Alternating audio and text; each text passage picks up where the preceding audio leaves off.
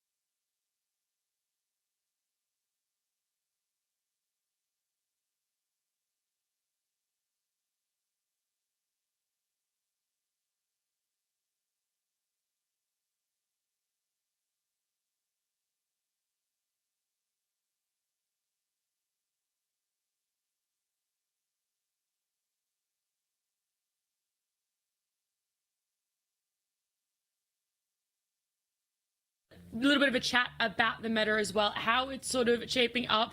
The interesting one that still is sticking out is Marcy 100% pick ban over 81 games played so far in the last chance qualifier. But Fear, in your eyes, where is this meta going? Is there a shift to what we saw in group stages, and who are the standout heroes? I don't know if there's a huge shift in the meta. I think it's more about teams reprioritizing heroes and playing the mind games. Like, right now, I've seen a lot of, like, Morph plus Undying on the same team, right? And Enigma's banned. All of a sudden, I can't think of a single lane that can beat that lane without the Enigma in the game. Marcy, it pairs with so many good things. We talked about the Shadow Fiend. You can pair with the Visage as well. It has so many great lane counters. And the hero by itself is also just incredibly strong. When you get a BKB, you start as support, you all of a sudden become a core that is killing cores as the position 4, right? So all these heroes rightfully have their place in the meta. Now it's just going to come down to, like, players and teams to think about, like, the bans, and it's really just gonna be a chess match of, like, how and when they pick these heroes in the right order. I also see Lena there on the screen, and Fear, you said that she is that potential morph counter, but Kezu, why do you think she is being contested? Is it just because of that potential, or is there more flexibility to her and some strength that we might not be seeing yet? So I feel like right now with what is happening in the games is that I feel like there's a very big rise of range carries, like ranged right clickers that abuse auras like the Rave Pact and the Marcy buff and so on. And also at the same time, I feel like Lina just lanes really well in the mid lane, especially against a lot of the mid heroes. You see like a lot of mid Shadow Fiends that go there. I feel like Lina makes it a bit uncomfortable. And yeah, people just have figured out this insane build on Lina where you just end up top net worth every game at minute 10. Yeah, okay, well, I'd be picking her definitely then as well. But it's time. Let's jump into our first series because we want to get these games underway. It's going to be T1 up against Secret. And, you know, T-Panda, is there a little bit of, I guess, general overview you can give about these two teams when they come head-to-head? Are there similar playstyles or overlapping heroes that we might see contested? I think I mean, the hero pools are somewhat different outside of the top 5 meta heroes that are being picked. I think outside of heroes, the big striking difference here between these two teams is T1 has some of the top performers in the tournament, while Secret doesn't have a single player in the top 5 lists for any KDA, damage dealt, tower damage. They have nothing in there except for Nisha, who is a top 3 lane efficiency performer. And I think that is one really good statistic to bring out for Secret, because when we started this tournament, and I talked a lot about Nisha and how he had a rough rough year last year, how his start of DPC was a bit, mediocre, and he's looked really good with the last few events, and now especially when it matters the most in the LCQ. He has definitely upped his game a lot, and while that is happening, I feel like Team Secret is figured out how to utilize and amplify the best out of their team, and that's the reason why they are in the upper bracket. Yeah, 100%. We see this player comparison too. You highlighting just how well Nisha is doing, but Thompson Fear is looking just as fantastic, if not better, wouldn't you say? Yeah, I mean, Thompson, he's put on quite the performance at this tournament. His Primal Beast is the one that I'd like to spotlight the most. He's got a 2-1 with it, so he does have a loss with it, but every performance he's put on it, that's probably why his KDA is so high. He's like going beyond godlike every game, getting tons of kills in the laning stage. He's also been pulling out the puck too, getting lots of kills on the map. He is the space maker for T1. He's the one that's going to be active, looking for the kills. And he's the reason why T1 is such an active team, because the mid laner for T1, he's everywhere in the early game. He's ganking, he makes it feel like you can't farm anywhere on the map. Yeah. Is there anyone else on the lineup of T1 that you'd also like to highlight, Fia? Yeah, I mean, there's a lot of players, but I'll start with Cuckoo first. He started off the tournament a little slow, couldn't find his hero pool, but now we know what he wants to play. He's got 4 matches of Undying, 75% win rate, 4 matches of Nature's Prophet, 75% win rate, and then he has 1 game of Venge, which he also won. Everything else they did not win with, so they're kind of like sticking to that type of formula to make sure that Cuckoo gets his hero. And also I wanted to touch on Anna real quick too. Like, he's done pretty well on Pudge. He's done super well on Slark and on Morphling, not losing on Slark or Morphling yet, but he has 3 losses with the Gyrocopter, so I'd like to see them like branch away from that specific hero, pick more of the Pudge, pick more of the Slark, pick more of the Morphling for T1. It is nice to see T1 sort of, finding their groove a little bit more, especially on Anna's carry heroes that you talked about there. Overall, do you think they are hitting the expectations that people have placed on them? Kezu, are you impressed with Anna and Thompson being able to come back and do somewhat quite well? I would say I'm that surprised. I feel like maybe about Anna a little bit, because some of the stand-in performances he's had before in the year, they weren't as good. But Thompson, I saw him in the pubs. I feel like, as Ferios mentioned multiple times, he's just a very unique player, and when he has his heroes that he's practiced a lot and they're good in the meta, which is the case right now, then I mean, this guy just looks insane, and he's gonna make his teammates look very good. Yeah, he's already put on quite the show, and we're only in last chance qualifiers, not even actually at TI just yet. But we do have to highlight their opponents. The team that T1 will be going up against is Secret. T-Panda, give us some insight. Not just Nisha. I know you've definitely been singing the praises of Nisha, but what about the team as a whole, especially with Resolution coming in more recently and that little bit of a roster change for Secret? Well, in general, I think the offlane duo of the new additions, Resolution and Zayats, I mean, they've been in the team for a while. You mentioned Rezo only joined in some time ago. He sat in nicely with the team with their LAN performance. They've found a really good combo in how they want to approach the draft. What heroes do they want? How do they utilize it and execute from there? We have still a couple heroes we have not seen Zayats play because they're making him play Nyx, but he's playing a good Nyx. He's 5-1. He's 83% win rate currently. And with Rezo, they're saving his hero most of the time as a last pick, where he might see a lot of potential. Like we saw a Darkseer come out in the last phase, like, whoa, wait, does this fit into the draft or not? And it's like, hey, he pulls out a massively good laning stage. And these two players have really caught my eye. I think it caught a lot of people's eyes, because Rezo kind of showed how ready he is to play in this team, and he just sat in very nice. I think Kezu also agrees on that. Yeah, like, just to finish off that thought real quick and chime in, Secret, I feel like both Zayas and Resolution have performed really well, and from what I've seen in this tournament so far, your offlane duo is very important, because I feel like if they have pressured themselves already in the lane, it makes it easier for your mid laner to rotate there, and at the same time, maybe you don't have plays there. If they're doing well, which they usually are, because Rezo has been popping off in half his games, that's what allows Zayas to like roam around the map on some of his great heroes, like this Nyx Assassin that we've highlighted and the Earthshaker. Well, this game one draft is underway, and absolutely no surprises that we're going to see Marcy, Primal Beast, Enigma, Shadow Fiend there as our first bans. But Fia, with those bans, what are we letting through? What's going to be picked up as these opening picks? Well, already missed an opening. Undying, but we're talking about T1 here. You know what hero did not get banned? Venom. The Venomancer. Yep, you got it. So, got to keep an eye out for that one. There's a chance they can pick it, and it's pretty good. They have a flexibility on T1 right now. This Undying, they're willing to play it on Cuckoo, on the pos 3 roll. That's a very comfort hero for them, but they'll also play it on 5. So they do have room to pick a Veno to also kind of like flex in that role if they want to, but they're gonna pick up Zayed's Nyx Assassin as we talked about before. There's 5-1 with this, you said? Yep. Sounds like pretty good stat line to me. Yeah, maybe a little bit better than that T1's Veno. I mean, I like the idea that T1 starts off with the Undying, because it's also been one of the 4 heroes that they prioritized in Phase 1 between Primal Beast that is banned, the Venom that's already talked about, and then there's the Morphling, which they have sometimes gone for if they can't get themselves the Furion and the Venom combo. But I kind of still feel like there's a lot of room for this Venomancer. It's also 4 and 2 as a combo for T1.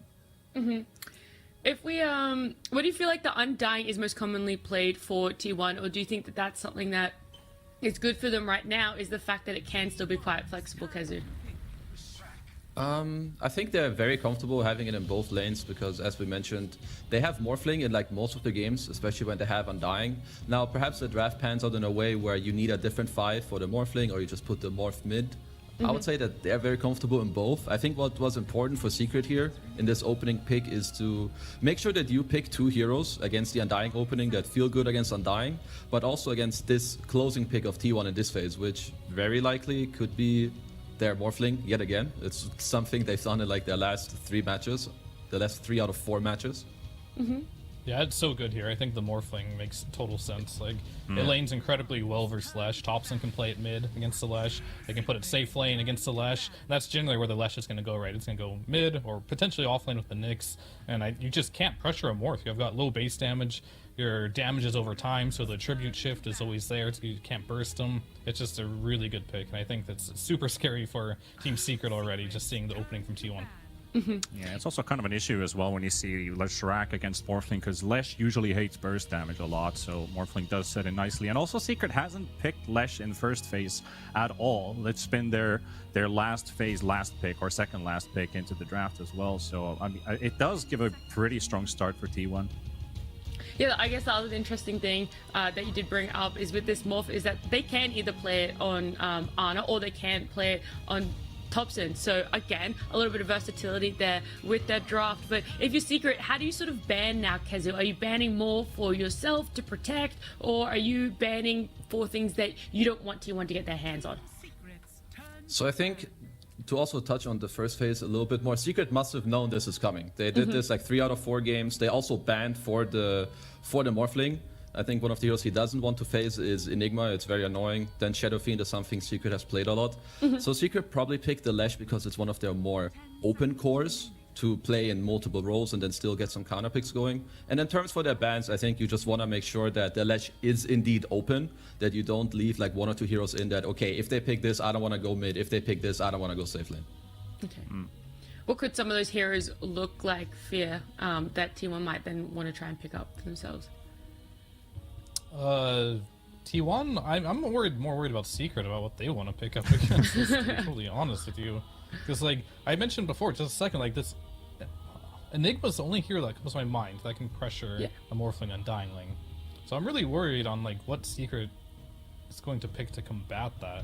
And they have some bans here. They banned the AA on T1 to protect. They banned the Drow. There might be a Slark play later. We saw the Lina. As far as, like, the mid matchup goes, like, they have a 100% win rate on Morph right now in T1. Thompson's played it once, and Ana's played it twice. So they have the versatility to go like in both lanes here. So my eye is mainly just on like, what is Secret gonna do? Because right now I feel like T1's in like the driver's seat of like the meta right now, on like where this draft is going, and Secret is like gonna show us something new here, and it's gonna be something we probably have not seen before, unless they're gonna opt for like the Lina or something. Yeah, could be. I mean, T1 when they've gone for these second phase picks, Furion, they've always gone for it. I don't think there's room for a Disruptor when you already have the Undying unless you're going to flex it around, even though Disruptor might be nice against the Leshrac, but it's also pretty annoying to play when you have a Nyx Assassin on your opponent's team and you're just going to die potentially quite a lot on that hero. It does provide, but I don't think Disruptor's necessarily the pick they want to bring up. Maybe a Shaker with the Morph, maybe a Clockwork if they want to get some more initiation and vision power for this Morphling. I mean, I agree with you. I think Secret's in a pretty iffy situation. Like, I like the Chen edition here, but it feels like it still needs something to add in. Casey, what do you feel like the T1 are going to be opening with here in this second phase, considering Secret trying to not give away too much and just picking up the Chen? I feel like what would be cool here for T1 is that you pick an offlaner that gives you a bit more team fight, lanes well against Chen, and potentially builds a pipe in this game. I could see something like a Centaur or Tide combination come out just to solidify your team fight a bit more with the Morph or Undying. But this could also depend. So do they feel comfortable putting Undying in the offlane against the Chen? I feel like it's maybe not the best matchup because you don't deal so well with the, the summons. And with them picking Tusk here, they might just pick, so the Undying should already be a core. Yep, they're going to flex this Morph, right? It's going to be either mid or carry. Yeah. Undying will be offlane for Cuckoo, and they've got their 4 and 5. But Oracle, that is a hero that I generally have very little faith in this patch, but against the Leshrac, they don't have a lot of, like, my problem with Oracle is, like, if you get on top of the Oracle, right? Some Night Stalker or something like that, the hero can feel, like, impossible to play. Right. But they don't have that right now for Secret, so they need to find a way to get on top of the Oracle, right? I feel like Secret have a lot of good picks here. Summons are very good in this game. They have very little things they deal with. Like, for instance, a Lycan, which pairs really well with Chen. It's super good against the tier 1 heroes. It's also something they did yesterday against Morphling. Howl is super annoying for Morphling because his damage is like really high because he plays on mainly low HP with the full Agi. And I think that is one of the routes they could go. Night Stalker, as Fear was mentioning, is also very good. Night Stalker breaks these lineups that rely on their backline heroes to, save the heroes on the front. So I could see them go for something like this. I mean, while we're waiting for that Secret pick to come out, just very quickly, this is actually the first time we're seeing Oracle in Last Chance qualifiers. It's been banned in the past, but has not been picked up. So, T1 coming out with something a little bit different there, and then Secret getting that Lycan two-hand up. Yeah, like Kesu said, the zoo is strong. You got a lot of creeps with Chen, and now the Lycan. I think they might have shifted up the priority of heroes that they want, because if you would have saved this Lycan for last phase, that could have been a very good ban for T1 to get rid of. They've picked this Lycan twice in the second phase, and they've won both games, just like the Tusk on T1 also won both games when they've been picked in the second phase. But like the utility for Secret is getting better with this powerhouse of what Lycan kind of is in a game like this. Just looking for maybe a pair up with this hero, but now that are they going to put a 3? Is Reza going to be going on with the Lycan? Because they haven't picked their carry, they haven't picked Crystal as his hero ever in the last phase. It's always been Reza. I think the situation might change just based on how the draft progressed, but I think Reza for sure will be playing the Lycan. Maybe there's a small chance Chrysalis will play the Leshrac. Very small chance, I think, but it could happen. I think right now, if you're T1, you're definitely thinking about putting this Morph mid, and assume that's like a Nisha Leshrac, and maybe find something that can punish the Lycan, because Oracle does not punish a Lycan at all, and I think if you don't have that hero, I think last time we saw this, Lycan was playing versus Undying, then Undying bullied it out, so the Morph got free farm. A lot harder to get that space when your pos 5 is an Oracle, so they could pick something for Ana here that is a lot stronger in lane against like the Lycan, which could be like a Sven or something. And you can see Secret's kind of sniffing that out too. They banned the Bristleback, which would have been a great option too. Assuming that Secret are going to be picking up their carry as their last pick, are there any holes or flaws that you feel, Kazu, are in their draft that they really need to kind of cover, or are they pretty open with what their last pick has to do? I think what's important for them is that they have they do have very good team fight with the auras and the Lesh running in and letting him tank up, but I would like to see them just have a hero that really complements the fact that your team is running in for you and that they're buying auras for you. So I would like to see them pick a hero that just scales very nicely, with damage, because he's going to have a Vlad's aura from his Lycan, an AC from his Lycan, and the heals coming out from the Chen. It's a little hard to say yet what it's going to be, because they're going to be picking their pick in response to what T1 will go for. But that's I would just like for them to seek more the complementary pick for their draft. Yeah, you're laning versus Undying too, which isn't an easy task, but is Ursa in the pool? That's a hero that could work well versus the Morph and Undying. Yeah. But as I've seen a lot of Undying lanes, they seem to just win their lane no matter what they play against. So I don't know if you can play for like trying to win your lane. I don't know if Crystallis would like to go for something like Viper or the Monkey King span. So yeah, the Viper and the Void are the ones that I'm kind of thinking. They don't really have synergy with the Faces Void necessarily, but it does give them some extra tools to fight with. But I think it has to be somewhat of a response pick as well to this last one that T1 wants. Yeah, they'll see a little bit, but I think for the most part, Crystallis already sees his lane. So, I mean, there's a tide. Is this going to be a carry tide from Ana? I think it might. And they might put the Leshrac in the mid lane here against the I put the Morph against the Leshrac, sorry.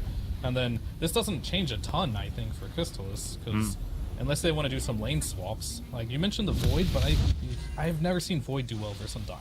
Like, that lane's just too hard. So, very interesting pick here. Looks like Ana's going to do something creative and play a non-meta carry. I could see something in this draft where you put the Lash safe lane and you pick. I just feel like you want whatever ranged hero, whatever. Like you could go for a Lina mid if that's something that they want to do. If Crystallis is comfortable on the safe lane Lash, yeah, Ursa is also an incredible pick, as Fear mentioned. Alright, well, we got this game on draft, nice and sorted now, and obviously T1, they couldn't be as straightforward as maybe everyone thought. But Kezu, seeing it, how you feeling? Which side is actually gonna be Mid-Oracle. Thompson? Yeah, Mid-Oracle. okay, yeah. See, there you go. T1 doing something not a lot of people are expecting, not even us here on the panel. But seeing where they're all going, Kezu, how do you think it's gonna shape up? How the laning phase is gonna be into the later part of the game, especially in the Mid-Oracle? Well, I'm not an expert on Oracle mid against Lash. I think that might be a farm trade lane, but I think both side lanes are in Secret's favor. I feel like T1... I feel like they started their draft off pretty strong, but I think they missed out on perhaps 1 or 2 bans, and their adjustments aren't really what I would have liked to see. So, especially seeing with Oracle, personally, I would prefer to play a Secret's draft in this game. Okay, and Phil, what about yourself? How do you think this one's going to be panning out? I mean, this one's going to be wild. I think they have something in store here. Cuckoo picked up the Tide for himself, knowing there's an Ursa in the game.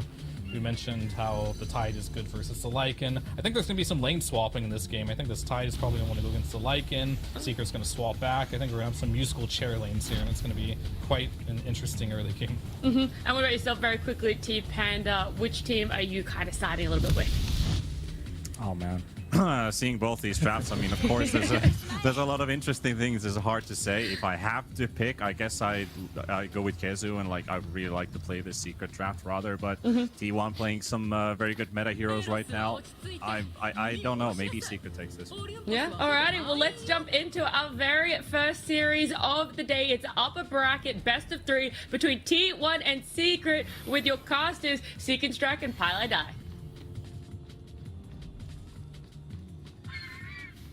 Thank you, Nat T. Thank you, lads. Yes, here we are, Pi game number 1 of the upper bracket semifinals. Victor here gets 2 chances to qualify directly to TI if they can get into that upper bracket finals already. And T1, they're kicking off the series with a mid lane Oracle. Have you ever seen anything like this, Pi?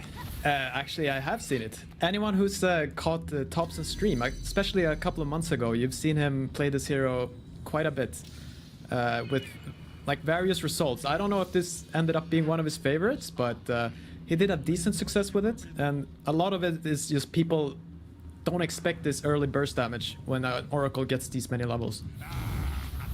Yeah, and I think that's going to be key, right? What your combo early on with 204 on Purifying Flames especially is it's a mad amount of damage. It's over 500 and quite spammable at that. Yeah, and what I remember, usually he tries to go for really early Ags, which is not a very common item either, right? Like if you have a position 5 Oracle, you never get to get that Aghanim Scepter. And Reign of Destiny. yes, and no one really knows what it does, right? And so yeah, if you stand in it, you take a lot of damage. If your teammates stand in it, you heal them more. So like that's basically what you need to know. It's quite exciting.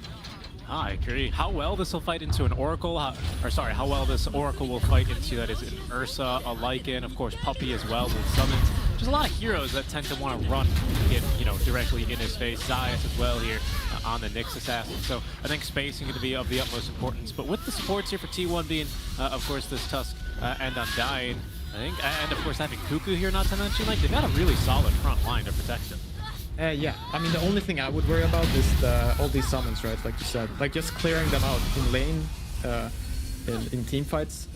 So hopefully Cuckoo has a decent game at least, because they're gonna need this anchor smash. Okay. And they're putting Lycan mid here. It's quite smart. What are you looking to avoid here between that mid lane matchup if Nisha were to go mid?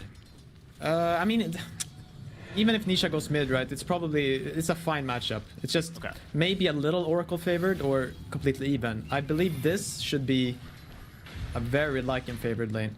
And it's just because the Wolves do much more work here against Oracle is the thinking? Yeah, I mean, especially when you start getting up, when Lycan starts hitting level 3-5. I don't see Oracle getting a CS without using a nuke, We'll see if we'll have the mana to sustain it. Already tanking creeps a ton here is Thompson. Early, but he did already deal with the Wolves. It's a couple more for him, but a nice little disengage with the Fortune's End. Eager to see how well Thompson can play this. I think Nat said it was the first overall Oracle pick in the entire tournament. Liquid's playing right now. I thought maybe they would have, given it a go. Insania really, really likes this hero, and he really makes it shine. But no, instead it's Thompson mid lane here. So yeah, really excited to see how he gets things done. So far, pretty good. 9-0 versus 7-1. But Nisha is having to skip some creep waves up top lane as a result of, well, just Whitemon existing. This Undying, man, so strong. Yeah. This is one of those lanes, though, where Nyx and Leshrac, you will see them struggle early, but then suddenly you get to that point where Nisha gets a few levels in Edict, and the Undying just starts dying. He can't play this tanky role anymore. So, yeah, they just have to try to get some levels. But Syek is doing a really good job here, pulling waves. So there's no problem for them at all. Second straight that they've managed to pull now.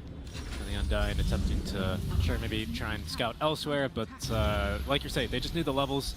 Undying, of course, Whitemon, he brought all this consumable regen to lane. He's going to be a little bit disappointed he's not really getting the fighting lane that he wants. Yeah. 5 mangoes and a clarity. I mean, he's actually got no permanent item in his inventory. Everything's going to disappear here eventually. Yeah. What you have to say, though, is like Nyx is contesting Morphling, right? And Undying is contesting Leshrac. And you can see how that pans out on the CS there, where, okay, it's evened out a little bit, but Morphling does have quite a bit few more CS than Leshrac. It's even with 4 base armor and a decent amount of HP regen. It's just really no match. I think, like Fear was saying during the panel segment, Nyx just can't threaten. The nukes are not high enough on Impale. His attack damage is, minimal, less than 50. Yeah. The only other lane we haven't really touched on, hold that thought actually, is top lane. They're making a play onto Whitemon, and it's even a kill there for Nisha, as I setting that one up with a really nice Impale. Yeah, I mean, that's what happens. You're Undying, you think you're invincible, but then these heroes with a lot of nukes, right, they get a few levels, and you die. I wanted to take a quick look down bottom, where we haven't really talked about this one too much, but this was, I believe, a 24th pick Tidehunter into already a basically established Ursa lane. Cuckoo doing phenomenal, though, in these early waves. 17-3 compared to 16-0. Is this going to start to look a bit more difficult as Puppey gets perhaps a second point in Holy Persuasion? Yeah, and it's also just Ursa levels in general, especially when you have a Tusk as your 4. But the early game, yeah, he's doing a good job. I'm pretty sure they did pick the Ursa into the Tide. Okay. Yeah. Okay. Pardon me then. Pardon me. Then yeah, I guess right now the name of the game for Secret is just get levels, right? Because all their lanes, it sounds like we've settled on, have started to get a bit stronger with more experience. Oh yeah, for sure. I mean, I'm still so excited to see this Oracle, like what he'll accomplish. Like, apparently he has no problems last hitting here, right? I thought he would struggle a bit more versus these Wolves, but what is it? 27 last hits. It's basically every last hit with my math. So that's really good. Yeah, probably a couple of extra wolves as well. Wrong summons. I mean, yeah, he gets through these wolves fairly easily, doesn't he? 400 HP on them. They do have really good magic resist, but Oracle has just got overwhelming magic damage, it would seem, at this stage of the game for them. Yeah, it appears that way. Doing just fine as well, CSing under tower with Thompson. Yeah. On bottom, Tempest for Puppy. Threatening onto Cuckoo. Needs to make sure that Fury swipe stack never gets too high, otherwise that's the only way he really takes a death in this lane. Yeah. So let's see. Yeah, I'm wondering if because what I expected was like every lane for T1 was gonna get really hard eventually. Like when you get a lot of high level wolves on Lycan, like the Oracle doesn't want to be mid. When he gets like, you know, upgraded boots on Ursa a few more levels, then like playing for the Tidehunter gets really hard. Whitemon? Thompson's ganking, sorry, level 6 here. Whitemon was tanking a lot of spells. They also could have killed down bottom onto the Tusk, but dive underneath the tower goes Ana, and receiving the kill is Thompson. Nice little combo there with the Fortune's End Purifying Flames. Down goes Nisha. Yeah, you can try to dodge him, but it come for you. Watch out for Thompson. Yeah, I mean, I guess in that sense, the Oracle, especially with pretty good cast ranges, considering the laning stage, makes a very good surprising ganker. However, down bottom, they're making a play on a Cuckoo. The TP away, Cuckoo. Woo, they needed one more stack there on the Fury swipes. He will make it safely back home. That's 0.3 seconds away from disaster. When you die without TP, that's the walk of shame, as they say. And, a very slow walk for the Watermelon. Oh, he's got phase boots though, actually, coming along very nicely for his itemizations. Mid lane, some lasting damage done to this tier 1 tower with the first wagon. Rezo already with the Helm of the Dominator. Pardon me, and a Centaur Conqueror showing in the mid lane. Yeah, so Rezo's farm is really good, of course, as expected. But I mean, Thompson has kept up just as well, right? And me personally, I expected Secret to do a little better in every lane. But yeah, let's see here. Now it's time for Lycan to show his worth. Yeah, and Cuckoo's already made the rotation over to the mid lane. There's going to be an Impale onto Zephyr, Snowball forced out onto the Wolves, but a nice bit of micro there from Rezo is going to secure him the kill. Yeah. I mean, you have this... Okay, maybe it's fine. Level 4. He's going to hit level 5 here with Tidehunter. Can probably hold they're going mid. to go top again. Thompson at least making the rotation over, but is going to continue making his run. Might run into some trouble himself, though, with Zayats and Rezo. Heading into the dire side, though, and Thompson's going to deviate south into the jungle. He wants this stack. Oh yeah, actually. Thompson is stealing a stack in the meantime. Dude, dodging certain death. Lycan and Nyx coming from you behind, you know? You just walk even deeper and steal their stacks. It's a big stack. It's a triple stack. Oh, who's drawing there? Okay, so Nisha is drawing. I think he knows. Thompson is back there. Yeah. This Thompson guy always going 404 on every single mid laner. Look. Oh, this is dirty. Oh my god. They're all gone. Yeah. Thompson now, all of a sudden, he leaps to the head of the board for last hits and denies. His net worth as well, reflecting nicely, 3,600, as they're going to make the play onto Zayat. Gets off a nice Impale, though, in the spiked Carapace, but surrounded by T1 heroes, he will fall. Yeah, then that's where you see the Oracle, right? Like, Purifying Flames here maxed out at 7 minutes. It's a lot of damage. And he's also going for the Axe, so that'll be cool. So he actually went for Fortune's End first, as it helps him farm a bit faster with that AoE damage. He's just running into the middle of camps and Fortune's Ending himself to root everyone. It's working out really nicely. I mean, you saw how it looked pretty convincing, didn't it? How quickly he took that stack. Yeah. No, the cooldown. Like, I never get the cooldown this low, you know? Yeah, me neither. So it does feel really good when you have it. Seconds and yeah, I don't believe it's just 280 damage straight up, isn't it? You don't need to max channel it. Yeah. So it's pretty speedy here. Whitemon maybe in some trouble. This is of course a Thompson mid lane Oracle, so he doesn't have the points in False Promise. Look at that Nothing to damage save on Nisha, Whitemon, though. but his own tankiness as Nisha is gonna die. Thompson persists. In comes Rezo though. Ooh, There's gonna be no it. cancel ready. The Impale. Oh, the speedy little Centaur Conqueror there with the stomp in time is gonna be able to punish Thompson. Yep. Very nice, very nice. Hard to blame him there. I think against almost any other mid laner, you know, Tombstone is going to actually slow them down and allow them to escape, but not against the Shapeshift. No, for sure. I mean, Secret are quietly taking a bit of a gold lead, but it's nothing major, right? It's just a few hundred gold. So, he'll be okay. Right, nice. The problem now, I guess, is they don't really have anyone to stand versus Lycan. I mean, the Morphling is gonna try to TP up here. Let's see. Yeah, I guess he can chase him away. It's just if they go together with Lycan, like a few heroes, 2 or 3 heroes together here, I don't know if they can fight into that. They do have Ravage and Tombstone though, so like, yeah, lineup is not too bad. I wonder, you know, to deal with all of this magic damage early, taking a look towards the Puppy Chen, who we haven't really spoken about too much. If he's going to end up trying to find one of these small creeps, so the Centaur Coursers, right? What is it, the 10% magic resist aura for free, basically? No, yeah, for sure. And yeah, speaking of Puppy, he's had a really nice lane.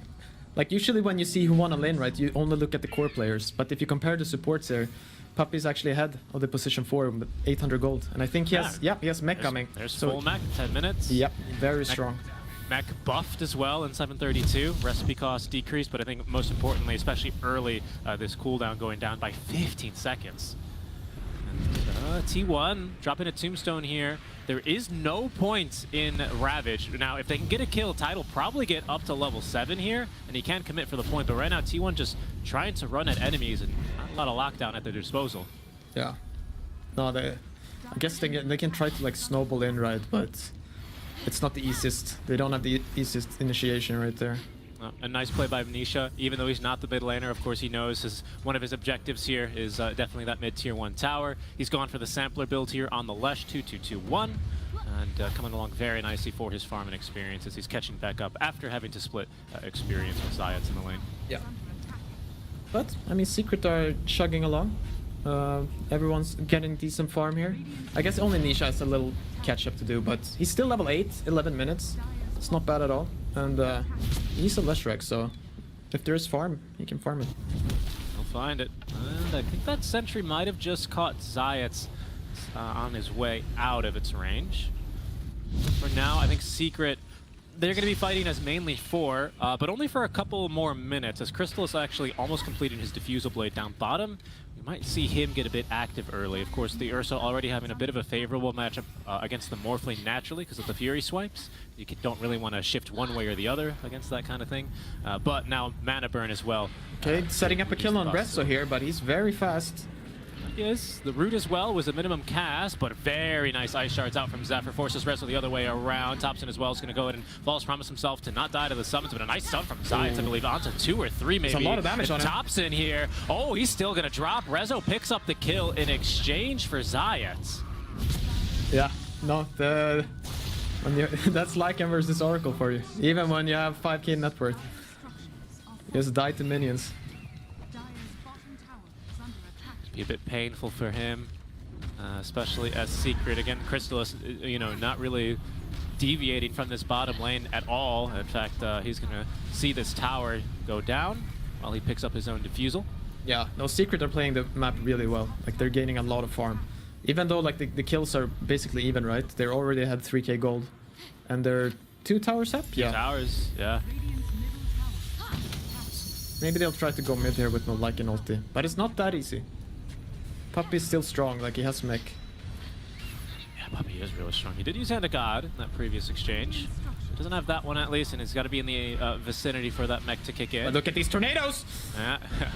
Cuckoo.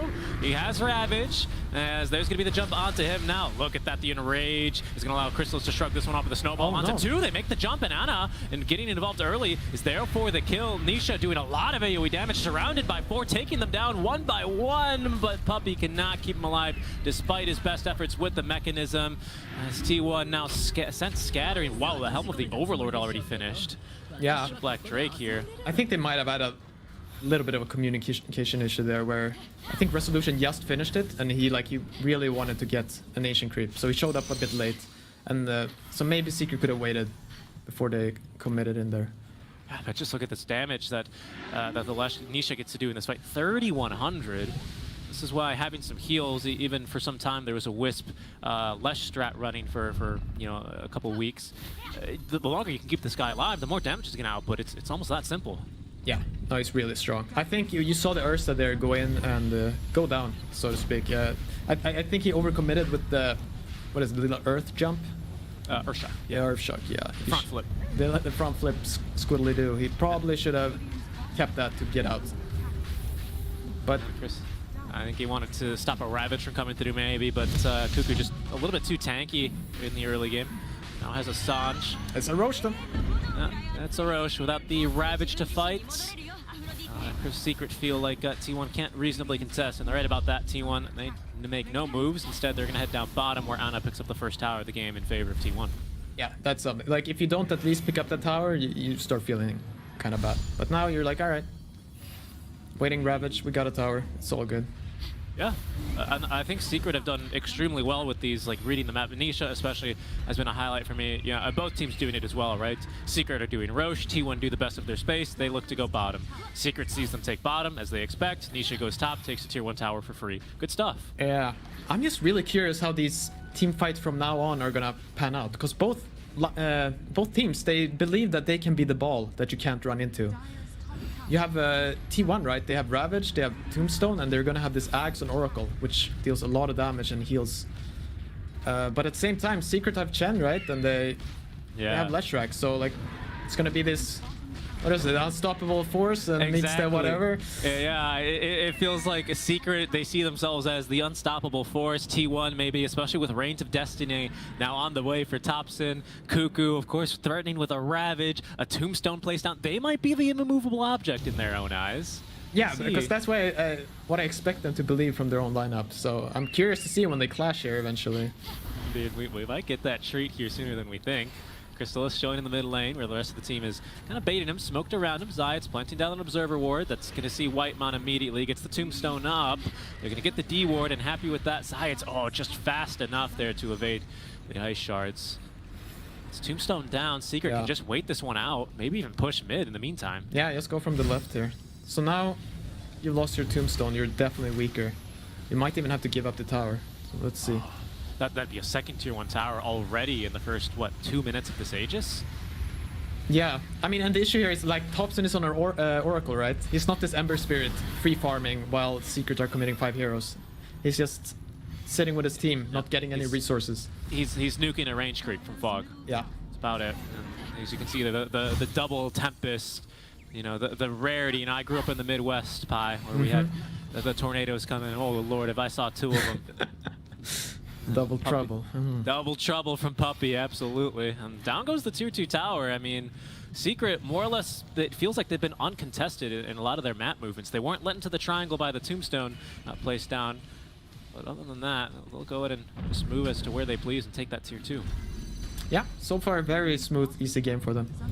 Like there's no rush for them. Like, as you said, running into this triangle, that might be maybe a bit too difficult, even though they're quite a bit ahead right now.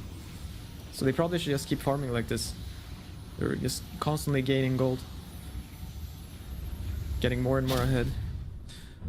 So you yourself admitted you're a bit of a Topson stream enjoyer. When did this Oracle look at its peak, you know? When did it look strong to you and kind of made you go, what is he doing from that to, okay, this is maybe legit? I mean, honestly, I'll be honest, I don't ever think it was that strong. Okay. Let's hear, they might jump in mid.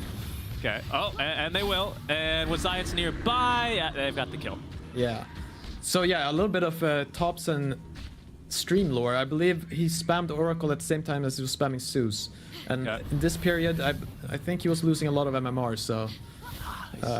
but, I mean, it's not like he lost every game. No, of course not. Alright, T1 getting chased down here.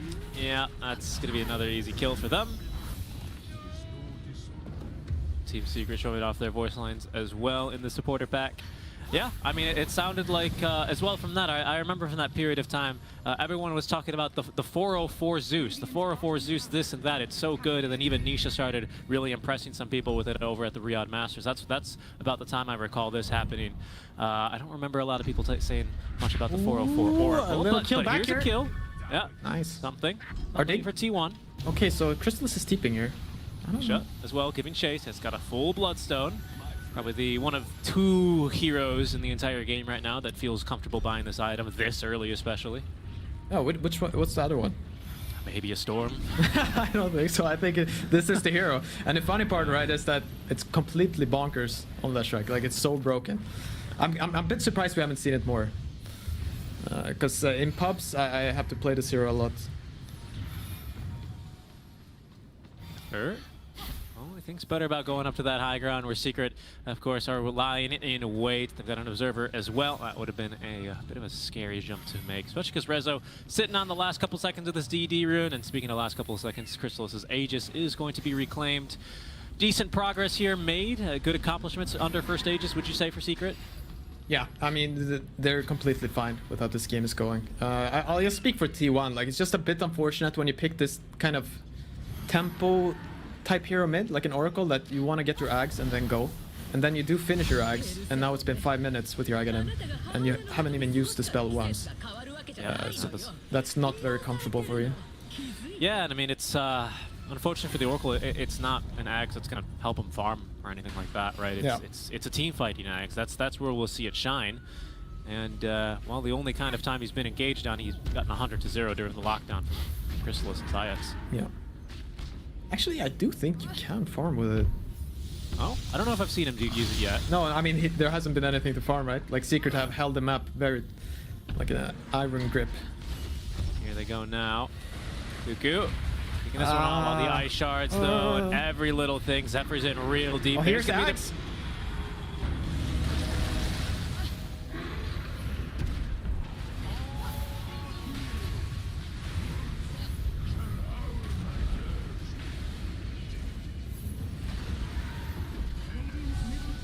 Oh, going more. Uh-oh.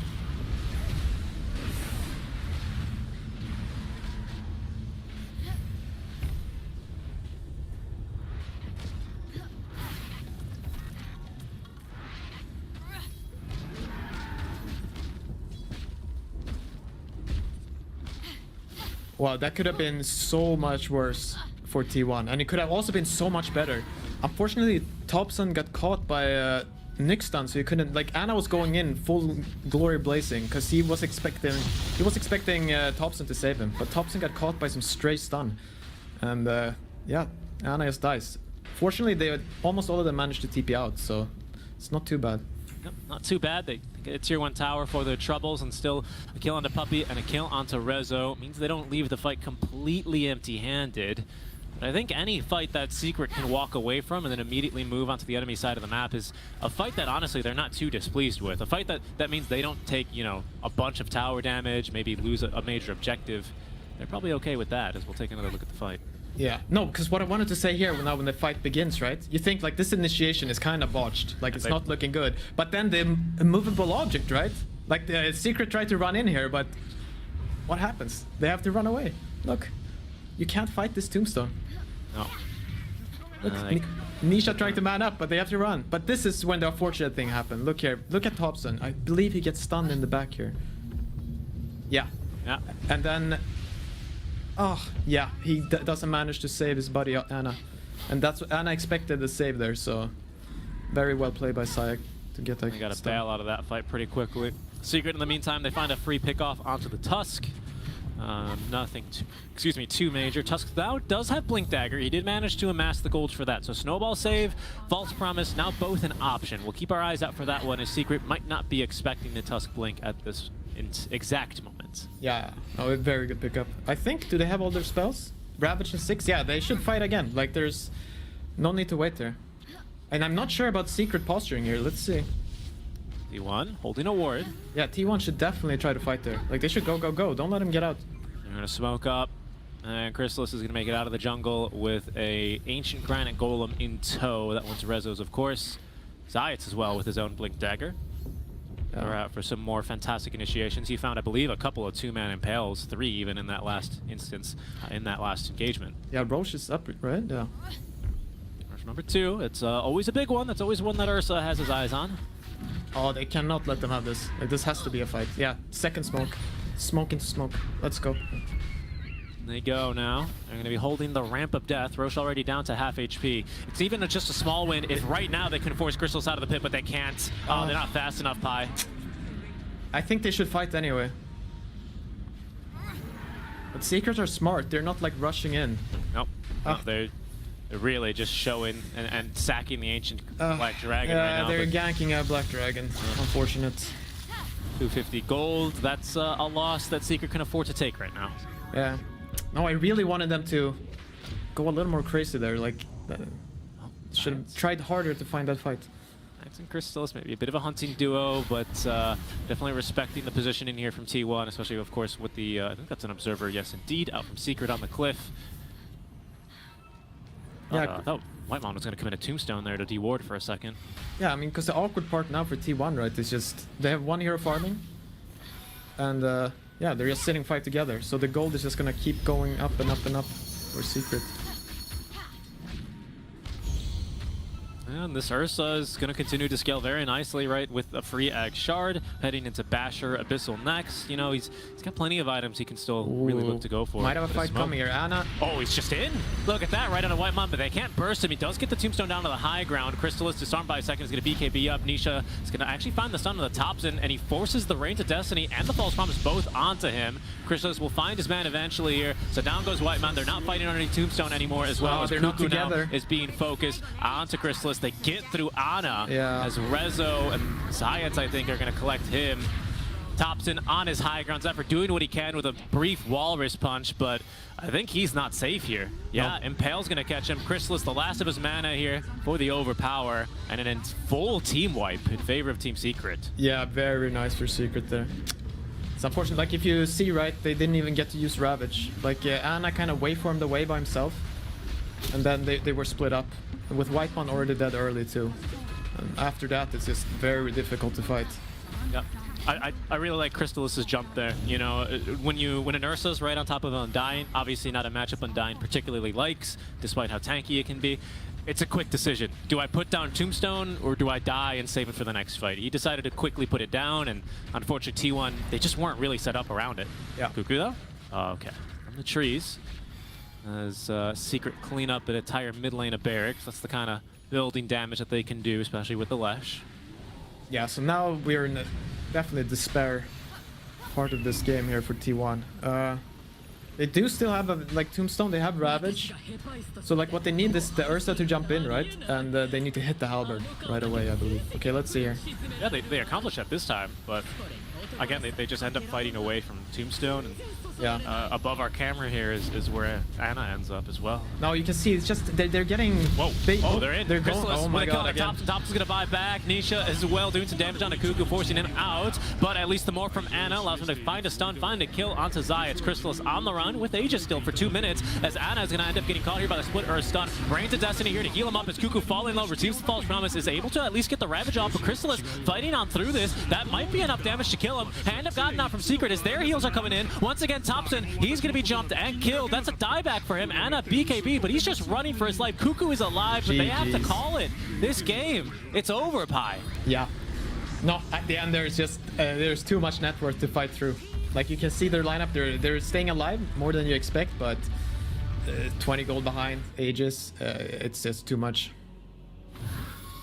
Yep, and yeah, I don't know, on these kind of, you know, on these heroes like the Oracle, that they can feel really strong and almost imba with a huge level advantage that you get in the mid lane, it does feel like you've only got a couple of fights to really get that right before enemies kind of make up the level advantage, and then, you know, you just feel a little bit more like a support than a core. Yeah, no, a lot was just... Yeah, no, the T1 just never got to use their heroes together. Like, they get the first Roche before he completes his Aghanim on Oracle, and then he spends, what, 7 minutes not using it, and then they have this fight mid that could have like turned the game, but it just doesn't work out quite well enough. And I go for the Swift Blink at some point this game too, and we can expect to see him late game going Refresher. I think all of this is because he wants lockdown against Morphling. This is purely a reaction when you see Morphling. You need more control. He doesn't want to just try and right-click win against Morphling because that's very difficult. Grouping up in the bottom lane, GPK. Got that Ghost Walk up currently. He's going to try to make some moves over onto Zai. Got the Spirit Vessel charge, followed with the Meatball, but the hook shot over onto the back lines. Poxy will be able to push GPK back as Monty pops the BKB. He's making his way over to GPK. He's going to be able to help get the kill. Poxy's going to get the final hit, as now DM is going to TP out, but they'll use the Chronos here. They say, you're not going anywhere. Again, that Maledict coming into play, the Voodoo Switcheroo, trying to get as much damage off to TM as possible, and they'll be able to finally slay the Timbersaw after he's made it out alive multiple times. that surprised me a little bit that they went for Visage on bottom there, because they had a ward in their own jungle. They saw that Liquid were in the area. They saw multiple of them, and they still decided to commit over on the Visage. And of course, Visage having this tanky build, he has plate mail, guard, he has, you know, the Wraith Pack to mitigate damage. I think he should have tried to go for the ones that they saw in the jungle instead of this Visage. Pressure being placed on the bottom tower. They even went and popped the drums. That little extra burst. You see a teleport coming down though. Okay. He's gonna try to defend. Hakoda pinging out, but he sees himself a Mickey. Zania is going to back off along the line. So they are grouped together. They're ready for a fight if needed, but there it is. There's a glimpse back into the silence with that static storm. They'll drop the Wraith Pack though, trying to just mitigate some of this damage, but they rip it down so quickly. Zai, he's not going to be able to do much here. So he's going to try to just come back up after that stone, but they'll follow up with the Sunstrike. Oh no, he resummoned. He lost his bird. He lost one, that's for sure. Uh-oh, Insania now is here. Feels like they weren't quite prepared to go into this fight necessarily, although Ramses is split up, so there's going to be a nice glimpse back over onto Matu. They'll go use the Requiem. They need a little bit more damage to finish off Ramses. They did fight back on the Primal Beast as DM comes in. Mickey, though, already popping the BKB. It's a little bit of a split fight now as Matu gets picked up by this Primal Beast. The chase is on that. They finally take down Boxy. Matu, though, doesn't feel super confident. He's going to teleport away. So chase after. I don't think they're going to be able to find the SF as well, but this is an amazing play by Ramses to turn into Faceless Void and just stayed alive for so long, using the time walk there. That was very confident by Liquid to try and take that fight after they already lost the Visage and when they didn't have Chrono. This is what VP need. VP need to take fights when Chrono is on cooldown, when SF ulti is, you know, perhaps the only thing that they have to really worry about as far as big ultimates go. I think VP are quite strong, but they do struggle with Matumba when he has that ulti ready, so they need to play around it smartly, bait him to use it, or take fights immediately after a previous team fight. Feels like everybody's waiting for that Roshan respawn up here in the top lane. Still gonna be a bit, as that Rocket Flare does scout out the two of them. How are we doing here? Disruptor. The big dreams. Arcane Blink being queued up for the SF. Already has the Hex, of course, so he's gonna try and have big lockdown in this game. Go for the smoke play. I believe this is going to be the Hex reveal as well, correct? Yeah, it's going to be the He reveal. used it last one. I mean, he already revealed that he was building it. He had the components for it.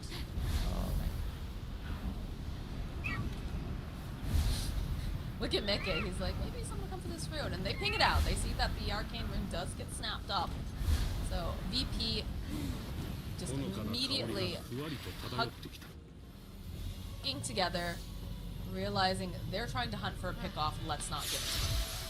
Yeah, they're losing control over the Roshan area, but they still have one crucial ward that has not been found by Team Liquid. If they can keep this ward in the Roche area, that might set them up for a good fight. They do have sentries though on Boxy, but I don't think he realizes. Another 10 seconds before Roche will respawn. VP with the smoke, trying to do something, perhaps bait with DM and then follow up. They know. If DM is showing this far up on the mid lane, they know that everyone is behind him. The question is, since they don't see this ward that's been placed over on the cliffside, they try to make some sort of a smoke play on the side of Liquid. Yep, I believe they saw that. Yeah, that smoke was definitely seen over on VP, so we're gonna see them back up immediately. Ramses not gonna get caught. Yamich breaking that smoke almost instantly. Hookshot not gonna connect. He's so fast at getting out of there. He has Onslaught, Force Staff, and Blink Dagger. This Primal Beast is out of there. Yeah, he doesn't look like he's works hard on his cardio, but clearly, boy has some schmoves. GPK throwing out the tornado into the Roche pit. Pulverize comes off immediately over here onto Boxy. They'll fault the BKB on Matu. Oh, that's an early BKB. Bit of a window here for VP. Sitting a little bit low. DM jumping forward. That BKB getting popped from DM. The glimpse back over onto Matu, though, into the static storm. This is looking pretty scary now as they use the heat stick over onto Ramsey. But Matu, he will indeed pop to GPK. DM chasing after Zai. We've got such a split fight here. The attention, though, going over to the side. They'll be able to grab up Kokoda. They'll finish him off. But the follow-up again with another tornado. Delta split going on. Follow-up with the Sunstrike, not going to be able to quite land. It is now Ramses making his way over to the supports on the side of Liquid. Gets the kill on Zai. Go, and they'll pulverize Boxy. Can they grab Insania? It's looking like they should be able to. Yep, a couple cuts from the big old blade of Timbersaw will finish him, and they can make their way over into the pit now. Beautiful fight there by VP, and the fact that Matumba was baited to use his beacon early, they backed out and didn't give him a chance to get a good chrono off, and then with the glimpse, due to that ward that they still had, we were talking about this ward and it's important. That ward allowed for Disruptor to get a glimpse, pulling back the no BKB Void, dropping the Static Storm, and they just kill him cleanly. From there on, the fight started. You see Zai's birds almost getting ripped apart here. They go in and try to make the play. Almost managing to do the damage to Yamish, but still gonna end up being the Radiant who takes the Aegis and Who's puts gonna it on get the Ramsey. shard? I wonder. They have the shard over on Morphling now, but he already That's a has good one. question. We'll probably pass it over to the Timbersaw? The Invoker? This Invoker could be nice too. Well, we And, already have the very creatively named Rock Throw. Yeah. Magnum Shard picked up on Yamich. That's not gonna be him. It's a nice ability to have, honestly, for a support Primal Beast more so than for a core, because now we can sit back and be a little bit of an artillery as well, dumping spells in from a long distance. I want to say in I these just team think it's fights, funny. in these team fights, a big thing is that Morphling's always turning himself into Faceless Void and diving in to get that time dilation placed on Team Liquid. I think the Lincoln Sphere that he's building on Faceless Void can have huge impact if he can no longer turn into Faceless Void. That does seem like a good way to hinder, considering that that's one of the main reasons why these fights are going so well for VP whenever he's able to get that duplicate. Yeah. Oh, I just heard from the other streams that Secret have won against T1 in 27 minutes. What? Wow. Yeah. Seems like a fast win. Yeah, I'd say so. I think the only thing that we've seen faster was, I think Polaris was up against Tempest, right? That was a 23-minute game and a 20-minute game. But that's surprising considering how well T1's been playing. All right, Secret, they're in TI form. Certainly. This game is heating up a lot now. VP feeling very confident, want to make multiple moves. They're taking mid tower and trying to get the squeeze on Liquid here, who are in their jungle. They're trying to catch anyone. They have a Hex on Invoker, if he sees anything. Oh. He's hunting. He sees Insania, that's for sure. Opens up with the Hex, there's down the Meatball, the Trample, and there goes Insania. Oh, they have a gem over on Invoker too. Yeah, he's super fight ready. He wants Blink Dagger, and then he's like perfect form for fighting, I would say. With Blink, BKB, Hex, he's just gonna be ready to kill pretty much anything that he can find. They got a good snipe on Zai's Courier. He's not going to be able to finish up that Assault Cuirass just yet, although it looks like it was just the recipe at this time. Still working on the Hyperstone. See that Rock Throw coming into play as Yamish just runs through. They go for the Chronosphere and they manage to grab Ramses. BKB comes out from Matu. They pop the Lincolns. They're putting some more damage over onto me. Should be able to waveform away. Turns himself into his own Faceless Void. Now this is what we're talking about. That slow. All of it coming out from Ramses when he gets the Morph off. Now Mickey having to blink away. The BKB duration has already passed. You're gonna see Matu just sliding back and forth here, trying to get them off of this tower. It's gonna be proving a little bit difficult when you no longer have that Chronosphere after using it so early and not getting the kill. So difficult to get a kill on the Morphling when he has Shard and Aegis as well. It was pretty committed to use that on an Aegis Morphling. I'm surprised they even used the Chrono because they need to kill the other heroes, I think. Pressure's on. They're just able to rip apart these buildings in this top portion of the map so easily. They've got the Alacrity over on Ramses too, so he's hitting even faster. Sania trying it again, but Little Witch Doctor has to be very careful. They have to wait for Cast clock respawn. That's the only thing they can play around here. Get a nice hook Another shot, rock. perhaps. With a little bit of Sunstrike. Birds will clean up though. Slow them down just a little bit. Coming out from Zai. Again, these birds trying to do whatever they can. Won't be able to go and drop in for another couple seconds as they end up losing one. Invoker Yeah, isn't there there. it goes. The Could be a good time follow-up. to- There's the BKB. Yeah, he is not there. And they're still doing quite well on the side of VP. Still have that Aegis, too. Yeah, they're gonna back out cleanly now as well, realizing that Aegis is gonna last for like 40 more seconds, but they don't really want to stay there and push when there's a tier 2 tower to take and open up the map even more. Don't get too greedy. I love the discipline coming out from VP, because they already got one lane. They took the tower as well mid, and now they can keep opening up even more by getting this tier 2 possibly. However, they did go base and reset to get some full HP and mana on all the heroes. There was some serious confidence coming out from the side of VP to send GPK, just have him be elsewhere during that fight, knowing Look that, at Hakoda! Finally! He didn't even He's have got to sell it? all his items! Let's go! I mean, he does have a shovel. I'm sure some of those bounty runes helped, but... Oh, certainly. But yeah, 37 minutes in, the big dreamer has finally realized his dreams. He has the Aghanims on Disruptor. This is a huge tool, and he wants to smoke gank right now.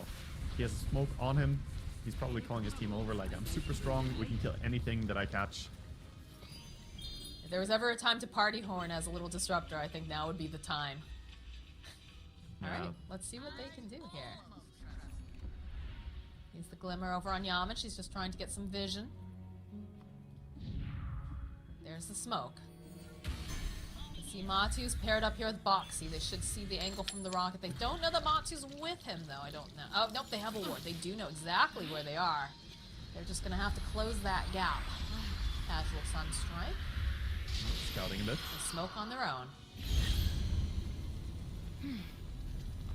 Man, Liquid need a big chrono now. They are really struggling in these fights. They have to try and find the Invoker or multiple heroes. Hook shots in, grabs DM.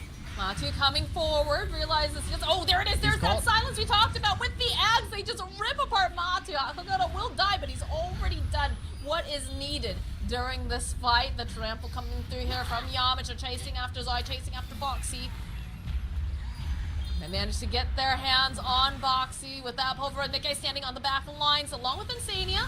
Insania's got a cask available. They're gonna go for the play here. They get the Maledict on. They follow up with some of these hits. A nice play from Mikkei. He's just gonna teleport out though. He's more than happy with what he got. As Zai drops the birds, tries to make his way out, and now Insania, he is going to get left behind. That Voodoo Restoration is very pretty, but it is not going to do enough to save you from the likes of these three. Yeah, they did the best they could in this fight, but the fact that they went in with the Faceless Void and didn't immediately use BKB, that puts him at great danger. If Disruptor is nearby and he has that telescope, he can easily reach with the ulti. Still going high ground here, VP. Popping things over on Ramses. Put out the sheep stick. Back lines though, GPK smells blood in the water. He's got a decent amount of damage over to Mikkei with those meatballs. Zybird's doing whatever they can to try to push them off from this building, try to pop the Lincolns and keep this Morphling vulnerable. What a horrible thing. Proving to be difficult. Sweden's biggest weakness, it's meatballs. We can't resist. You know, he just walked along the meatball because it's what's natural to us Swedes. We can't avoid it.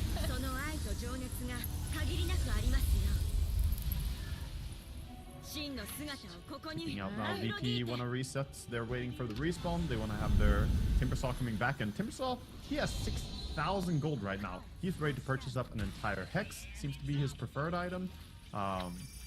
Could totally see him switching in and going as Shivas as well, but Hex seems like a fantastic option when you have both the Faceless Void and the SF that you would prefer to lock down here. Liquid on the hunt. Oh, changes to Aghanims on Timber instead. He's thinking he wants more damage output. Okay. Could be, could be.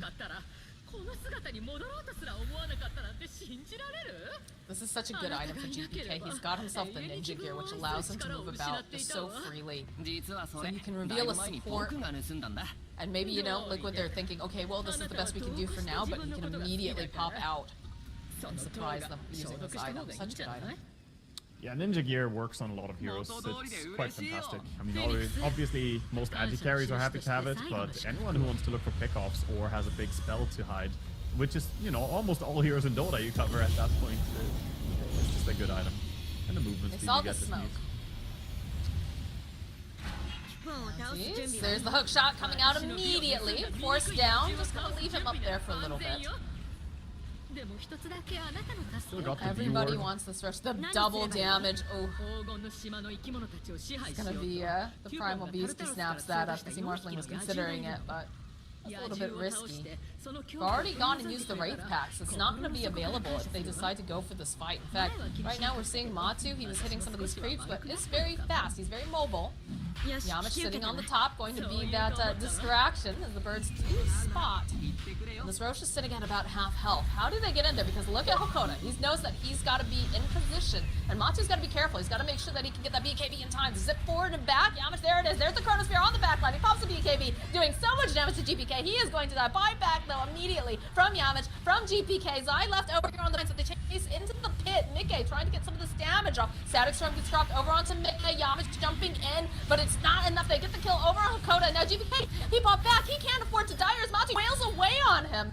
Trying to keep this information. They get that deafening blast. A couple more hits should be able to do the trick. And by God, they have it as they get multiple buybacks. The fight is still going. They find themselves Yamich. He's running for his life. They do manage to get Mickey, but Mickey buying back immediately as well. Very little mana left over on DM as Ramses is left off to the side. Zai trying to do what he can. They'll end up getting a coda. They're still chasing after Ramses. There's the hook shot though coming out from Foxy. He gets his hands right onto this Morphling. They'll drop the rock. run, They're gonna Ramses. push back over onto this Morphling, but he's just so damn hard to kill. Yamich jumping back in, sees himself. Boxy, he's got the pulverize. They've got Scotty damage. Do they go back in? There's a question. Boxy, he's somehow still alive after all is said and done. Is he going to survive this? He makes it out as they chase after Yamich. They'll just jump forward. Matu gets himself. DPM is here. He's taking so much punishment, so much damage. Forces out that Lotus Orb. Ramses forced to run away again. And what a huge fight coming out here around the Roche pit where Liquid, multiple buybacks coming out from both teams, but they get the kill on multiples over on VP and they do not have the buyback. So this Roche belongs to Liquid. That is the craziest fight we've had in the entire qualifier so far. That is absolutely nuts out of the games that we've seen. They kill Roche super fast, and we see a little bit of a recap here. Look at GPK, he got too far up, gets caught out, and Matumba played very cautiously in this fight, not to get caught out this time by Disruptor, who also gets caught out of position afterwards. And GPK, after his buyback, he goes aggressive here. I think he can turn it around with the Primal Beast, but he gets left alone here, sort of, and that was a huge blow. Morphling going in. Going in again, he does end up getting stunned, and they still have the other birds. Kodo standing nearby, Boxy with the hook shot over onto the back lines, though. BKB comes up from Matu. He doesn't want to get hit with a Static Storm and end up falling. They still manage to get the kill on Koda. DM joining back in. Boxy taking a lot of damage. They'll be able to burn down. But now they don't have the Koda. They don't have that Static Storm for about 60-something seconds. They're going to have to just reset on the side of VP. But luckily, it looks like Liquid is considering taking this top tower. There is GPK here, though. They saw his TP. They saw Morphling coming. Morphling? Oh, he's gonna think better of it. He's backing out. He's not going to top lane. Oh, is he? Make the opening over onto Mickey to force out. Matu jumps forward with the time walk. GPK. Of course, still hitting with the Ghost Walk. As the rest of the side of Virtus Pro make their way top. They're getting very aggressive, but big item, Refresher Orb picked up now for the Faceless Void, and there's a completed Shiva's Guard now for DM. Yeah, there's some serious item progressions happening here. I think the Shiva's confused to keep DM alive, but also this Refresher makes it easier for Matumba not to have to worry about the Aghanim Disruptor as much. We saw it have good impact, but he has struggled a little bit now that it was revealed. It's usually one of those surprise factor items where the Aghanim Disruptor catches people off guard, and then next team fight, they're gonna be much more careful not to get caught out by it. And I wouldn't be surprised if he's gonna struggle to get another good Static Storm in this game.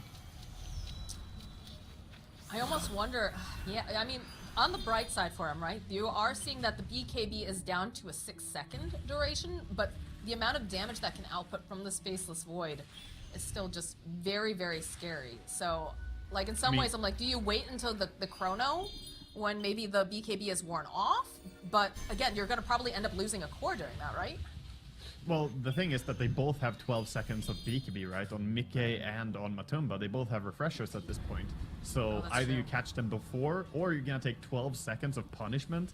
And in Dota, that's long enough that you can expect to lose all that you have in the team fight. So I think Hakoda, his positioning is super important. He's trying to get to a Blink Dagger, realizing that if I don't go in first, if I don't find myself in a good position at start of the fights, I'm gonna be too late to have any impact. A lot of pressure for Hakoda. 2 minutes now on the Aegis for Liquid, so they want to start pushing towards the base here of VP. Definitely don't want to waste your Aegis timing, as they have a good advantage, but they're still 10,000 gold behind. They're in a good position right now, but that will switch. Once the Aegis is gone, it's again going to be VP who are quite comfortable in this game.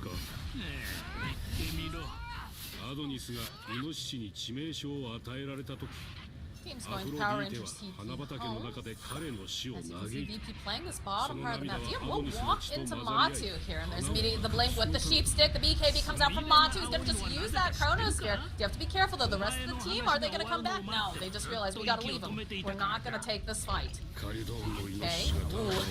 He thought about TPing out. He saw that boy. He's like, nope, nope, nope. I'm just going to blink away. And Matu's still on the hunt. Again, he does have a refresher orb. He finds himself a Coda. He's going to go for that refresher orb just in case. Starts beating away over onto Hakoda.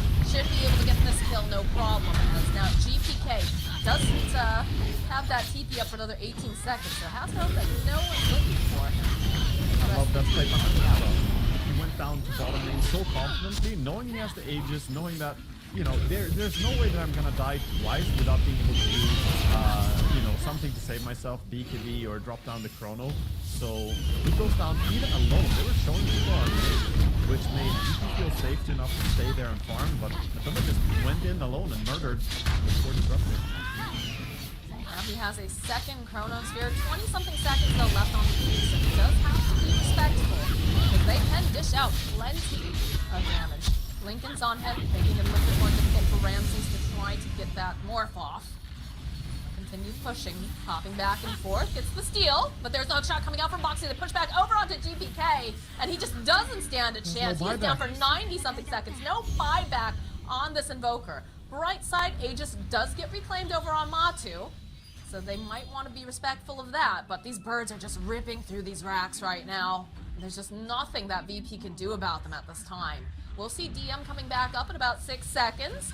A little bit of the waveform over onto Boxy. There's BKB coming out, but already Boxy is going to be able to just keep moving. And there it is. There's the second Chronos here. Boxy does eventually get ripped apart, but they'll get the kill over on Yamich. They have their eyes over onto DM. And Sania, though, left behind. Most likely going to fall, but Ramses, he's so separated from the rest of his team, he can't survive that. He's immediately dead.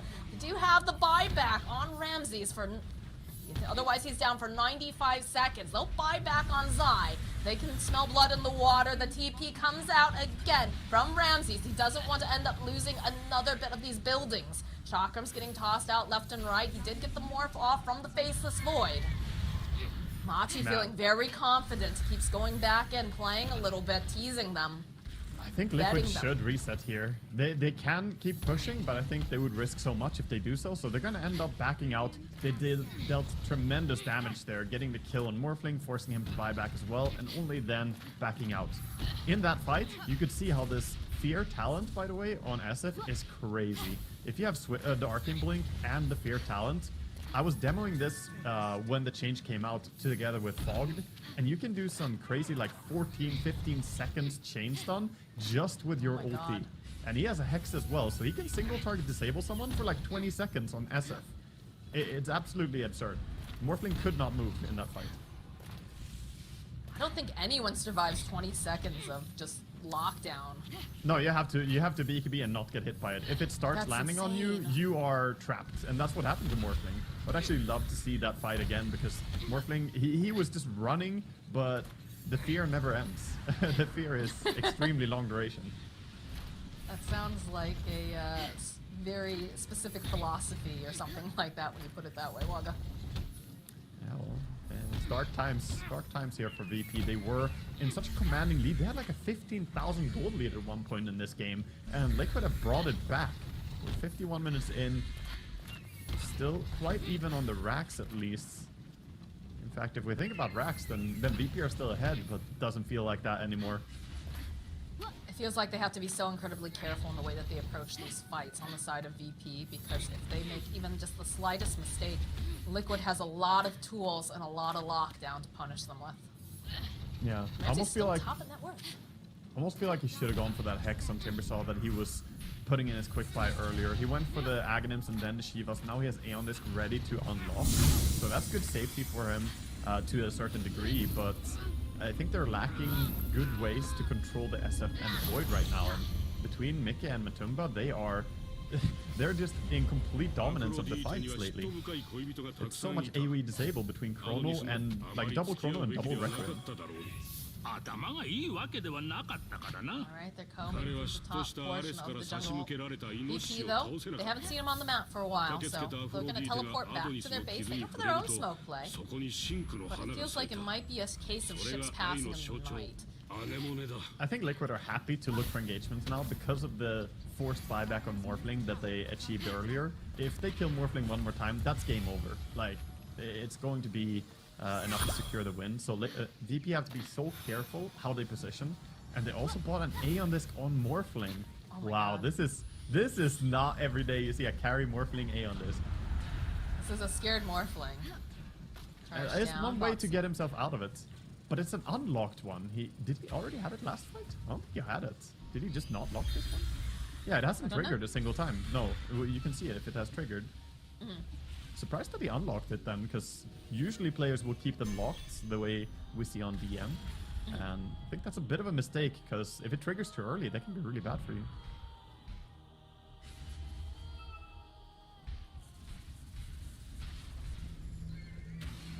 They don't have Zai. He's sitting in the bottom lane currently. Yeah, Zai is just shoving in bottom lane. VP are on a timer up here. They cannot stay in this area for too long. They are going to have to go back and probably all together. Right now, you can't afford to play alone too much. And the bottom Rax goes down. Range Rax dead to just the birds. This is an opening now, knowing that they won't have GPK Yamich though.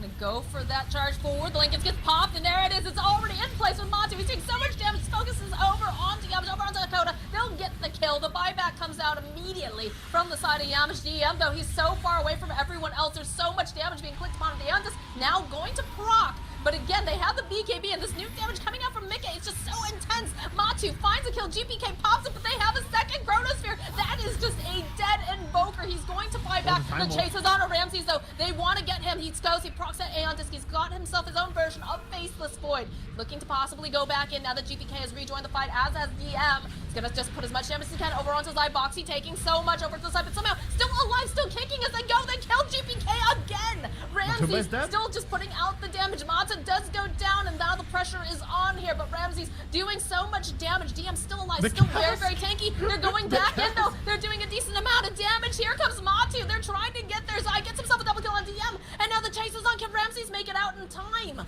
It's looking like he's going to be able to survive this, but he has lost so much on the side of Virtus Pro. He's lost his teammates. They do not have buyback after that fight. Even the Primal Beast buying back still alive, but this is going to be one hell of a coming fight for the side of Virtus Pro, as this age is very much in the hands of Team Liquid. Yeah, Liquid now finally able to see possible ending to this game at the end of the tunnel here. They finally get a huge team fight where they bring down like everyone basically, but there was some really nice plays. Rams is staying alive with the Time Walk, his Aeon Disc as well, which is sold again now after it was used. But yeah.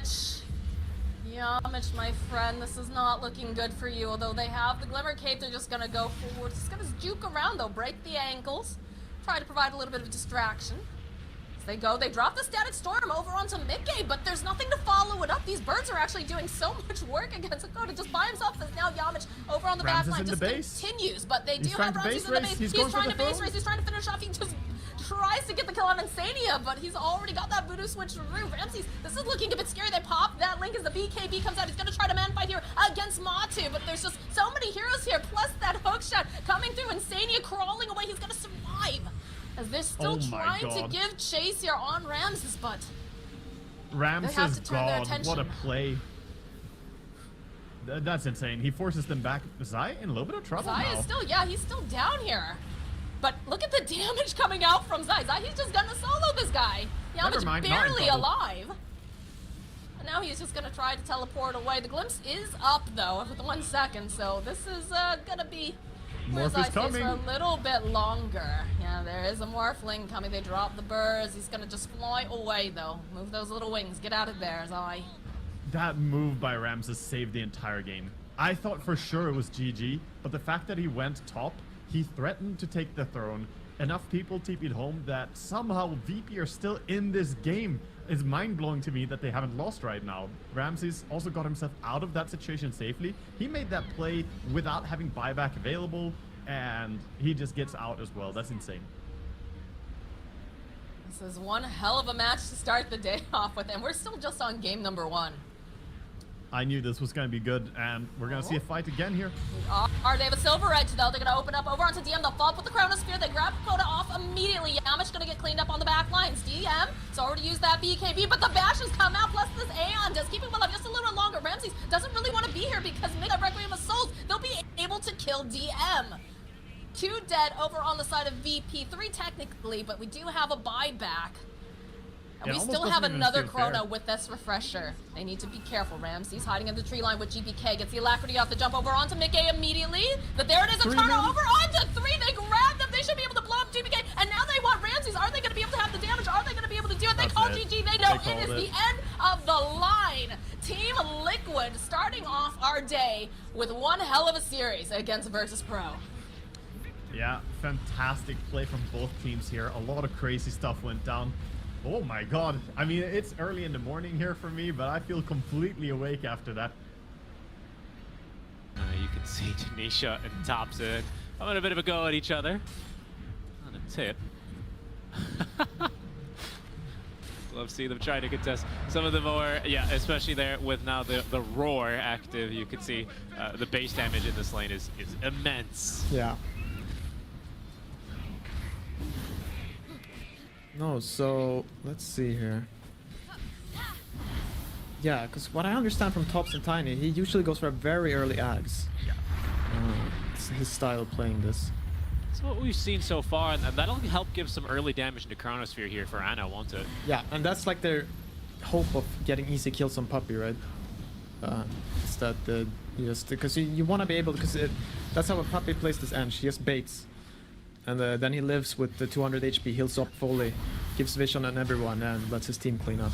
So they have to avoid that. Yeah, that's true. I think like as compared to a bunch of other supports who, you know, I was thinking about this the other day, like kind of our buyback supports, like a Treant Protector who will just like run up high ground and maybe force a couple of reactions, die, buy back, and still have overgrowth. Like you just want to get rid of the Enchantress. She's just going to be annoying, and especially the way Puppy builds her, it's a lot of damage. Yeah, I mean the thing they have going for them is they can press Night Stalker ultimate trade, and then you just ignore it. So that's the other option.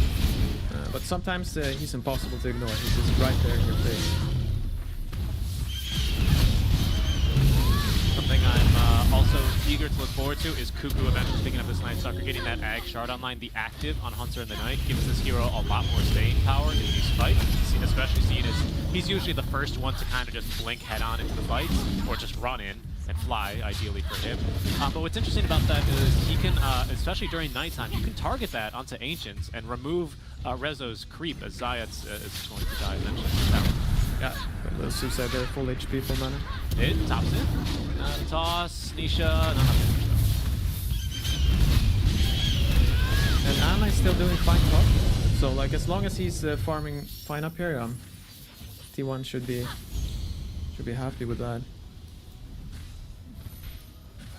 Wait, what? Because you were mentioning Night Stalker, right? Yeah, like that is a bit funny, right? Because Beastmaster used to be like a huge counter to Night Stalker, but now it's almost the opposite. The same with Lycan.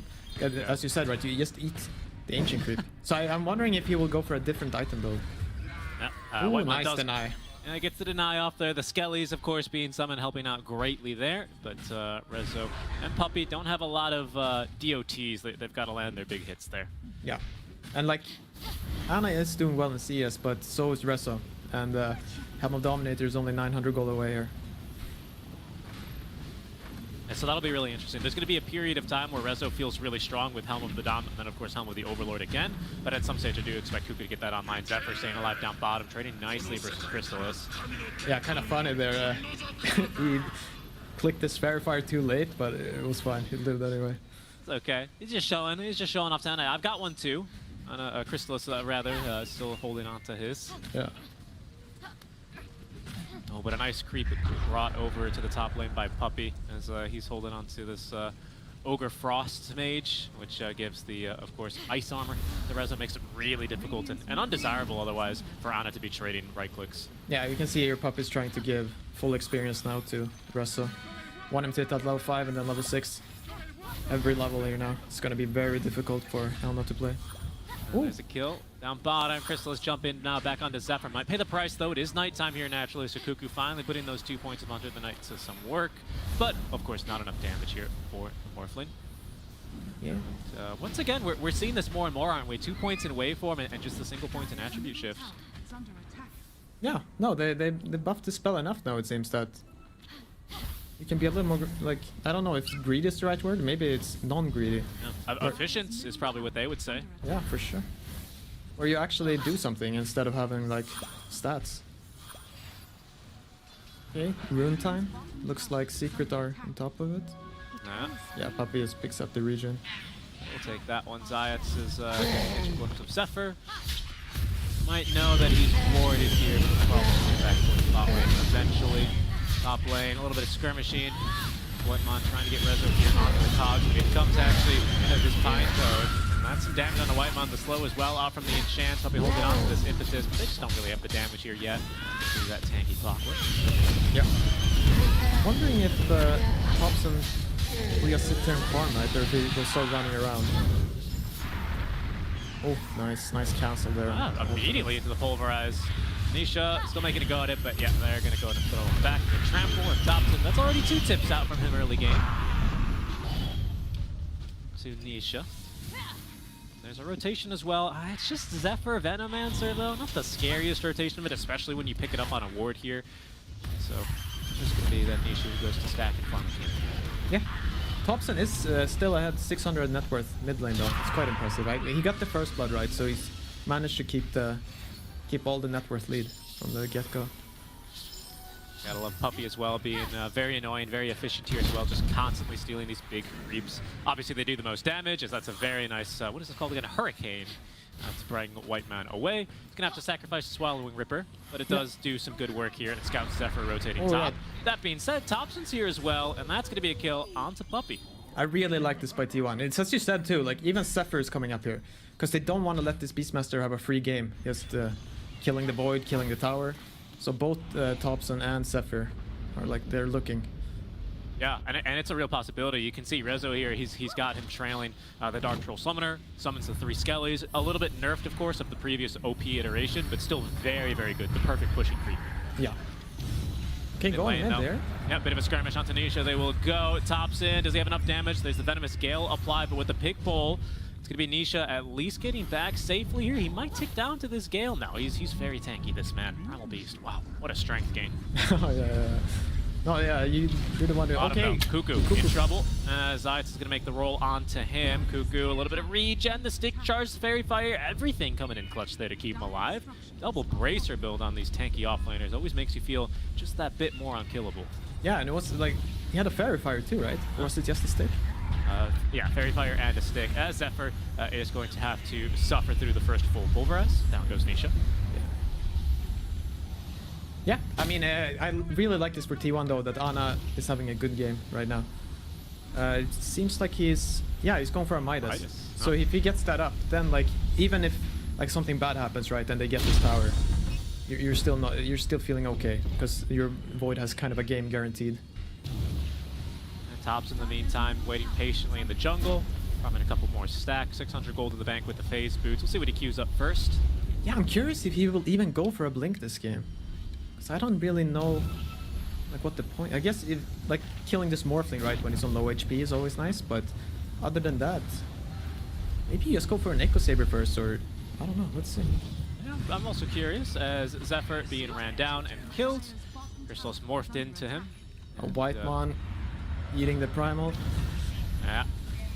Yes. No, he tried to cog, you know, but the Primal, he doesn't care at all. He just goes straight through him.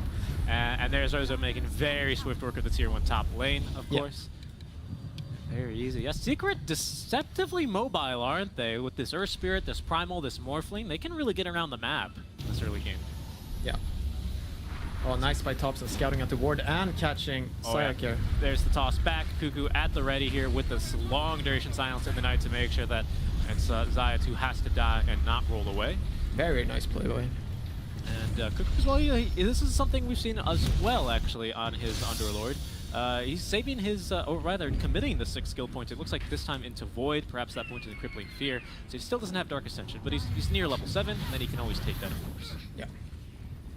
Top lane, Rezo, tier T1 rather, trying to give the boot to Rezo as he is currently occupying their jungle. Ana has himself a Chronosphere. Rezo is, you know, stuck on a cliff here, quite literally, so he's not really going anywhere. Oh, here goes Nisha. But the kick down, the save out from Zai. It's a great silence here, prevents an immediate chrono from Ana, but it'll still come through all the same. Thompson a bit lower on mana, repositioning though, just trying to get this clarity of operational so he can get more damage in. There's the pig pull, a trampling pig at that, as Nisha trying to catch up to Ana is gonna go for more with the onslaught. Whitemon in the meantime finishing off Zayat, the Thompson and Nisha. Now Ana still going mano a mano here. He's so strong. Yeah, especially with the TD rune. That pig pull, I guess you keep trampling in that, huh? Yeah, you do, and you're so fast. Especially if you activate face boots too. Like, it's too bad that Thompson didn't have any bottle charges there, because he could have gotten more spells off, and then they probably would have cleaned up. That little piggy goes trampling around in the middle of the team fights, doesn't he? That's scary. Nisha here, Thompson with not enough mana for a toss back. Yeah, he's going for the blink though, and he's top lane, though, quite Ana. close. He's gonna be in some trouble here. There's no roar, looking for the immediate TP away, and they don't have any way to cancel. Yeah. So what, 500 gold away from Blink on Thompson? He's played it really well. Like that rotation into the jungle, it's beautiful. Not a lot of heroes can run into a Beastmaster with roar like that, but Thompson understands with face boots and grow. He has like, what, 14 armor? So he's fine. He's more than good enough. Even willing to go toe-to-toe there with Nisha on the DD rune. On a hero like Primal, that is, you know, quite the risk you're taking early. Yeah. Well balanced there. He did his maths, had that one correct. Cuckoo, maybe looking to connect here onto the mid lane. Level 8 now does have that point, excuse me, in the Dark Ascension. Whitemon as well with a hook shot, rocket flare at the ready to do some scouting. Yeah.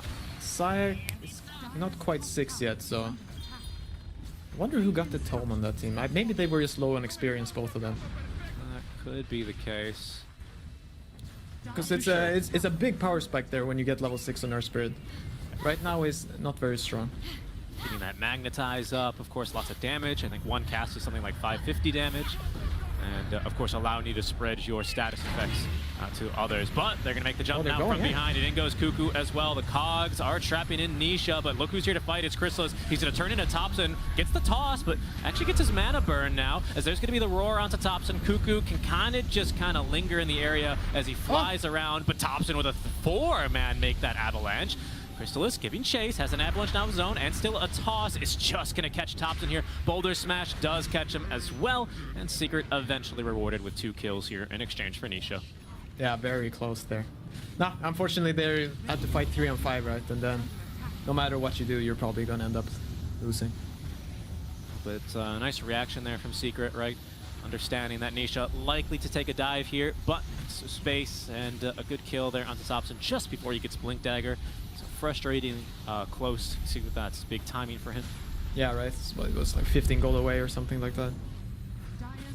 Okay, nice. Whitemon breaking the smoke, but ooh, Sayak just rolls in. Oh yeah, and they've actually miscommunicated there. They're gonna split the gap there as Nisha charges on through another fantastic pulverized cancel as Zayat's gonna die. Thompson though in trouble as Chrysalis is still here.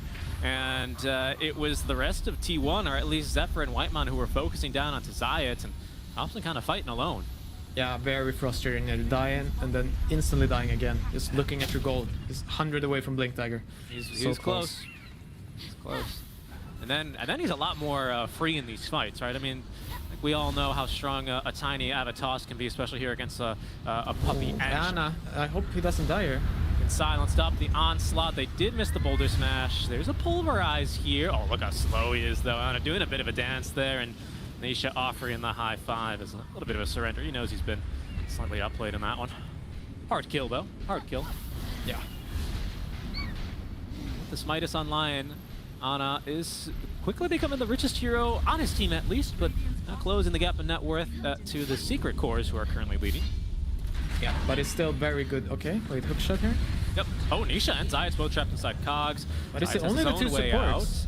out. And Zayat's, yeah, doing very well here to tank the gank. He's going to offer himself up as a trade. Offer accepted by T1, and they'll allow Nisha to live. Top lane, though. Big push coming for Secret here. Yeah. Alright, so Thompson has Blink Dagger coming, right? Yeah.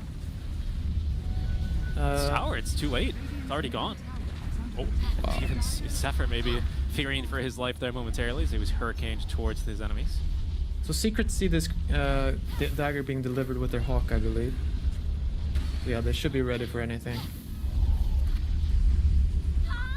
But Anna, he's keeping up the farm. And I mean, Void is still faceless Void when you get this Midas and you get to farm. Like later on he will Chrono and someone will die. Kuku's also just had an item delivered, by the way. Look for him regaining a lot of HP. This Hunter in the night ready to go. Fairly low downtime for what it gives you, 20 seconds. It's very reasonable to use that twice in a fight, and that's a lot of HP here for Kuku, and to be moving in and out of these fights whenever he's got spells. Yeah, I'm wondering if Rezo thought about that before he decided, because he did. Okay, so he's gone for Wraith Pact instead of upgrading the Helm of Dominator. Doesn't want to feed that free 300 gold away, I think. 250 is it? Yeah, no, there's no point, right? Like, you're literally just... Yeah, you're just feeding gold and experience.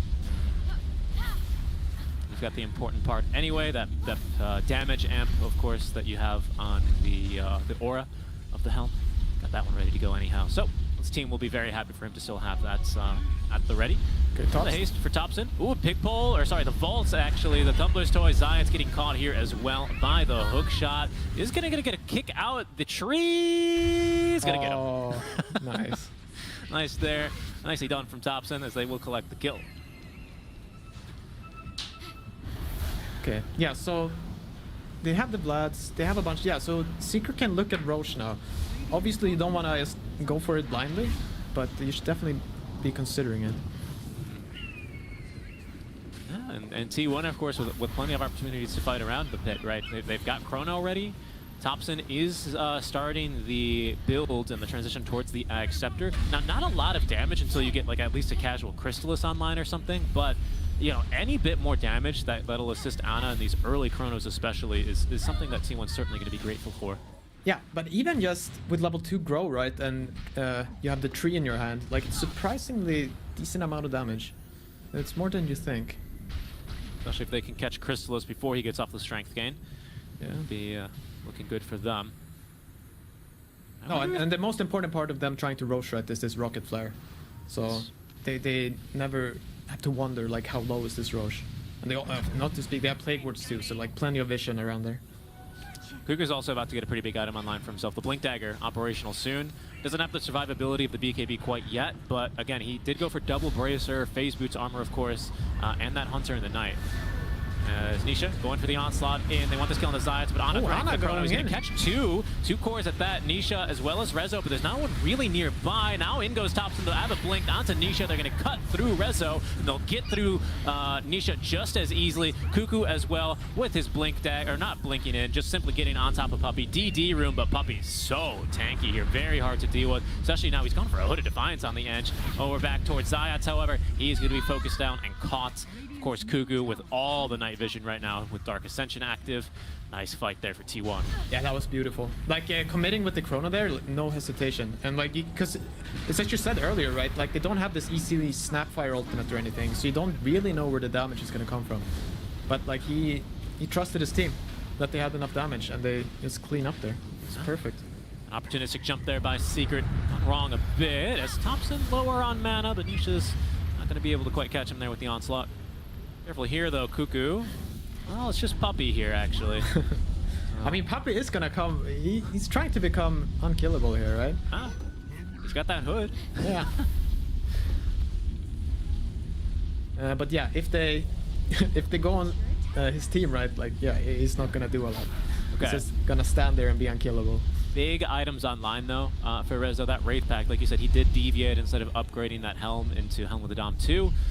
Simply now has Wraith Pact online. and that is huge. That item feels amazing. If you can get that down as soon as Faceless Void makes the jump in, a Chronosphere feels awful. Yeah, I don't think there's any way for T1 to win a fight right now. No Chrono plus that Wraith Pact. Like they're really bad at fighting into Wraith Pact. And this Aegis now going to be secured for Secrets. That's going to give Nisha a nice bit of bounty as well to help him close out this BKB. He only needs another 400 gold. Crystallis is already making space there for the Aegis. Goes swiftly into his inventory. Hookshot in, Whiteman with a good effort here. Unfortunately, the immediate silence, and Secret will take that kill. Yeah, that's optimistic. Just a bit late. I think a valuable play though, right? Very low risk, high reward. Yeah, I mean, it's something that's a little unfortunate is that Zephyr has the Spirit Vessel. Thompson. Mid lane onto Rezo here, assisted by Cuckoo the Silence, but they did get the Wraith Packs down. Oh no, he didn't. That's good. That's a very nice kill. I was just gonna say they have 2 urns on T1. Clockwork with his Urn of Shadows, and we got Spirit Vessel on Venomancer. So that's interesting. Yeah. Don't always see that, especially on the 2 supports, especially. Yeah, no, it's a little unfortunate for Clockwork because you don't have any gold, and now you're not getting any urn charges. Yeah, and the urn is like decent stats as well, literally for Whitemon, but I think he's gonna have to sell it eventually. Yeah. No, but overall, though, I'm really impressed by how T1 have played this game. Oh, they're gonna try maybe for a play here on the Thompson. They're just catching with the Pulverizer. I think now Thompson in a bit of trouble. He tried to get the leap away, but is going to be killed off as Crystals jumps in, and that's more than enough damage. Yeah. He's still quite close to Axe, though. Only 700 My gold. goodness, I'm sorry to cut you off, Pi, but Puppey has a full pipe. Oh, okay. So they just wanna go high ground. I respect that. Because this Void is farming crazily. I mean, let's like kind of try and tally up some of this damage blocker, the resistor. I mean, we've got Wraith Pact, we've got now Pipe offering that 400 barrier to the entire team. Yeah. Crystallis, of course, with the attribute shift. Nisha, Rezo, and Zayat are naturally very tanky, some of the higher strengthening heroes in the game. Yeah. And just Nature's Attendance too from Puppey. Oh yeah, the heal. And now, I think they're even going to get a jump here. Very nicely done onto Zephyr. They need to chain summon, and they have. No chance for him to get off the Poison Nova. And honestly, with Ana not nearby, he probably wasn't going to use it anyway, but that's a tier 2 tower for Secret. This is starting to look a little bit similar to Game 1 somehow. Yeah, I think they're looking to just smash up high ground here. And T1 are desperate here to finish Tiny Axe, because that will be huge for any sort of 5-man fight or defense. Yep. Tiny Ags nearing completion, Ana as well. It's actually getting pretty close to this, but Mjolnir has now full Maelstrom. Even that Hyperstone would do a lot of work in these Chronos. He knows he's being hunted. The roll from Zayat, just shy. I thought he would have, maybe could have gotten him there with the level 10 talent, but he already had it. That was close. But my feeling though is that T1's timings are actually gonna work out there. As you said, the Mjolnir is close. So I feel like he can get that before they go high ground, and they should at least be getting the Ags on Tiny. Yeah, he has it coming, right? He has it. And then nice. It's not that easy to just run in. Even though you have Pipe, you have Wraith Pact. It might not be enough. Yeah, and Secret are feeling that. They're getting up.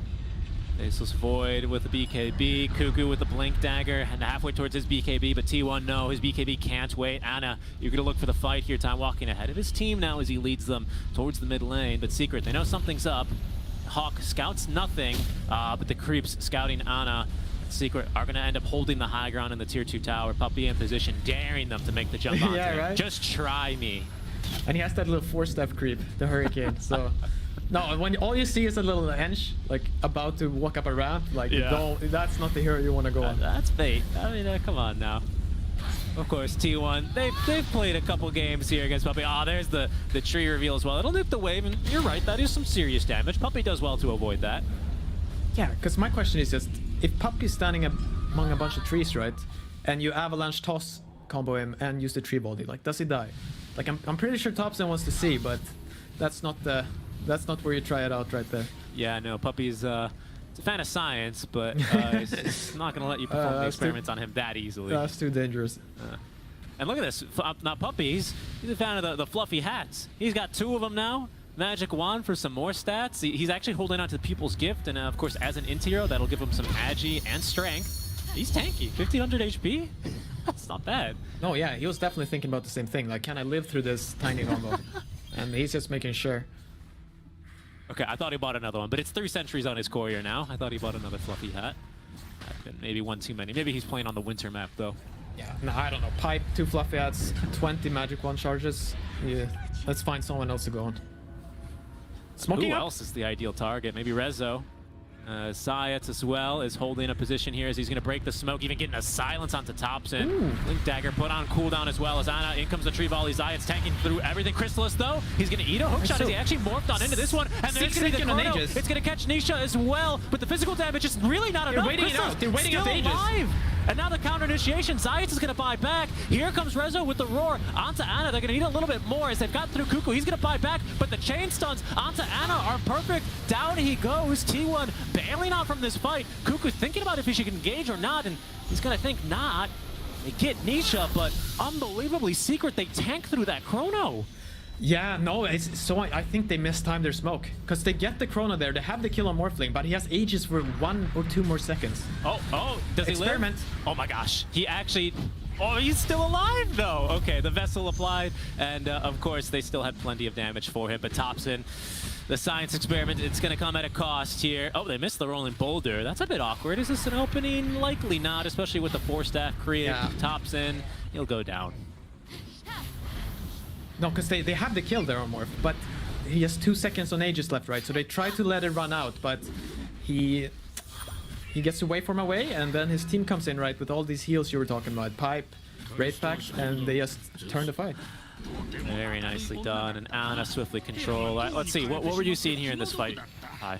No, take a look here. So you see, they see the Morphling, they click him, and he's like, alright, I'm gonna chrono him. You can see that at the top of your screens, 5 seconds here on Aegis. They're trying to wait it out. And they hit it, and he switches targets, right? But then Chrysalis lives, and he gets a bit of the regen. In that wave form cooldown. Cuckoo even kind of in position to try and secure the kill, but Secret, they were ready for that one. No, it was just, it was too hard. Honestly, they needed to wait 2 seconds before they went with that smoke.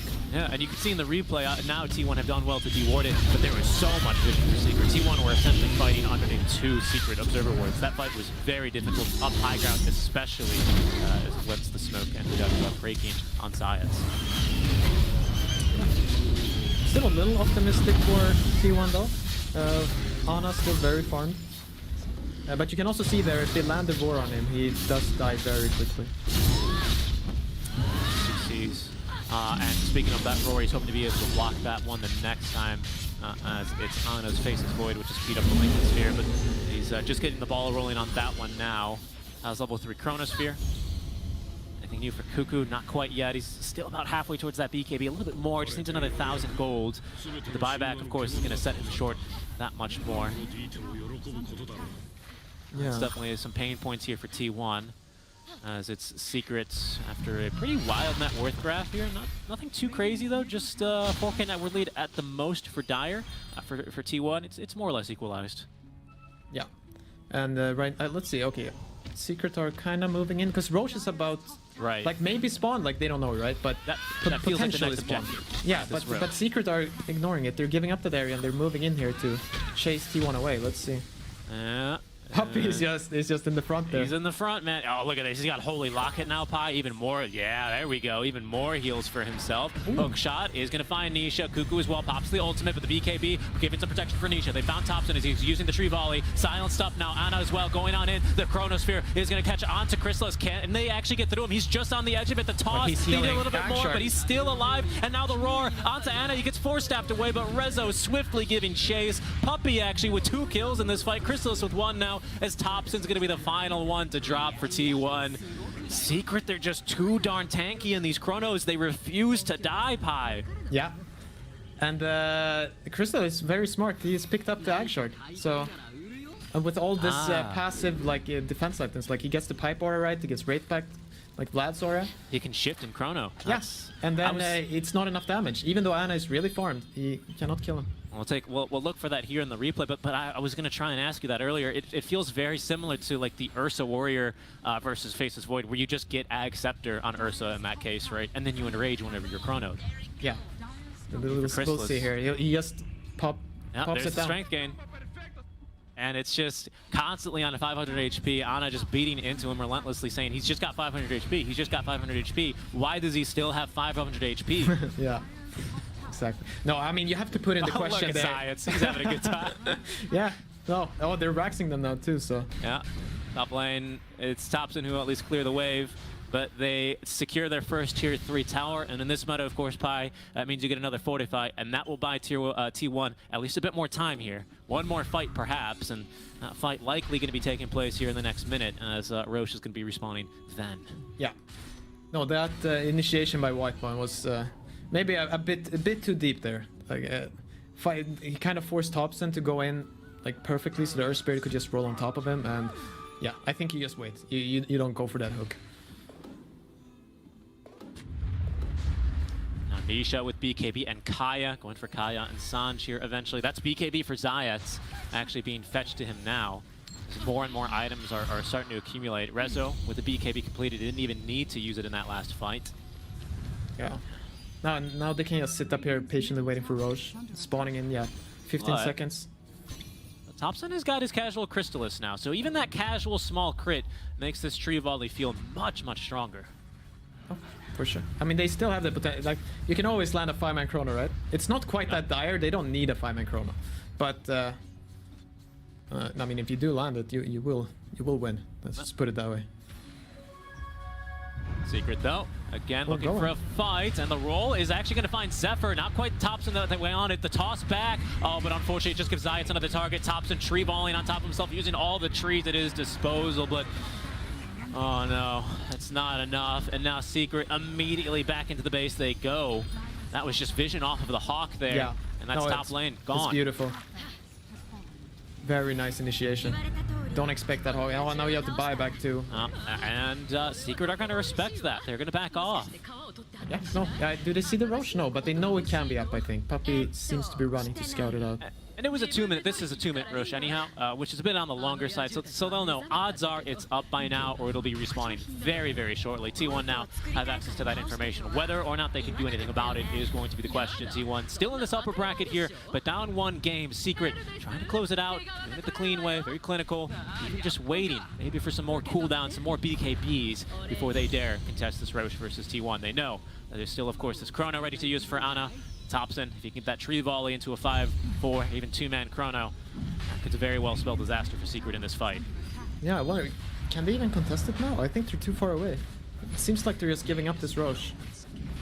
Okay. So Yeah. I think they've shifted, right? Contesting Roche to maybe some high ground defense instead. Yeah. Aegis Ag Shard for Nisha, so he's got now the rock throw. I got it. Primal Beast, he's moving up the evolution tree. He's starting to use tools. Yeah, first rocks, then fire, then you watch out. Careful. No, T1 are now in a very awkward position. So if you don't take that Roche fight, you start feeling very lost, right? Because there's no clear-cut way for you to fight anymore, except if Secret just headbutt against the high ground. So you can see them here trying to surprise them a bit, maybe, like just camping this ward. You know, we've seen a couple of tiny games, some Venges, 4-staff Bat Riders.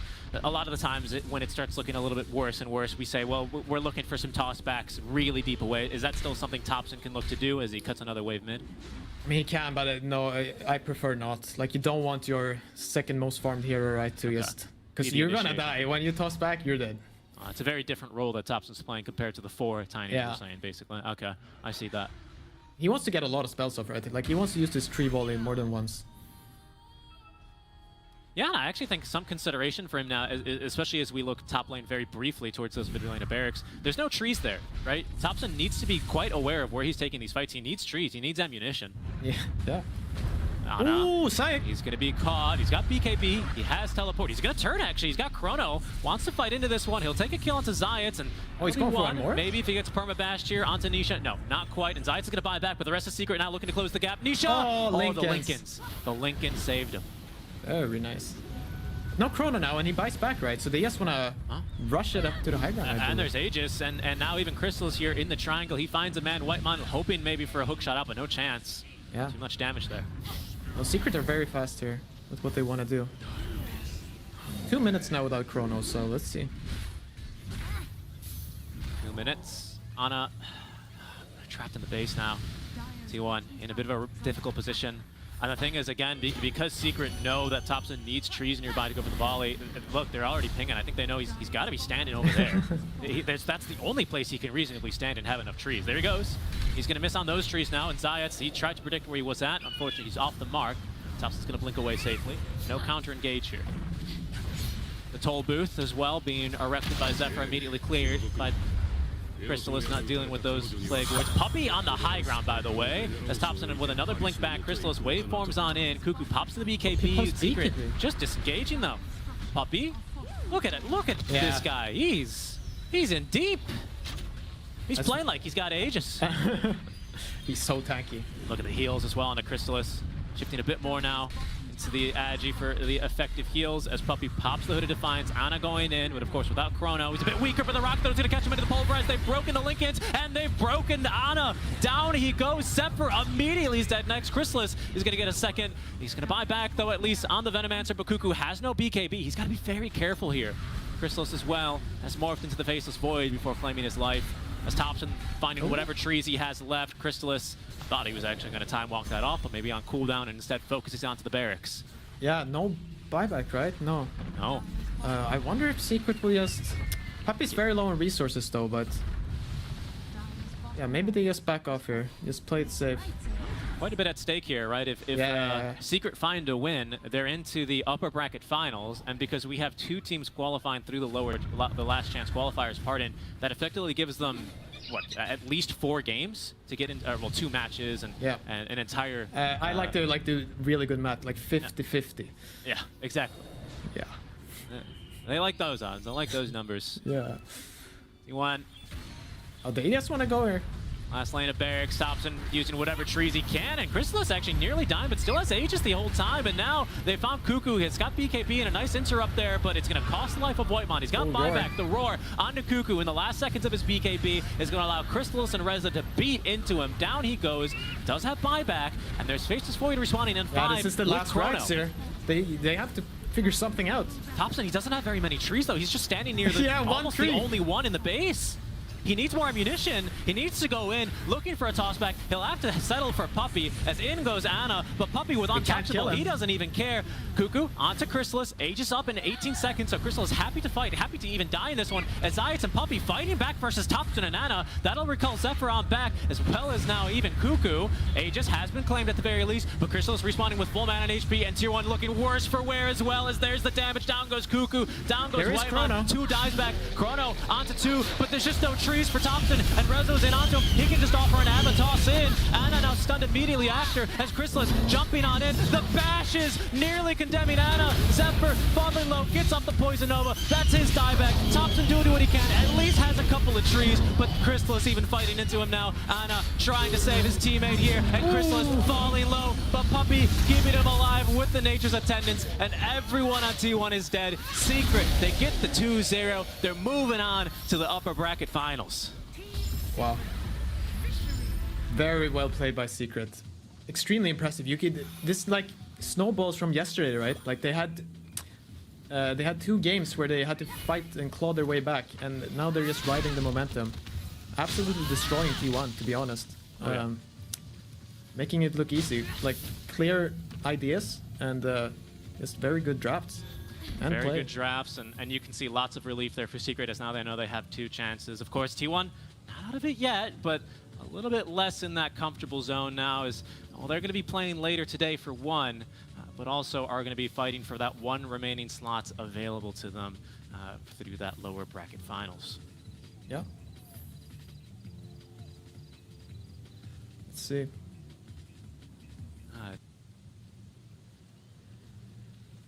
They're putting the pressure down, and they just have too much damage. Oh boy, Insania gets the D ward off.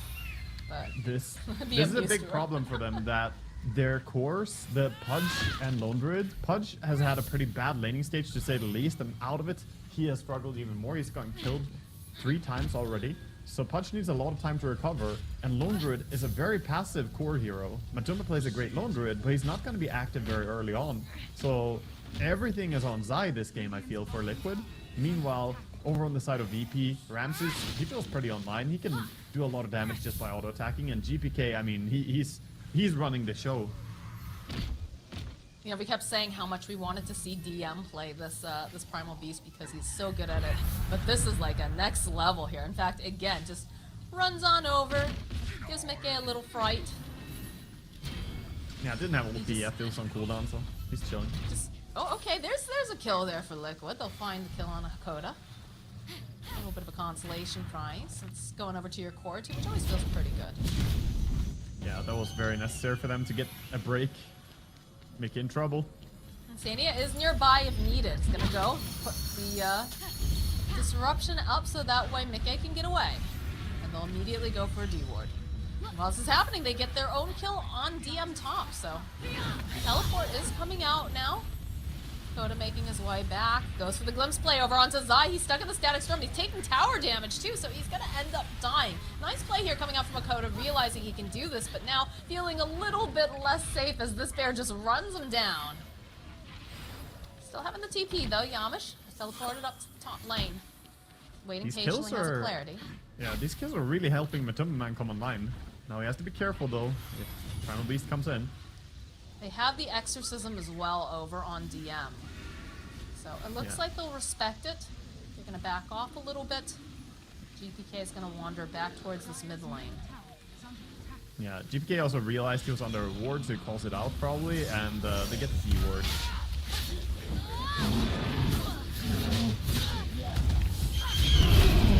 Working towards that action, like every touch we ever see, they don't really want to do that much in the early game, but he needs some time. He's gonna go for the Bloodstone build. Bloodstone is fantastic for Leshrac. It's the only hero in the game pretty much that it's fantastic for, but it is really great. So he also kind of gonna chill until he has this completed. Liquid are kind of hoping that VP are not gonna start exerting more pressure onto the tier 1 towers that they have left. Well, it feels like they definitely want to take away the Radiant jungle from them because of the idea of everybody just wants to chill and get their items online. And VP knows that they can't allow that to happen, so they're going to start going after the tier 2 bottom, which will then take the outpost, which is another big boon to them. They have the It's difficult for them catapults. to push them away. Look at these tanky illusions too. Zai's doing a good job defending, and they're sitting behind with Insania, so he's gonna hold this tower. Not gonna lose it yet. Radiant structures are fortified. Eyeing up the mid tower instead with the DP ulti. Now gonna push. DM recognizing that we can probably take this tower top. He gets out. Ember Spirit has the remnant safety. It looks like it's going to be a trade here. They don't want to deal with DM while he's got the exorcism up, and they're already putting decent amount of damage on the tier 1 top. Pressure on the tier 2 bottom, though. Zai's a little bit out of position here. He's going to end up just getting stomped by GPK. Radiant's middle tower has Yeah. Hakoda got the static storm down on the disruption, I should say. The Shadow Demon was unable to protect his Leshrac.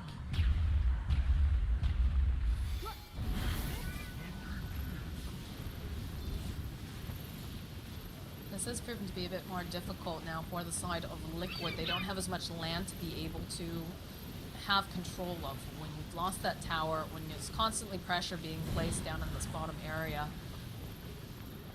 Yeah, I like that So many places they could farm. they're trying to be active about holding the bottom tower, though. They recognize that if they lose this, then it will be very hard for them to get the time needed for their kind of greedy core heroes now. I wouldn't say that their core heroes are super greedy, but the laning stage was so rough that now they need to be a bit greedy. Like their little warding war that they had going on down here. Between Hakoda and Sania. Gets the denial off on the Dire Ward. And it looks like Liquid trying to fight back now. And closer towards that Bloodstone. What's the big item timing here for Liquid? Because it feels like, you know, VP, they're very strong. You've got the Midas on your Nature's Prophet and the Witchblade. He's doing plenty of damage, even just with his ult alone. And obviously GPK, just big boy on campus here. What's the item timing, or what is the big item that Liquid is waiting for? Is it just, you know, the Agnums on Pudge? It's pretty much that, but I mean, Lone Raid wants a lot of items. He's trying to go for a Desolator in this game for his bear. So Desolator plus Mask of Madness, that's a huge amount of damage output. I think once that's finished, they can maybe look for a lot of kills. But for now, all of Liquid are pretty far away from the timing that they want to hit, whereas VP are definitely feeling more online. BKB just now finishing up for Primal Beast, and this Furion is farming up a Storm as well. He's really flying ahead in net worth. Foxy does get a find on Yamashir in the top lane, get the roar off, so it's a nice quick pick off. We've talked about kill. how these kills are helping catapult Matu forwards. So it's a nice scout out, and of course Boxy working towards that. Oh, he's changed his mind. Okay, he had the blink dagger queued up, but no, he changed his mind again. Put it back again, yeah. I'm being trolled. GPK coming in around here with the BKB. Could look for a big fight with this Disruptor, but they don't see many heroes on the map now. So they're gonna back out, they're gonna chill. Meanwhile, of course, Liquid, they're not on the map because they're also smoking, so they're smoking over towards top. And looks like it's gonna be a tier 2 versus tier 2 siege. Both teams quite fast at pushing. One side has the Bear, one side has the DP ulti and the Fury Treants. I think this bottom one probably goes down a little bit faster. In fact, you They can also see don't how have fast glyph. it's melting. Yeah, that's the difference. No glyph means this tower falls immediately. Does VP come up and defend this then, or do you think they push further? I think they all would need to go there if they wanted to. I would probably keep going a bit instead of going top. Seems dangerous to TP into an already sieged area, but they are very strong, so they could play pretty confident. I wasn't sure if when you've got like the half of the exorcism still up, if you try to make that call, take full advantage of it.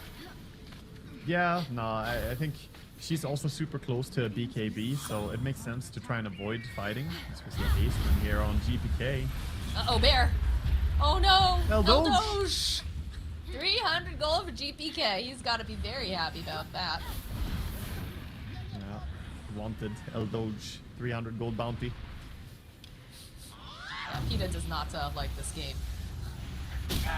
But I'm not gonna find Boxy as he runs up instead, hiding in the tree line.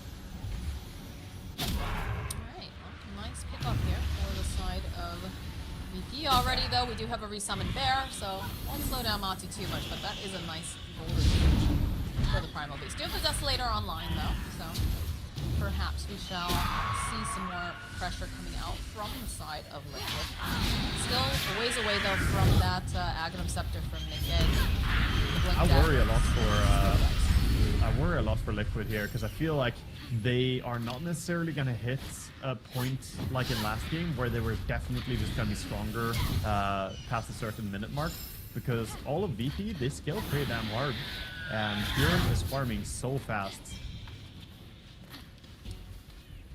Sometimes I feel like Pudge becomes like a little bit of a liability. Like it's a calculated risk that you take when you go into that, because of the fact that yes, he can become very powerful, but he's gotta have enough time to get the farm he needs, and he's not the fastest of farmers really. Yeah, but the same thing can be said for the Lone Druid as well. So they have the Lone Druid and the Pudge who both are quite slow here. And then the Leshrac, of course, being the one they can play around, but he's also taking a more farm-heavy approach. So Liquid are mainly trying to push out lanes all the time and buy themselves more space. But I feel like VP, they're not going crazy.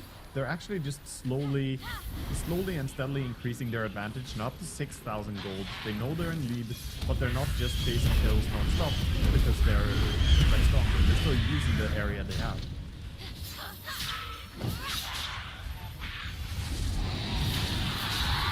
Triple BKB done now on the side of VP. Every single core has one. That does mitigate all of Zai's impact. Zai will really struggle to do a team fight, and even something like Core Pudge against all BKBs, it's pretty hard. They're baiting Zai up here. They're hidden. They see that GPK just used the Pulverize, so they could potentially make these moves. As the smoke does come out, not going to be able to quite land the hook. They'll drop the Static Storm, but Zai sidestepping to the side will be able to get the kill on Coda. Coda buying back as the Exorcism gets used. Mickey's side can turn back around though. They get their hands over on GPK, and they're able to burst him down. Chase after DM with the Spirit Bear. Trying to get their hands on him. A little bit of a toss with Yamish. Mickey's just not quite landed these hooks here, but the team is picking up the slack as they did manage to kill off the Primal Beast. A little bit too patient there, greedy with the BKB duration on Primal Beasts. I think when you have that 9 seconds, he really can't let it get wasted like that, because they have chain stuns on Liquid, right? If you get feared, if you get avalanched, if you get stunned by Leshrac, you can definitely die still. And that's what we saw. The damage output is pretty high from this Desolator L Doge. And even a hero like Primal Beast can get shredded. Well, I think that definitely propelled Liquid forward after that fight, and this poor little Disruptor ending up buying back. Probably going to feel a lot poorer than he did before. Won't be able to land the splitter for around Hakoda, but GPK coming forward, sees himself Zai, he pops his BKB. Nice save, though, coming out from Insania. They're going to try to just kite GPK as much as they can. Boxy with the tossback says, get out of there, get down, Mr. President. Matu's Bear chomping away over at Yamich. Zai eventually, though, will end up falling. And now they have to get El Doge out of Doge, as there's going to be the run forward from GPK. Another 300 gold over to this Primal Beast as Virtus Pro hits back hard and fast. Yeah, smart by VP to keep asserting pressure, because they have all these BKBs and they want to hit this timing hard. Right now, Liquid are not quite ready to fight. So they win the fight, but it's not a massive win, not enough to secure themselves a tower. I like the impact the Shadow Demon is having, by the way. Something we didn't mention during the draft, of course, is that while he counters the Death Prophet with his ulti, he does the same thing to Primal Beast as well. He wants to walk around and trample all over people. He cannot do that if he gets ultied by SD. So he wasn't able to move around in this fight, and he just didn't have any DPS going on onto the left back there. It's nice to have something that pierces magic as well, so very smart pickup.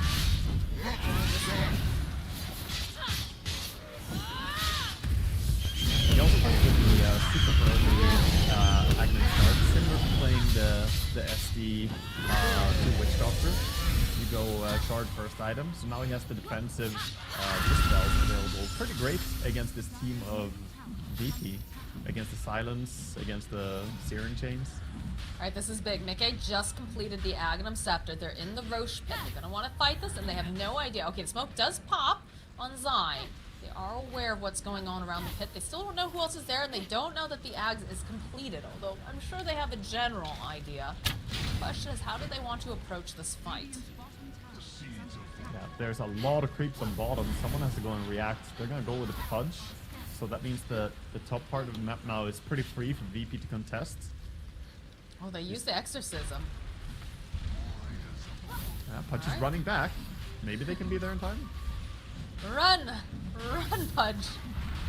There's the toss back, though, over onto Yamich. Immediately falls with the Avatos to get a root off. Yamich is no longer available. Zai sitting outside of this Roche pit. Tries to go for that splitter. Not going to be able to quite land it, but Zai gets trampled on his way through, as he's going to have to use a Yule to try to survive. Hakoda will end up falling. They're doing a decent amount of damage, though, from GPK as he got onto the backline. They get the kill over onto Zai, but Matu runs into the pit, manages to get the kill on Roshan after all those Exorcism ghosts are done, and gets himself an Aegis to boot. Oh my god. Oh, nice, that would have nice been so attempt. sick. That would have been so sick. That would have been Nope, cool if he GPK. caught. A little bit out of that range.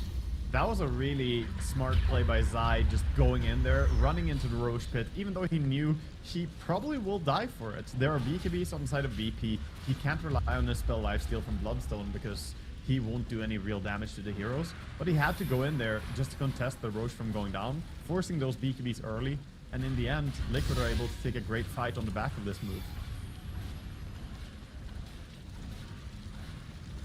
Alright, well, BKBs are now on cooldown. It looks like almost had the Assault Cuirass for the Nature's Prophet. GPK looking to go and get himself that Blink Dagger for better initiations. Still a 6k net worth lead for the side of VP, so they're definitely still strong. But it feels like a little bit scary as Liquid makes some of these moves. Okay, alright, there we go, Mickey. Mickey lands a hook. Doesn't manage to finish him off, though, unfortunately. Yamich still alive when all is said and done. Yeah, he manages to get out. One good thing about the Pos 4 Ember is he's very elusive and hard to lock down, so he gets out. But looks like Liquid are finally going to be able to get themselves a tier 2 tower. Only a second tower they claimed in this game. So they are behind still in gold, but they have more gold to claim on the map in terms of towers. And they're strong enough to do that now with the Aegis in their hand. Ramsey's completed the assault cuirass. He's just gonna do Nature's Prophet things. He's gonna try to make them respond, push them home if possible. Who's most likely? Is it just gonna be? Are we gonna see Zai pick up like Boots of Travel and try to? Ooh, okay, Wrath of Nature hits pretty gosh darn hard over there. I wouldn't be surprised to see him grab travels like fairly early to be able to go back for this, but he also has items that he wants. He needs a lot of things. He wants the Sanj and Kaya, it looks like right now, to amp up his lifesteal and make himself tankier too. Oh my god, that tower melts. There was a tower there. Yeah, the Lone Druid is getting real strong. He also has the shard on Lone Druid now. It's one of the best shards in the game, I would say. It's insanely useful. The Savage Roar, bonus movement speed, bonus attack speed, and it also gives you the Dispel.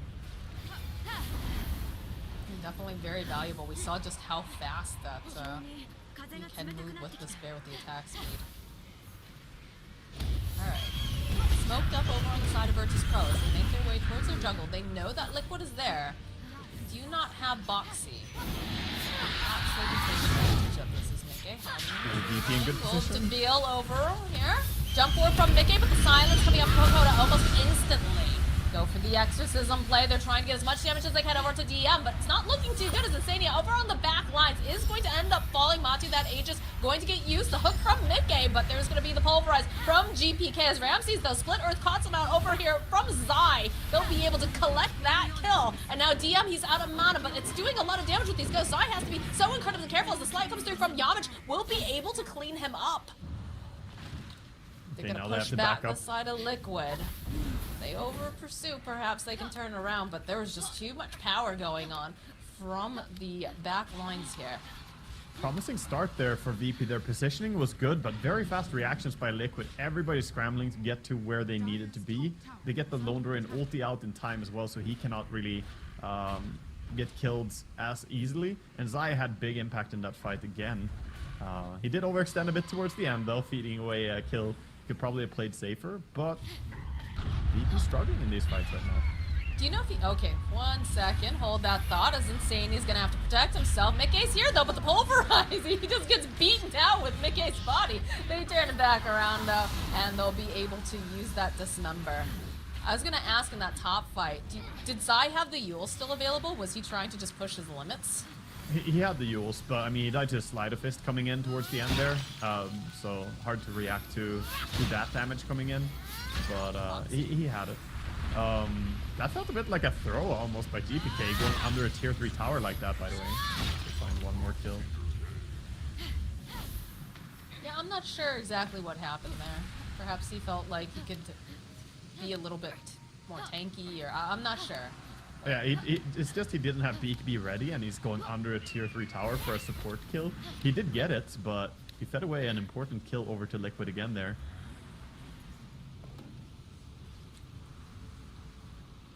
Alright, well, what do we have? Any new item updates?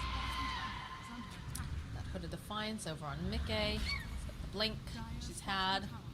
Poor Insania has had like the same items for don't know how long. Hakoda, though, again, big dreams for a little Disruptor. Yeah. Does have the point booster and the Ogre. Yeah.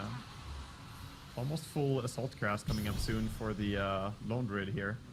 He only needs 700 more gold.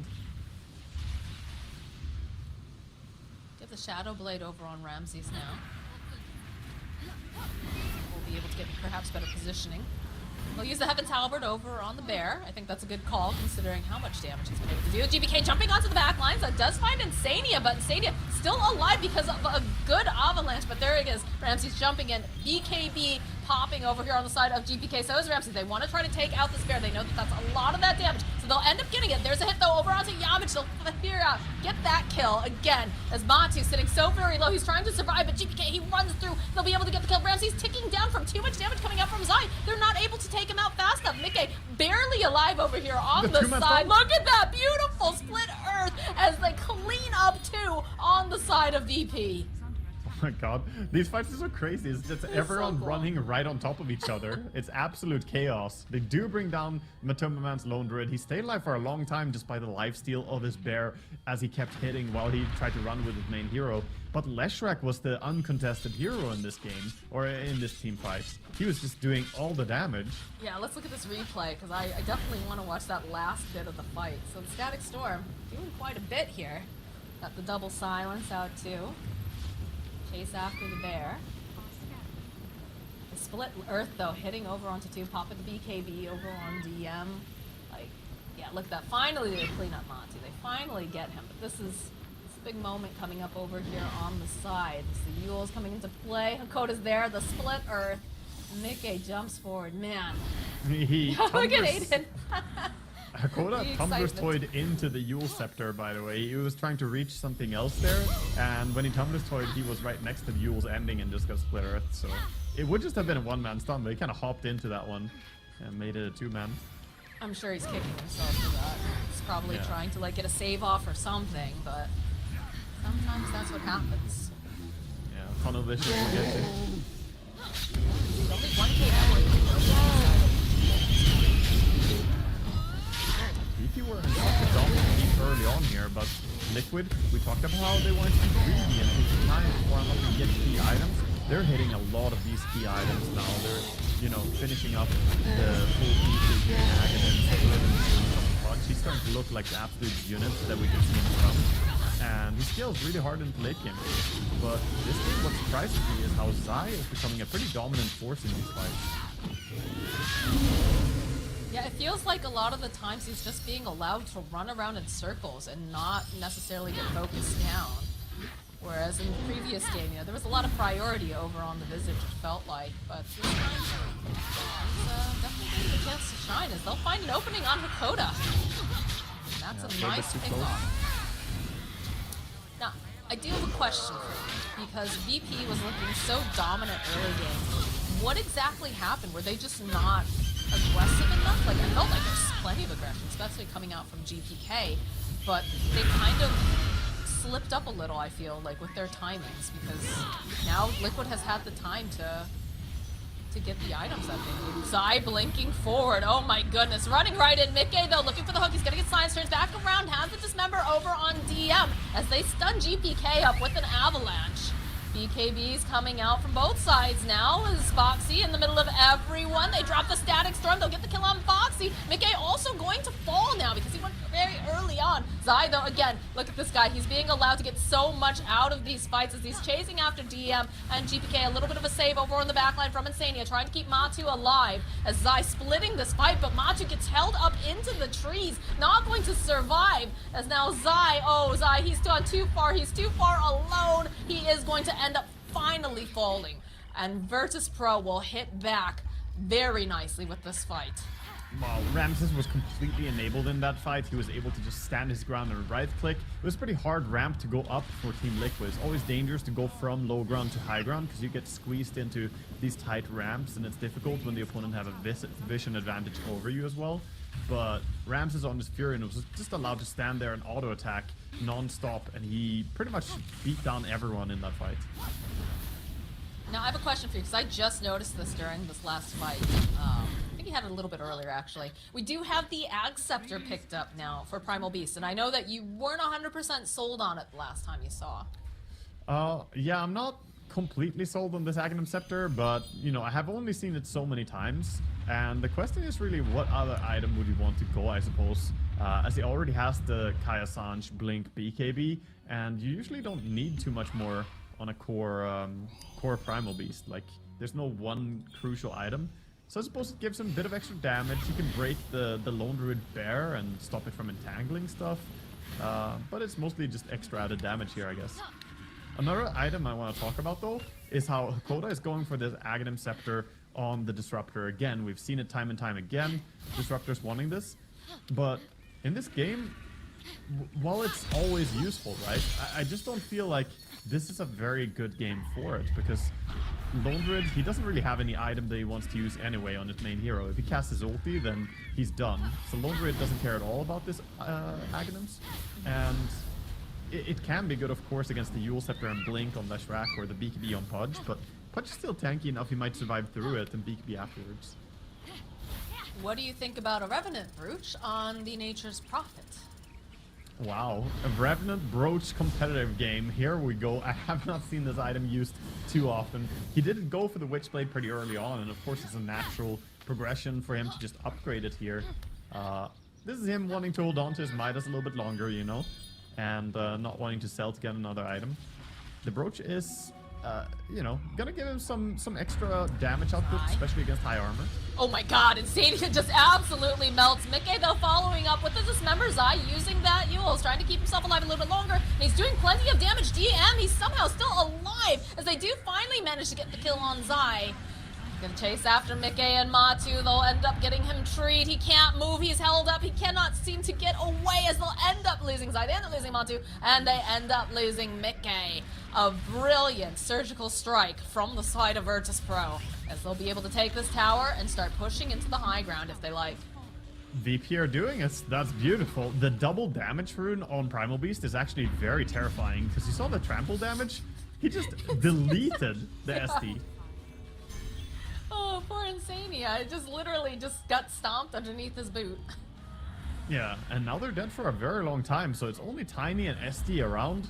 They can definitely take mid racks, probably gonna go bottom racks as well. This is bad news for Liquid. Their chances of hanging on to this game are pretty slim right now. And the chance of us going to a game 3 is pretty exciting, Waga. Yeah, I'm definitely down for it. I'm all in. Go. Pop the fortification. They pop the drums too. You can see Yamich throwing out the remnant. Just gonna back out for the moment. And already Ramses over into the Roche pit. Just wailing away, waiting for the rest of his team to come and assist him. Yeah, he doesn't even need assistance. He's gonna be almost done with Roche by the time that the rest have made their way over here.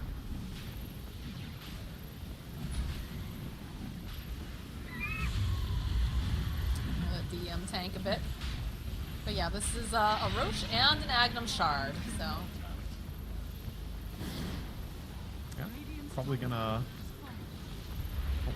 take the shards. Who takes it actually? Does he use it for himself? Usually carry players. We just take the shard, you know, if we see a chance to take it. If you play core, you Jerks. just... Yeah, I mean, it doesn't matter. Your shard is useless. Oh, I don't care. Pure shard is okay, but I don't think it's actually useful here at all in this game. But he's still gonna pop it, of course. It's the core player mentality. Can you tell him it's a core player? A little bit. Alright, like, well... Like they're gonna go immediately now with 20,000 network at least put themselves in an aggressive position to squeeze out Liquid from getting any farm on the map. So Liquid are now confined to their own base. Very scary. So, what is the play here? How does VP want to approach this? Do you just go in there guns blazing because you've got an Aegis on Ramses, or do you want to try to get some sort of a pick off first? What's the play? I predict they're going to be patient and wait exactly 2 minutes. Maybe 2 minutes 30 seconds here, but 2 minutes at least before they go. Because using your Aegis, the best way to use it is to not go immediately, because then you might lose the fight, you might win. But if you're just holding on to it like they're playing right now, you see that Liquid don't want to go out and contest because you have the Aegis over on the side of EP. So you want to enjoy the safety of Liquid being scared and not stress. But then when Aegis is about to time out, of course, you still want to make use of it, so you want to push high ground right around that timing. Looks like they're baiting Mickey a little bit. They put him out front. They've got a smoke around him, hoping that perhaps VP will see him out of position and try to make a play. But right now it doesn't seem like VP really care, because they've used the exorcism, they've dedicated themselves to the tower. They've got Not the waiting around. They want to go. Touch. In the corner. Oh, a little bit off the market. Very close to grabbing DM.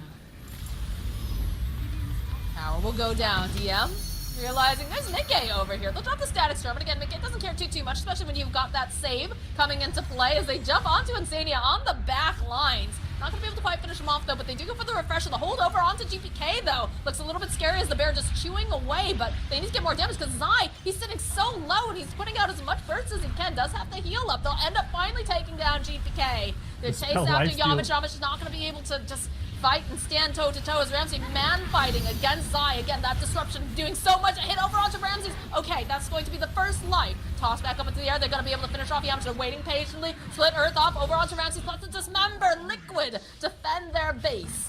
and end up losing 3. All 3 of their cores are down. Oh my god, I'm like hypnotized by the HP bar of Zai just going up and down in this team fight. It's crazy. Insania with a double save. That first Static Storm drop there, by the way, that was the Aghanim.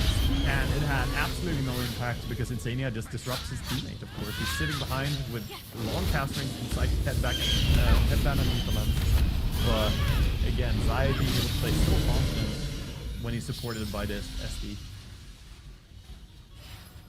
See this fight in the replay again. It starts off, it's looking pretty good there. Oh, they're for the going side high of ground VP. right now. They though. are indeed going high ground. They might force out a buyback from GPK or Yamich. I saw the Ember early and I think I said he was a 4, but not used to seeing the position 4 Ember in this particular patch. Yeah. And might not have too much success in this game. Toss back. Ooh, toss back on DM, drops the silence, but they've got so much damage, it doesn't matter. DM is just trying to climb himself away, but they have the damage. He is dead for 79 seconds. He could buy back if he wanted to. We'll see GPK on the Primal Beast. He's going to be up in about 6 seconds. Matumba says go throne. They're Okay. going full throne. Yeah, they're thinking about it. They need to get a little bit more damage over here on the tower. That will force out the buyback on DM. DM, he does not have the Exorcism up for another 10 seconds, though. The jump, though, coming out from GPK, toss up into the air from Box. He tried to keep Insania alive. Not going to be able to quite do it. He picks up the bear, starts slamming him back and forth, but look at this damage coming out from Zai. He's just dancing circles around. He gets the kill on GPK. They do have buyback. They'll end up losing Mickey. It's not looking good now for Zai. He is left all alone. He's trapped in the trees. Has another play here with the Yule Scepter, but everybody just keeping back with all these ghosts. They'll be able to take him out. That was really key by GPK, redeeming himself a little bit. I said earlier that he was making a bit of a throwing move, but this was beautiful. He goes in, assassinates again the SD. He has been really chasing down Insania, and whenever Insania dies first, it becomes much harder for Liquid to stay alive. He is a key component in this game, and after that, the damage from the Fury and the damage from DP is enough to secure the fight, even though GPK went down. Smoke play coming out from the side of Liquid. Now they do have buybacks over on Zai and Matu if they want to use them. VP though, putting some of that pressure down. They do have an open Ancient at this time. Curious to see if they're going to try to push this advantage, try to force some buybacks. I don't think But it looks like they're shy. They're a little too scared. They're not really confident enough to be able to go up high ground against this because they know they're getting caught out, and with the buybacks they would be in a really bad spot then. So they're gonna get the respawn without having to use buy. This game is still on. 14,000 gold advantage for VP, but it feels like it's not even a big advantage. When we watch the team fights play out, Liquid are so strong still. It's a 60-40 split right now in terms of win percentage, but it's just neck and neck. It has been going up and down, and honestly, I love it. I love having this be anyone's game. You can feel the tension. These are teams, this is the last chance qualifier for TI-11. You want to stay here in this upper bracket. You want the easiest path to that victory. So you're going to do everything you can to stay here. I think right now, a big thing to mention, by the way, is the level 25 and pulverized duration talent on Primal Beast with a refresher and timeless relic. This thing lasts forever. Look at that. Okay, The bear? doesn't last forever. Well, I mean, it's all right, but Matu now dragged back into that Aghanim Storm. But Mickey finding the open on Hakoda, immediately going to be able to take out the supports. Now from the back line, Boxy separated that roar, though, with the Ags. Mickey thinking about going back in, but they have the BKB. They pick up Mickey, and they just shake him to death, as they'll end up losing the pledge. Zai again, though, so far onto this back line, uses the Yules. He's got the health. They'll end up losing Boxy. They're going to try to burst down GPK. Do they have the Matu? Trying to close the gap, trying to do it, but he cannot do it fast enough. Not with DM right there, and they try to save him, but they cannot do it, as they'll end up losing Zai. Buybacks coming out from the side of Team Liquid. They're not ready to give up Boxy, finding the opening over onto GPK. They get the kill, but they're going to end up losing Boxy. He did buy back for this. Tried to make the play over onto DM. Weren't able to finish him off in time. Ramsey's doing so much damage over here. You've got Insania. He's hiding in the back. Zai going forward. He's trying to just get them off of these buildings. He doesn't want to allow them to house because they don't have buyback over on the punch. They don't have the pulverize onto the back line. They see Insania. They'll rip him apart. And even though Zai is healing, he just cannot heal enough. GG gets called. Virtus Pro proving why they deserve to be up here in the upper bracket. Big place by them, and not saving gold for buyback there on Matumba Man towards the end. He was buying out, trying to be as strong as possible. But yeah, this is finally closed out. This game was impossible.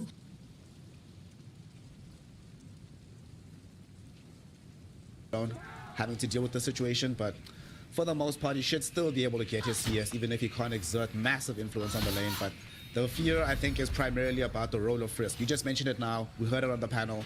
And the Frisk Tusk is also no joke. This is his 6th game on the hero, thus far an 80% win rate. They've looked so dynamic whenever they do have Tusk in general on the team for the side of VG Gaming. They've, of course, played it on Yang once or twice, but Frisk has just looked so good. And talk to me about how this top lane is going to look. We have this Tusk with the Timbersaw. The two of them can, of course, have a pretty good time, but is this when do they also threaten potentially Sammy here in this top lane and try to dive onto him? I think roughly around about that level 3, level 5 kind of power spike for the Timbersaw is always the scary part. You can go to an extra level in the Whirling Death if you want, or you can continue just getting levels in this reactive armor, and at that point, like, the Nagasiren's really not going to do much to you. Sammy Boy can try his best with an Echo Stomp as a disengage, but I think it's more going to be a mitigation tactic rather than actually try and alleviate some of that pressure. And I think we can already see it now. The fact that BAB is level 2 and Frisk is able to make that rotation towards the first Water Rune just means that they already understand that this Timbersaw lane is going to be oh so easy for BAB. Once he starts getting in towards those high levels, that's when the kill threat can come. But it should always be able to just go towards the neutral camps anyways. So once it starts getting scary, he'll leave out, and that's when you can start making those rotations for VG Gaming to take the tower. Some success being found by Wildcard Gaming here on this bottom side of the map, where we haven't really talked about too much, as Alone doesn't have to worry about being glimpsed back at any point, as they have gotten Yang killed in this bottom side of the map. Alex will be happy about this. Does feel like this Disruptor hero has been very temperamental so far in the last chance qualifiers. When he looks good, he looks oh so good, looks pretty incredible. But there have been some pretty yikesy performances where the hero just feels like he's not doing anything on the map. This game, though, does feel like the Static Storm is fairly problematic. There's only like, what, one early BKB that comes out in this game from the Shadow Fiend. So if Yang can't get a good game, forced to use it defensively at this point. But I'm starting to get a little bit scared about what this spell can bring for the latter portion of the game, especially for Alone in this mid lane. Yeah, I think that's where it's really going to start being scary, because we talked about the fact that Shadow Fiend is the primary damage dealer. I would love to see Naga go for a very early Diffuser Manta kind of build. Once again, unfortunately for Alone, that is a solo kill. He almost got the kill there on XM, but that is not what you want to start out here if you're the Shadow Fiend. Losing a lane to Vipers, already falling behind in the CS department, 18 and 10 versus the 13 and 2, and now he's lost his life as well. This is not what you wanted to see as a Wildcard Gaming fan. A lone Shadow Fiend, he's the primary hope of the squad, and him dying like this. You were talking about how he has to go above and beyond. It's already a gargantuan task. It just got a little bit harder, giving up this early lead. And XM's looking like he's chasing him now. Yeah, and I think Fear was talking about it on the desk as well, that the support's coming in from Wildcard, like Snapfire is your position 4, like what is she really going to be able to do towards this mid lane? Not all too much. Like, yeah, you might be able to cookie Alone away, but there's not really going to be that much kill threat. And as soon as Frisk makes this rotation as well, it's going to be so hard for Wildcard to keep Alone alive. And that's why I really want to see, maybe towards this 5-minute mark, they bring both Alex and Sammy Boy towards this mid lane to see if they can try and get a kill on XM, but Frisk is here as well. Yep, Alex is here too. XM, they're going to try and get the Echo Stomp out. Dodged in by the snowball of Frisk. It'll still be enough to kill the XM Viper though. They do not have enough defensive prowess to stop 3 heroes making this move. Alone softened them up a little bit in the mid lane before they got that kill. So Wildcard Gaming are like, well, we can't bring 1 hero to help us out in this mid lane, so we'll just go ahead and bring 2. Unfortunately, this does leave the side lanes alone, but at this point, you've probably already given up the idea of trying to definitively beat out either the Timber or the Morphling in the laning phase. Yeah, and I think that's kind of why I said that I really wanted to see Sammy and Alex come towards this mid lane, and they kind of just have to overspend a lot of their resources to take down the Viper, because Viper is also another one of those very temperamental heroes, right? Like, T-Pen center on the desk, win lane, lose game, and sometimes Viper can really be like that. It can be a very, very strong lane dominator, but it's hard to make these rotations, and bottom lane of Alarm is in trouble. Yeah, he's in a lot of danger. Yang doesn't have access to the long-range lips. It's only level 1, so they pull in Alex, the more nearby target.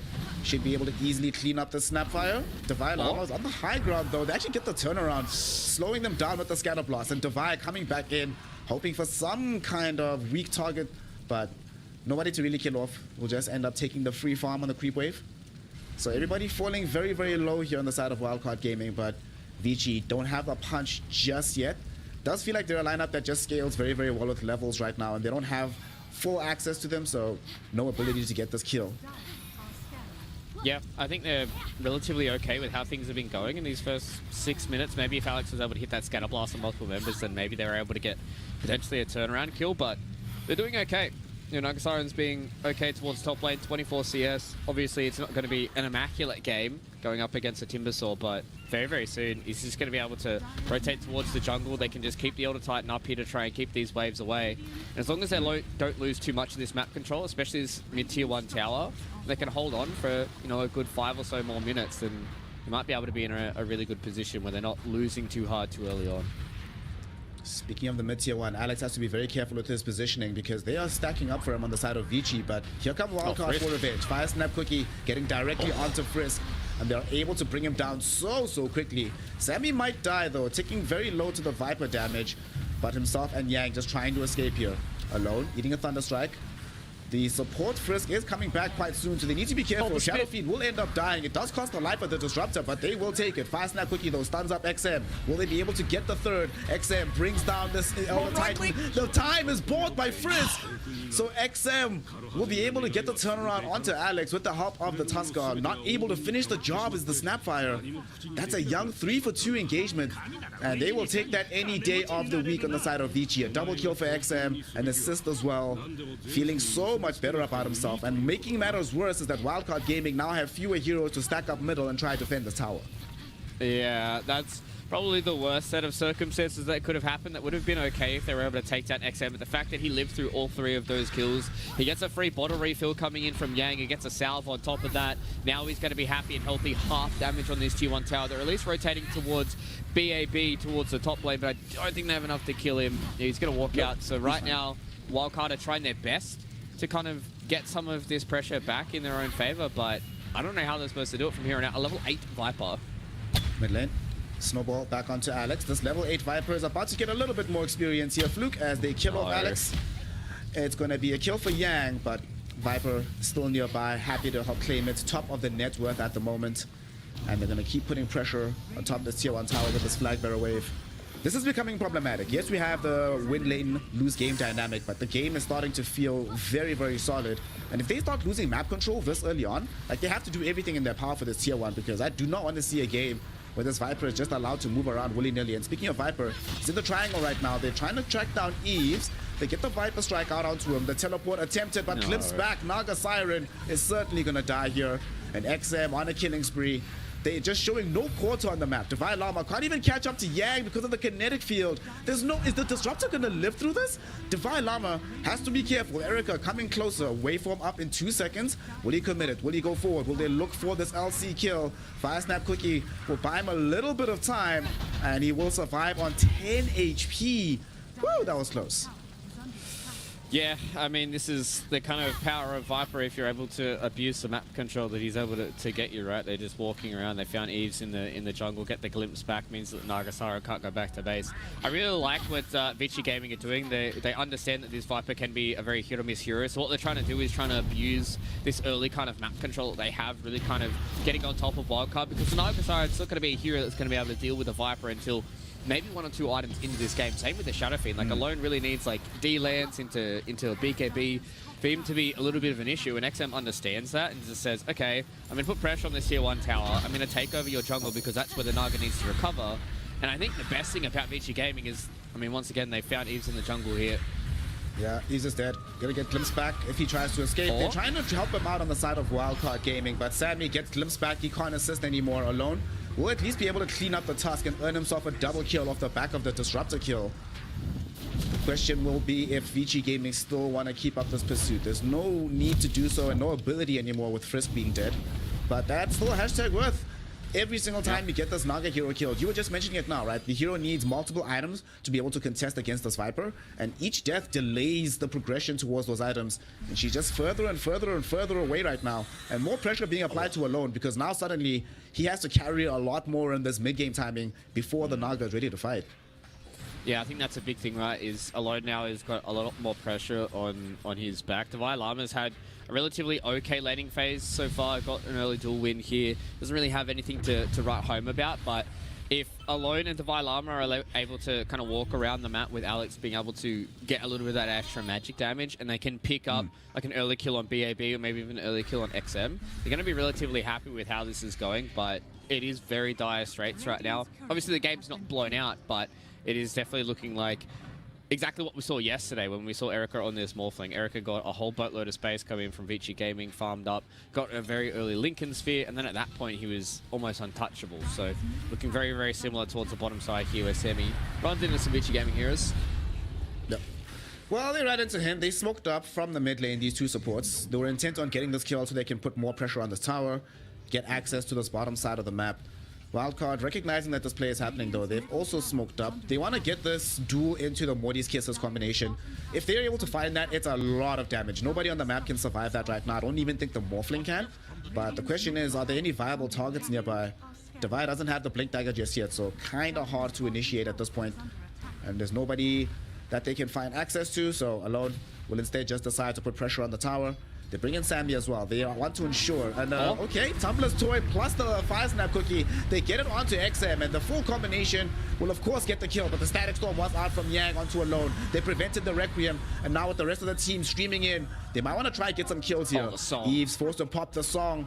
Do they have follow-up? Right next to BAB, who's on less than half HP. Do they have a way to get this kill? Echo Storm holds him in position, and Alone will be able to chop him down. Frisk almost dead as well. Buys time with the snowball. But this is just time for his compatriots to escape. He knows that he's dead to rights. And Alone gets himself a triple kill. Sorry I ever doubted you, fam. You've got this. Putting the early game on the back of himself. And Wildcard Gaming thanking him for his efforts. Yeah, that was a really sick initiation that came in. Divine Llama has the Tumblr's Toy as well, so much gap close to be able to go down where Vici Gaming, they get the counter punch there on Alex. They're looking for more. I think they should be relatively okay. Does Sammy have a TP though? No, he doesn't, so fortunately for Sammy Boy, he's going to be stuck between this awkward area where he can't actually get out of it. Oh. There's no way he kills Yang, right? Kill Yang. What? Woo, he actually almost got him. God. He's going to end up dying for this though, but it was a cool attempt coming in from Sammy, reminding us of how powerful the briefcase can be. Does end up dead, but whatever. Feels good. Feels good nonetheless, as we are going to end up looking at this fight once again. Beautiful initiation, like you mentioned, with the Tumblr's Toy going forward.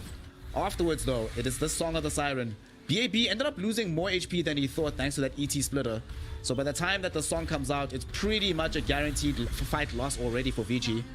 The only bright spark, the only silver lining is that they didn't concede the tier 1 tower, which is what Wildcard Gaming really wanted out of this, but the next time that kind of initiation happens, they almost certainly will end up losing it, given how low it is on HP. Yeah, you can see how amped up Sammy Boy was about that as well. It was a really nice use of the Song of the Siren. You can see the kind of cogs turning in their brains, right, saying, okay, do we want to disengage from this? Do we want to try and get this extra kill set up? And that's why I like this Naga Siren as a support. I'm not 100% sold on it being a first pick after you haven't really seen all too many of the heroes that it counters. But I do kind of like the idea that Wildcard Gaming are kind of playing around this Naga Siren as a hard reset button, right? Especially against a hero like Timbersaw. If you're able to wait those few seconds, get rid of some of those reactive stacks, you can kind of set up and re-kill this Timbersaw and kind of deal with him that way. Erica, though. He's in danger. Does he have this vision here? They don't have a Blink Dagger. Gets the waveform away. Tumblr's Toy, they're trying to go for this play once more. Echo Stomp will catch him. He didn't have access to the waveform. Reinforcements are coming. Did he get off the strength move? No, he did not. So he's going to end up losing his life. Will they find revenge here from Vici? I don't think this is the fight they want to take. Although XM feeling a bit gung-ho about this. He has the high ground positioning, waiting for a target to come up the way. Sammy will just plop down a sentry ward so they have some degree of vision on this obs. They know they've been scouted. They know they have to play safely, and now Vici Gaming aware that they need to retreat. But XM, he's still so deep into this here, Fluke. Echo Stomp is ready. He's not going to catch him, but they have vision finally onto XM, and there's going to be the duel. It comes in before the Static Storm can connect. And Vici Gaming overstayed their welcome in the dire jungle and get punished for it heavily by Wildcard Gaming. Yeah, it was kind of interesting that XM decided to stay up towards it. Obviously, they didn't know that there was a sentry ward that was just towards that northern ramp on the outpost. But sticking around a little bit too long, hoping to see if some of these heroes would disconnect. But Alex in the mid lane, yeah, it's going to die out to a Chakram. He might be able to set up for some adventure because he's still alive for now. He's not dead just yet. Snowball coming in will be able to bring him down, but Yang died first. Divine Armor, man. Yesterday and today, continuing to surprise us and just demonstrate value for his squad. Whenever they need him, it feels like that's when he pops off the most. Like, you know, bottom, they might need him here. Eves does dodge the eye shots, though, escaping from the situation. The scary part about this Fluke is that he also has a Blink Dagger being flown in right now. So that's the reward for all of his efforts in the last few minutes. And they already made a recent smoke movement. But as soon as the Requiem is back online, I wouldn't be surprised to see them going again and trying to get another kill. Yeah. They are very much doing a great job, Wildcard, at constantly just putting on the pressure every single time that they have a smoke or a way to move out. Playing around their wards is really trying to abuse the fact that they actually have quite a lot of damage early on. Things like Requiem, the Mortimer's Kisses, Fire Snap Cookie, and even just a Legion Commander Duel and everything that ET brings to them as well. Like, ET is a great amplifier of damage for every kind of hero in the game. And the fact that they're able to really abuse what that Natural Order is able to do for them. Fristo, he's going to stand in the front lines. He's just really being the kind of vision maker for them because they don't ever want to blink duel onto the tusk because they don't know what is going to be sitting behind Frisk there. They don't know what's behind him. They don't know where Yang is with the Static Storm. Not necessarily the initiation that you want. But Wildcard still feeling decently comfortable. Glimpse back onto Alex. So they're trying to force a fight here. But does have the Fire Snap Quickie. Man, this Fire Snap Quickie, Tumblr's toy plays feels like he already had a Blink Dagger pretty much for Divine Armor. And now he has one for real. A surprising amount of mobility from Wildcard Gaming considering the heroes that they have at their disposal. Yeah. Seems like so far that they've really been able to utilize everything they've been given. And I think they've stabilized the game in a relatively good spot. You know, like Alone, he's getting very, very close to having most of his BKB done. He's got the Mask of Madness, he's got the Dragonlance, so he's got a lot of damage right now. Eves is in a good position as well with the Mantisyle. It's going to go for an early Orchid here. I like this pickup. I just... When I was talking about the Mantisyle Diffusal Blade kind of build, it's just this cheap item with your Mantisyle that just allows you to fight early on. I don't want to see all these like stupid late game kind of items right now. I like this Orchid pickup, being able to go in, cap somebody out with the Ensnare, get the Orchid down, get this kill. XM though, stuck in an awkward spot. Maybe Eves can take him down. Yeah. Eves has access to the song as well, so he's gonna song him up. Oh, he's so Everybody's coming. Divine Armor's here. They've got the duel. There is absolutely no chance of survival here, my friend, as he'll end up losing his life and granting damage over towards the Legion Commander. What's the play right now for the side of Vici Gaming? It feels like just slowly but surely they're being bullied across the map. Doesn't feel like they can skirmish effectively at the moment. What should they be doing? Is there an item spike that they're waiting for? A level timing that they are really, really trying to achieve before they can make engagements happen? We'll talk about it in a second because top lane alone might be a little bit alone. He has Divine Armor to back him up, but they know that there's no duel. Do they have the damage though is the question, and indeed they do. Brought down by BAB with the Chakram. And with no backup, they knew that most of these heroes were dragged in towards the bottom lane and they wouldn't be able to respond in time. Pretty great play and good read of the game by Vici, and they're not done just yet. Gotten the glimpse back onto Sammy. Erica streaming over with the Tusk. Frisk, does he have the access? Yesterday? Oh my gosh.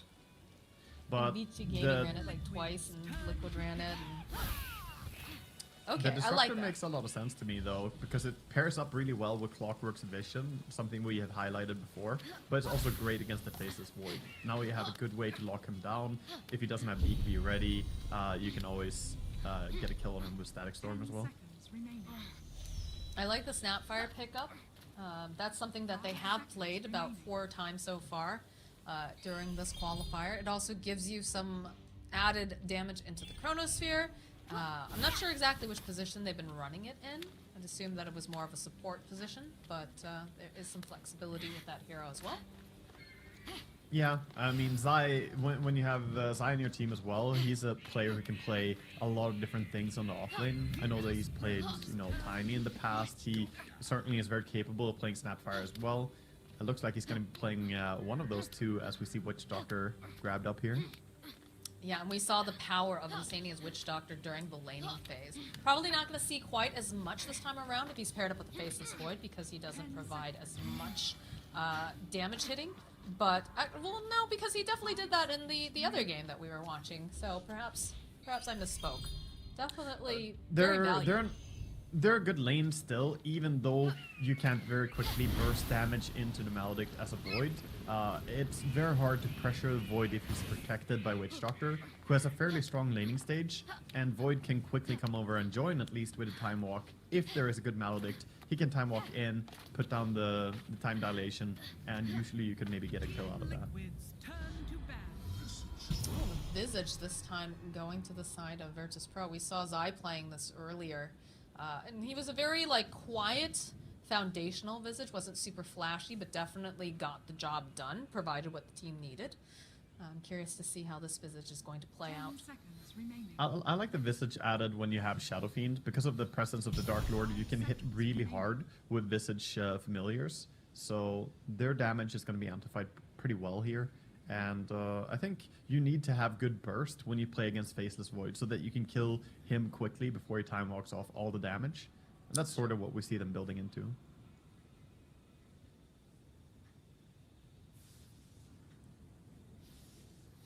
Virtus Pro's turn to ban. Ban out of that Morphling. Again, you can move the Shadow Fiend around quite a bit. Seems like they think it's most likely going to be in that safe lane position, which seems to be the most popular. But you can move it towards mid if needed. 10 seconds. Yeah, they also don't want to face against the Morphling again, as the Morphling against Faceless Void is so good. Time Dilation plus Waveform turns him into a nearly unkillable monster. Especially Time Dilation can be a problematic spell as well for Faceless Void to deal with himself. Okay, they ban out the Magnus. I guess that makes sense when you consider like the Wombo combo that they would have potentially on the side of Liquid. Yeah, Liquid also played Magnus last pick. Was it yesterday or earlier that they played the Lifestealer with Magnus last pick coming in? So recognizing that they do have a melee carry in Faceless Void, and getting that Empower farming going would be pretty strong. So it's not just the Wombo combo, it's more he would ramp up Faceless Void to grow even bigger. Makes sense. I'm curious, what would you like to see for the final pickup for both of these teams? Like, what are they lacking, and what hero fulfills that role? Honestly, I mean, we're still waiting on Mickey's hero on sign of Liquids, and I think for them, Puck could be an option, or something similar to a Puck that plays very aggressive. I mean, I'm still not seeing any Queen ban out, so Queen would be fantastic for them. On the side of VP, could see them running some form of rotation carry even here, something that tucks away a bit and rely on Visage to fight well with Disruptor, Clockwork, and SF. I mean, I was about to say, we've been seeing a lot of Naga Siren. That feels like it could be potentially very good because it's an illusion hero that you mentioned. It gives you that net. And then also the setup, right? Or the reinitiation necessarily with the Song of the Siren would be a very good tool for the side of Virtus Pro. Yeah, Team Liquids, they're going down the last few seconds here, thinking what they want. And it's gonna be Axe. Oh, okay. Exciting. So that is probably Zai's Axe? Look at Virtus Pro. They both look like, what the? Yeah, they're like, what? We thought it was gonna be a mid hero. I also had that look though. I had a very similar, like, whoa, okay, an Axe. Yeah, So it they're looks now like they have to shift reassessing. gears. Yeah, they're quickly reassessing how it changes things. Yeah, look at it. It's so funny seeing the players' reaction to this. Yeah. I'm trying to figure out, what do we do now? Scratching his Where are head. they putting these heroes? What's happening? And it's definitely a fair point here. Pretty cool. They do have a lot of time though. They have a full minute still. So you can see the VP are still trying to figure out exactly what this means. I mean, I would expect, if I was them, that this is now going to be an off-lane axe by Zai. Zai plays a really great axe. And is it going to be Mickey on Tiny mid then? Most likely. And they're just thinking, do we want to have Shadow Fiend mid? Do we want to Shadow Fiend carry? Some of the decisions they can chase. They made up their mind they're going to go with Luna. Alright. So Luna is a ranged carry that actually pairs up pretty well against Axe and laning stage. I think this was what they came up with, something that doesn't struggle in lane, and they bring even more late game hard carry here. I like it. Okay, I think that was a pretty fast solution to what they've thrown over at the side of VP. Whose draft do we like best, though? This is game number 3. This is the big one here. We don't want to get knocked lower. I like what VP did there. VP looked happy as well after picking that Luna. You saw the look on Ramses. He felt confident that, you know, they figured it out in a pretty good way here, it seemed like. And I agree. I think their draft looks nice. Liquid, obviously they have a lot of tools that they can work with, but I'm gonna have to give it to VP here. I actually think they have the slight edge in the draft. Interesting. Okay, all right. That's going to be a pretty tall order then for Liquid to try to deal with. What are we watching in particular? Is there a certain hero that needs to pop off for one team or the other? For me, I'm going to be watching GPK quite closely, especially after how he won mid lane quite hard in the last game. I think Mickey has a chip on his shoulder now after that game as well, so probably wants to do a little bit better. He was really struggling on his Pudge, so the Tiny versus the SF matchup should be pretty interesting to watch. I'll be curious too to see if we're going to see a lot of rune control coming out this time, and also if that Liquid is going to be paying special attention to the jungle, because I feel like stacks are something that GPK is going to want to take, especially when you have a Luna on top of that. Would like to see them be pretty active, and I guess with the draft coming out from Liquid, do have that capability, right? Because Matu, after a certain point, he's going to be self-sustaining, he's going to be able to move around, do his own thing, and that's going to let Insania kind of do a little bit more scouting and put pressure down. Even just something like moving over Zai together with Boxy and Mickey, they could contest jungle stacks quite easily between Tiny and Axe. I mean, they can clear it, and with some support from Boxy on his Snapfire to protect them, they could definitely go in and steal. And both teams have great capabilities of clearing stacks here. The Axe might very well get some stacks on his Ancients of Big Camp as well. Who knows? But I like what VP are doing here, partly because their physical damage output is going to be insane. Between the Luna aura, the SF aura, and then the Visage burst as well, I think that it will be hard for something like Axe to stay alive in the mid to late game team fights. We've seen Axe's struggle to tank up in this patch lately as well, but I think in this game it can be difficult. Seems like we are definitely going to be seeing a Wraith Pact at the very least coming out here to try to mitigate some of the damage, but wouldn't be surprised to see just heroes trying to tank up a little bit more, trying to have some more armor, especially against something like Shadow Fiend. Yeah, seems like this is going to be one heck of a third game for the decider against Liquid versus VP. Yeah, for sure. And honestly, in this game even, I think it would be nice for Liquid to have it, but I don't think they have a hero that can reasonably build the Wraith Pact, since Axe usually needs to buy so many other things. He wants that Vanguard, wants that Blink Dagger.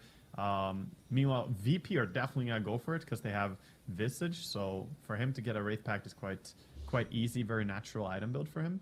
But yeah, we have a bit of a pause here in the game. It's, Yamich said 1 minute PC lag. It's some Windows issue here. We hear from the players. What item? A little bit. Sorry. No, we're waiting a little bit to go into the game. What were you going to say? We're holding the game hostage, guys. Let's be really honest here. You know how we do this, us casters. No, but I was curious to, alright, so they don't have a natural Wraith Pact carrier necessarily. What item do you think that we will see coming out from, like, the supports to kind of have that utility will be very important in this game for Liquid?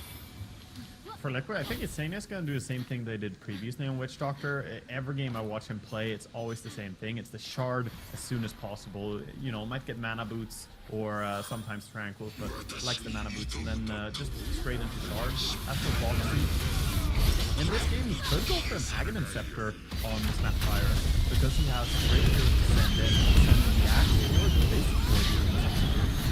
So maybe greed for an Aghanim's on your Snapfire and the structure to replace the sacrificial roll fire and the shard, and that's I think we'll probably see the charge before the Snapfire. Just a little bit more damage seems to be very popular. Yeah, the shard is being played a lot. I think this shard is one of the shards that's grieved me the most when it was introduced. So many Snapfires just missing their stuff, just jumping over the enemy and missing entirely. It also moves pretty slowly, because it doesn't it? I think it travels at the same speed as it did before, so it takes longer to reach the end destination, right? Since you're jumping farther, so it just feels kind of slow sometimes. But obviously, when you know how to use it, if you're using it correctly and you're not misjudging the distance like all the noobs and bots, then it's actually. You sound slightly triggered from watching. You are right. Oh my god, so many missed kills, Moxie. You don't understand. No, not like this. It's like Oh we no, still we have have less players now. Two more DCs. Looks We're like going the wrong everybody's way. figuring if we're gonna have a pause, might as well we have the best connection possible. Make sure everything's running, no Windows updates in the background. This is, of course, game number 3. This is the big one. This is the one that really, really matters. So. Yeah, and if you missed game 1 or game 2, I mean, game 1, you certainly should go back and watch it. It was absolutely crazy. I recommend definitely the people check out the replay for that one. But yeah, game number 3 here, 1-1 between Liquid and VP. I had a good feeling waking up that this is gonna be a good game, and so far it really has been. So please, no more PC issues. Let's go into the 3rd game and get some more Dota. I need it. Yeah, we're just waiting on Victor's PC, it seems. So hopefully we'll be able to reconnect soon. Everything will be up and running. And we'll get this show on the road. What time is it? For me now it's you know, it's bright and early 7 a.m. now after the first 2 games are concluded here. Starting to wake up. My neighbors probably love that I'm sitting here and screaming, casting in my room. I mean, They're on the- used to it. No different from me streaming. On the bright side, you know, at least you're the analyst, right? You don't have to be shouting at the top of your lungs or whatever. It's 1 a.m. here, so it's a little rough when you have to be excited, especially after these last 2 games where everything is just getting incredible. But you know, we're doing it. And shout out to also the Spanish and the Brazilian casters. They are also working, I believe, in a similar time as me. So late night crew. We're doing I remember it. I remember my old apartment where I used to stay on my neighbors. They actually got so mad at me. They were like, they were banging on the walls and stuff. They were really not happy with me making noise. And I was casting dishes. I was casting like a Chinese tournament, so time zones were a little bit different. And I just went down and I hung like a plastic bag with a little bit of cash inside and some cookies, and then some earplugs for them, and a note that said like, sorry, but I have to work night shifts. Thank you for being understanding. And I never heard from them again. But oh, okay, all right. Well, I'm sure they like the idea of you being considerate. Like, it's not like you're trying to be a jerk. You just, you know, it's part of the job. I'm in a different place. I'm not even at my home. I had to, just for TI, I had to go find a different place to cast from because I would not be able to do it where I live. I have neighbors to both sides of me, and it's not like Europe where the walls are thick. Americans, we like our wooden plaster walls, unfortunately. yeah, I've noticed. I stayed in the US for quite a while. The walls are generally quite thin. Yeah. Are you eating anything particular to stay awake? I know there's lots of viewers right now who are over in the other time zones that this year they've had to adjust their sleep schedule because they want to watch TI. Do you have any tips for them on how to stay awake and be energized, even though, you know, we're getting great games, especially? Oh, I certainly have experience having to stay awake. I've done like, what, 30 different 24-hour streams. Generally though, just any actual cooked food, you know, like some leftovers, reheat that's fantastic. I'm not a big fan of energy drinks. I don't drink coffee, I don't drink energy drinks. Water and actual food. Thank you. That's amazing. I am actually so impressed by that. There are very few people that can function completely without caffeine. I need caffeine. I don't know if I function completely, but... Hey, you're doing it. You're faking it till you make it, Wagga. You're definitely doing a great job here. Because I know it is the rough. first one to say I function completely. Thank you. You're welcome. Don't make me take that back. Don't let that age poorly in this next game. But yeah, you know, I know there's a lot of people that you know, trying to use food and also you know, caffeine's a big one. You know, the best thing I had ever during a long stream was Jerax cooking me some stuffed bell pepper during my stream. He's like such a kind guy, you know. I was just sitting there streaming, working, and I forgot completely about food and nutrition, and suddenly Jerax just shows up. He's like, do you want one? And I'm like, yes, thank you. He gave me this stuffed bell pepper. It was delicious. Like cheese and meat. That was good stuff. That's so nice. Oh, I love hearing like that's very wholesome, right? Just like make sure that you eat, take care of yourself. That's important. That is Yeah. of course very important that you stay hydrated and that you have your snacks or whatnot. Try not to eat too much junk food. I know I'm very I'm very guilty of that. I might have a snack bag corner over in the side of this room that I break into occasionally. I have not been preparing myself meals at night. I mean, we're all like that. I'm sure a lot of the time. I should cook and freeze more food so I have leftovers ready. I don't do it enough. Little update for anyone who's waiting here for the game. Exciting after game 1 and game 2 being this good. We want to get into game 3, but we're still waiting for Mickey to get back into the game right now. The other 9 players are ready, but just a little update for viewers. Wildcard right now, especially because Eves is starting to cut these waves as well. If they can deal with this one creep wave and the Naga Illusion is able to cut this creep wave perfectly in their backline, then Wildcard are going to be pretty happy with how this is going. But this is the power of Viper with this Aghanim Shard. Look at how much damage the towers take. I think they need to try and fight soon. Yeah, they do. They can't let this just go. They do have a clip of fortification if they do want to pop it. Sammy pops BKB, so... Oh, not... So I had the Ag, sorry. So he gets the... Yeah, the spell immunity. My bad. They will actually just give up a Rax for free at this point. Okay. They really don't want to overcommit. I mean, we are 37 minutes into the game, right? A solitary lane of Rax, not that big of a deal. With a minute 30 to go on the Aegis as well, they, as you said, they just don't want to overcommit. The only real way that they get a lot of these team fights going is if they have Divine Llama who gets, blinks in or gets Fire Snap cookied in, and you don't really want to have your Legion Commander out the front like that. So it was very awkward for Wildcard to try and get an initiation. They did their best to try and clear these crit waves, and yeah, they do lose a melee Rax out of that. So at this point, once this Aegis does go, there still should be in a pretty A-OK spot, try and get some of these team fights, but the game is starting to slowly slip away from them. Like Erica, being the hipster of the Morphling players, going for this little bit of a different build. He's starting to hit that critical mass. He's going to have a Satanic once this Aegis has been reclaimed.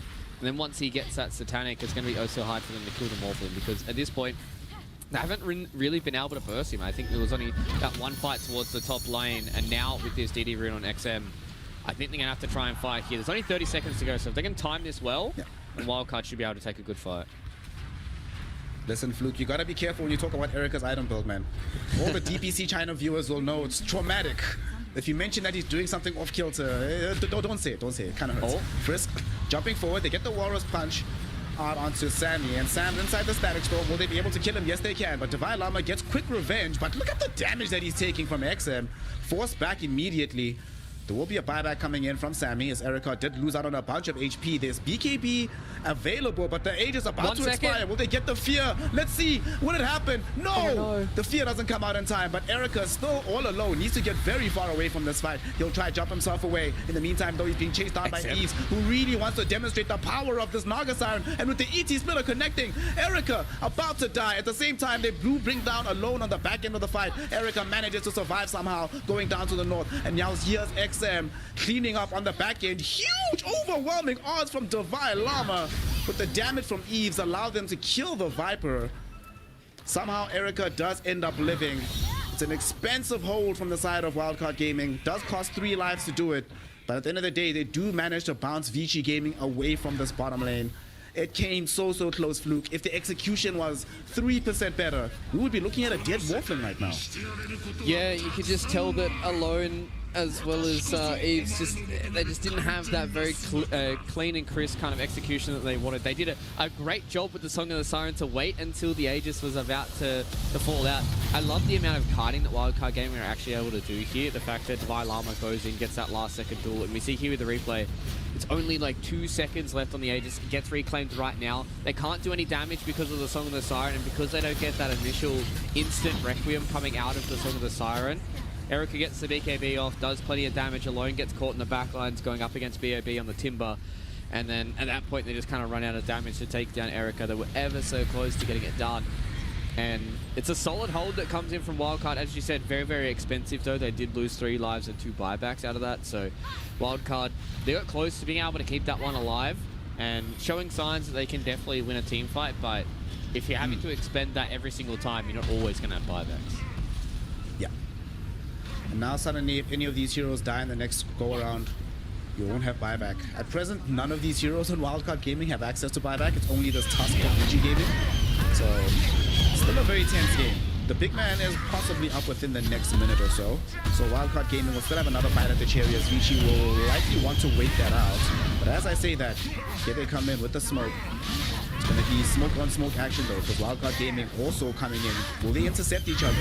BAB spotted out by Alone. He's in Viz right now. Will the turnaround? Silver Edge hit does come on. BKB will be there first from him and Erica. Erica throwing in the right clicks though. Alone is in trouble. Alone is dead. Wayfall back into the mid lane from the small fling. Do they want to re-engage on the high ground? Frisk will start the fight for them, coming up here. And they find Eves as well, who have to pop the BKB. XM and Frisk now deciding to surround Sammy. Erica coming into the fray as well. The ET in danger, gets saved at the very last second. And there's going to be a song. Divine Llama, can he TP out in time? Yes, he can. So can Eves.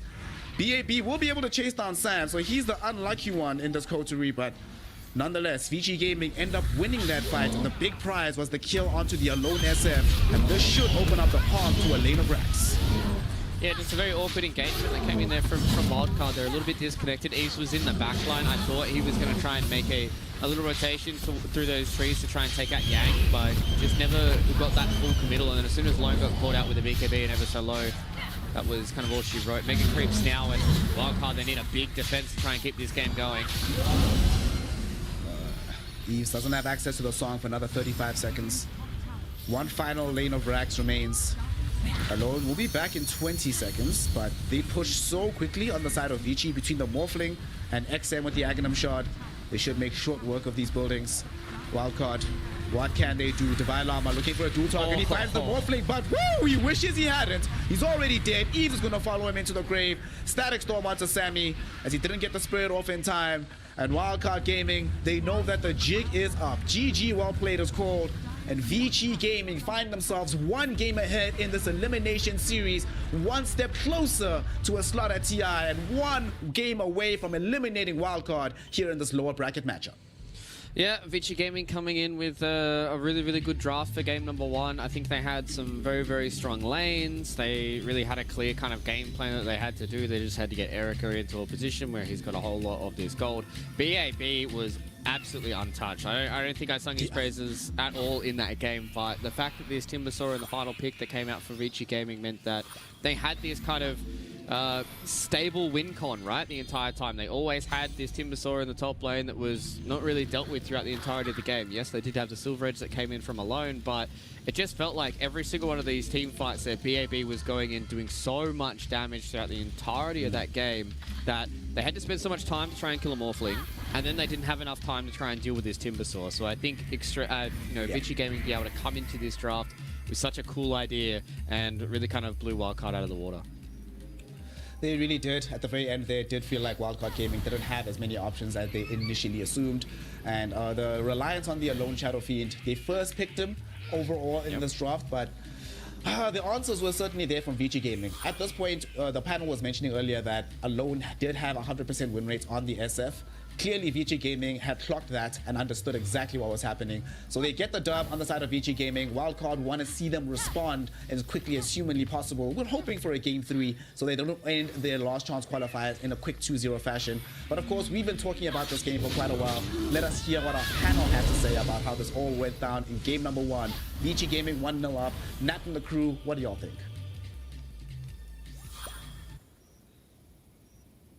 Yeah. Following up with the Scouter Blade, GPK needs to be so careful. Gonna be forced back as Boxy continues to chase after him. He's got Boots though on the Shadow Fiend. Boots over on Boxy too, but I believe he's just a little bit faster, though he's sitting a bit low. Does pick up that bounty rune as he's getting chased. Bottom lane though, they'll find the kill on Kokoda while all this is going down. Wow, he actually does survive on GPK, but all this time that he's trying to run away, Boxy's still on him, chasing after. Yeah, Mickey's here with the avalanche. He's like, alright, he's low enough. Thank you, I will take that. That's actually a worst case scenario, that you survive for so long and then you die. That's much more painful than just immediately dying. So that wasted a lot of time. Yeah, exactly. Mickey gets that kill. Bit of advantage now for Tiny. Dire's middle tower is under attack. They are putting the pressure on Zai, realizing that Boxy wasn't there, but the cookie hop from Boxy will ensure that Zai will survive. And let them know that they can't harass him as strongly as they could before now that he's back as a support. He's gonna rotate over here though. We have the runes coming up, and this is what I wanted to see. I wanted to see some sort of rune control coming out from these teams. So when it comes up, it is an invis rune here for GPK. He's more than happy to take that. The 6-minute rune, the power rune is quite important to help out with. The water runes can sometimes be fine to just leave, but the power rune you definitely want to get the first one, so SF might have a chance to rotate with that. No lucky bounces on the cask. There's some continued harassment over onto Mati. They still have that vision. You can see Insania trying to get some body blocks off, but now he might end up dying for this. Yes, they will indeed finish off with the damage. Matumba wants to try and get some farm, but Hakoda again gonna come up with the Thunder Strike probably if he sticks around for too long. This Thunder Strike is so annoying because you can't just time walk off the damage. Usually Faces of Void is hard to harass with spells, but Tiny looking for Mickey it. in the bottom lane takes this rotation. It's gonna go a little bit deep here as he sees Hakoda's got the avalanche toss up into the air. Not quite enough burst damage though. Have to be a bit careful as Matu makes his way over, jumps into the tree line with the time dilation. He's got to close the gap over on Hakoda. He's getting close enough, but he's going pretty far for this, as it looks like Hakoda's gonna survive. So rotation from Mickey, but it doesn't end up yielding any sort of a kill. However, it does push them back and allow some of this damage on the tower, and a little bit more breathing room for Matu to hit creeps. Yeah, Mickey's sticking around. He's being very persistent here. DM is very bothered by this. He has to hide in a tree line, and they're hitting a nice power spike where Visage is not level 6 yet, so he's not ready to fight. And because of this, they can bully him back and take this tower. It's gonna go down. Radiant's middle tower is under There's attack. a lot of heroes in the bottom lane right now. Boxy also rotating over. Mickey heading back to the middle line here. This is such a big win though for Liquid. Usually you don't manage to take the enemy off lane tower before they take your safe lane, so this mixes things up a little bit.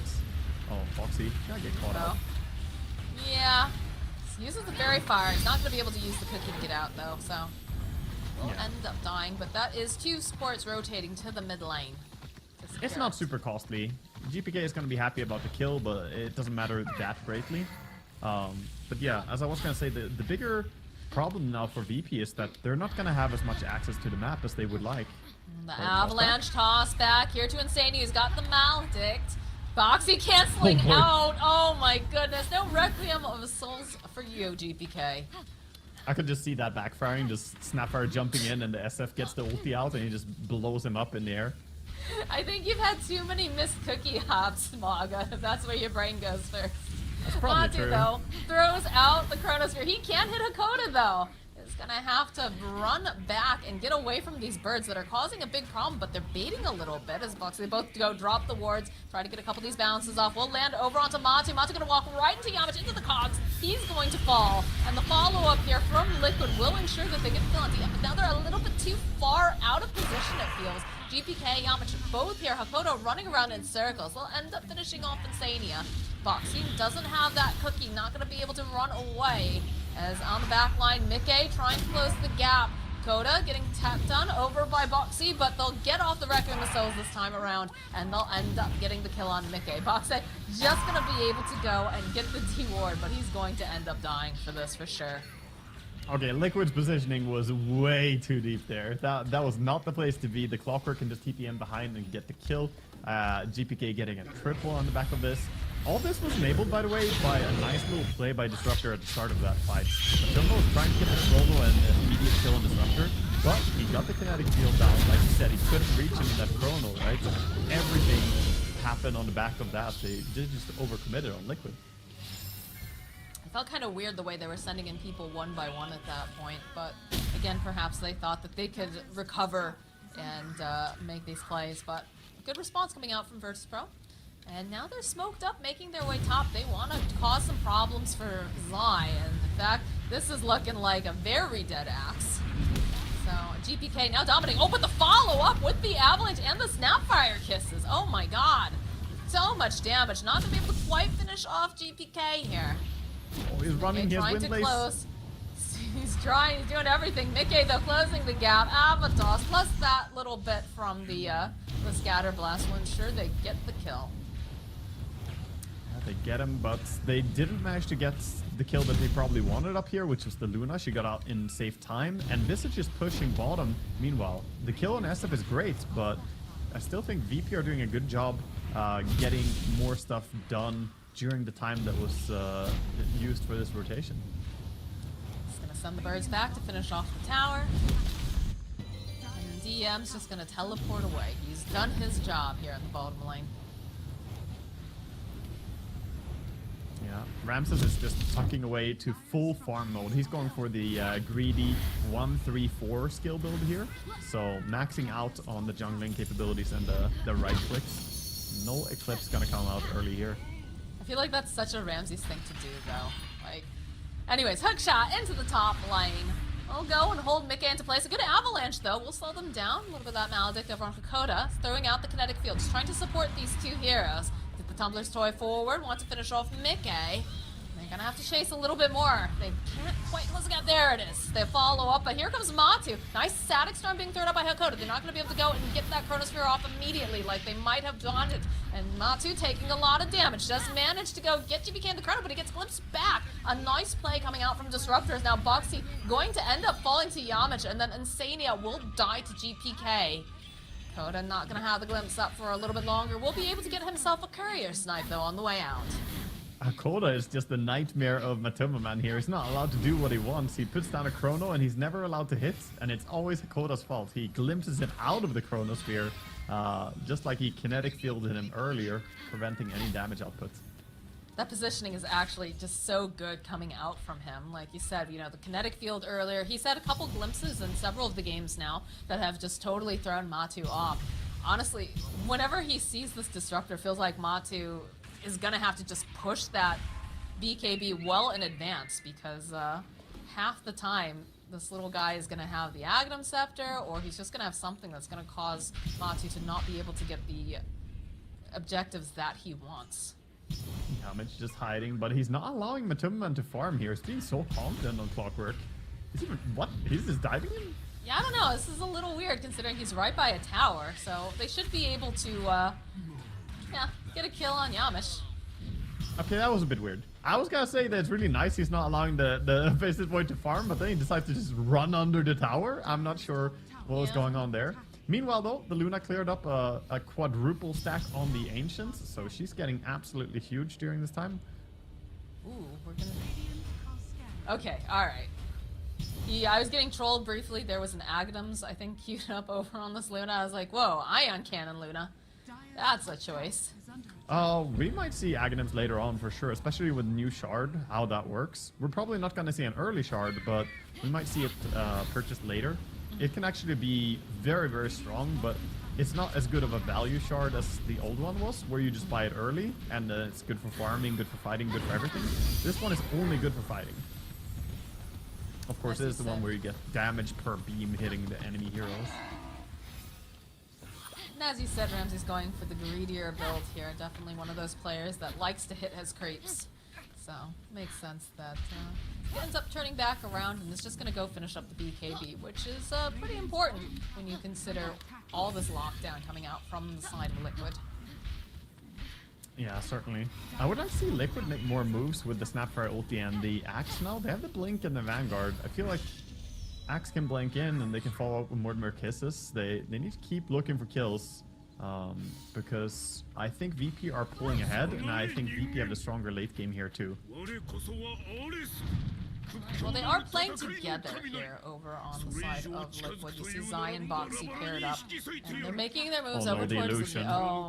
Oh no, don't. Okay, it's nighttime actually saves. They don't see it because of the nighttime, but I mean, maybe they're now. sending it over. Okay, it's not. Yeah, Yeah, they're just, it's just sitting there, yeah.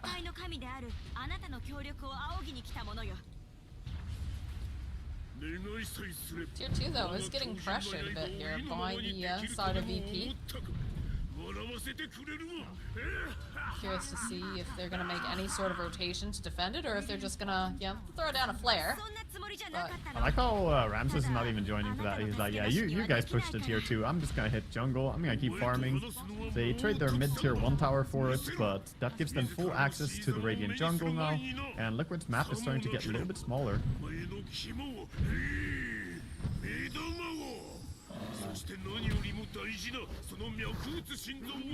Completed BKB for GPK now. Wraith Pact, like we talked about, it's on the Visage.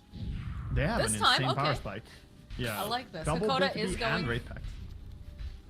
Hakoda is going for more of a utility this time around for one of his first items instead of just looking straight for. Oh boy. Oh, I thought for sure we were gonna see the glimpse on Mickey. I'm kind of pulling back. I like this though. I like the Glimmer Cape that he's choosing to go back for that instead of rushing all the way towards the Aghanims. I honestly think it's overrated to not have any item to sold on the Disruptor. It takes forever to get the item. Do you have a ward behind their own tower so they can see that there is a GPK waiting patiently? Curious to see if they're going to try to go for a call. Side starts moving forward. You can see they've got those birds up. They'll throw out a cast, a couple bounces, be able to cancel out the blink. Hook shot in over onto Zai. Nicely done by Yamish as they have all of these birds. Cookie Hop out of the cogs will come into play, but in comes this Luna, and they'll follow up though with the Chronosphere. The Snapfire Kiss is absolutely wrecking havoc. Not quite enough damage though to finish off over on Yamish. So it's a lot of ultis, but not anybody dying just yet. DEM though is separated a little bit as Matu finding the opening over onto GPK. They'll be able to get the kill now that BKB is down, and they needed something cancel out the TP of DM. Zai just a little bit too slow here. Not going to be able to provide the call that was needed. Wow, that was a really good fight by Liquid. I didn't expect them to be able to win a fight into double BKB timing with the Wraith Pact as well. I thought that VP were going to be strong enough there, but nice positioning, nice saves with the cookie snap. They're really coordinating well there. That instant aggressive smoke, though, coming out from Liquid after that, hoping that they could catch any sort of stragglers.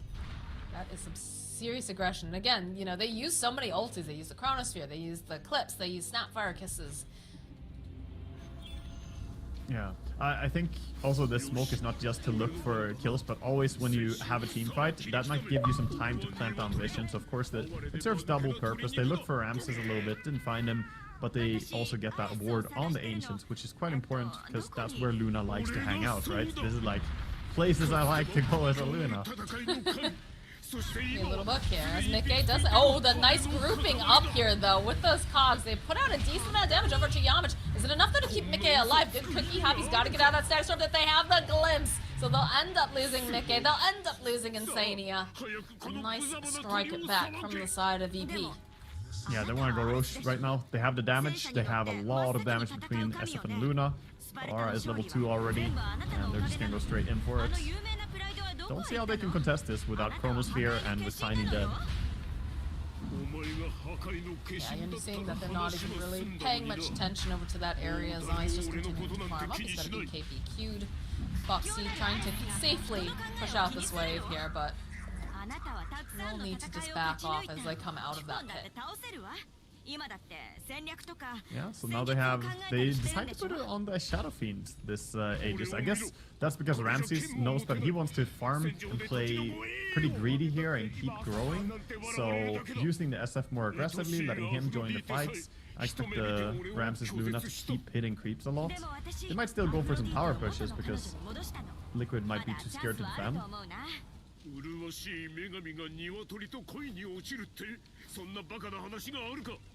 Moving for tier 1 top.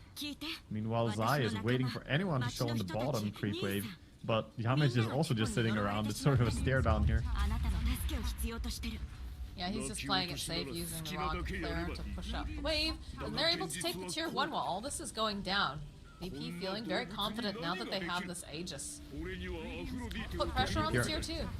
Yeah, they're in a great spot right now. They have everything, like I mentioned. The key timing was already there, now with the Aegis as well.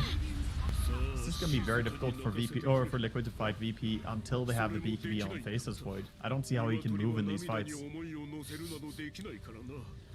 I think he will move wherever this disruptor decides to put them half the time. But Boxy this time gets the little free trip back to where he started. Yeah, you're right about that. He already got glimpsed out of the Chronosphere at times they definitely didn't want to, so Matumba, he wants that BKB. It's high up on his wish list. Just not sure that Virtus Pro is going to give them the amount of time that they're going to need to really get it online and running. And how with a full pipe? Yeah, DM has a lot of damage mitigation now with the pipe as well completed. So even Snapfire Kisses will struggle a bit. Alright, pressure on into the mid lane. They do have the Chronosphere available. They also have Snapfire Kisses if they want to try to make any sort of a play. But it seems like they just want to focus up on this BKB. That is the priority. They have enough to pick up the Ogre Club. Sorry, the Ogre Axe. Yeah, he's closing in, but he still has a long way to go. And it seems like right now, GPK, he knows where Matumman is. He's drawing, he's like, let's go there, let's find him. Some nice scribbles down here on the minimap. He can definitely, his spidey sense is tingling on Matu. He's already hiding in the tree line. He's like, something doesn't quite seem right, but he's gonna come back out. That's ooh, this might be a dead Matumba, man. Spidey senses versus greed. They see him. Can they get there fast enough? Can they get the hook shot? They get the hook shot over onto Matu. Battery assault plus the Lucent Beam. He's gonna try to run away over here to the corner. We'll end up getting glimpsed back, and they just have so much damage. They just burst down Matu. He dunks one of the birds. That's rude, Sai. It's gonna go on cooldown though when you do that, but he, of course, gets the speed to run away at least. Double damage run around the Roche pit. DM cleaning up over in this mid lane. They'll take over the outpost on the side of VP. Okay, DD Rune over on Mickey is going to be useful, but he still doesn't have the Aghanim. Since he opted to go for that BKB first, he doesn't have any DD Avalanche with Aghanim's combo.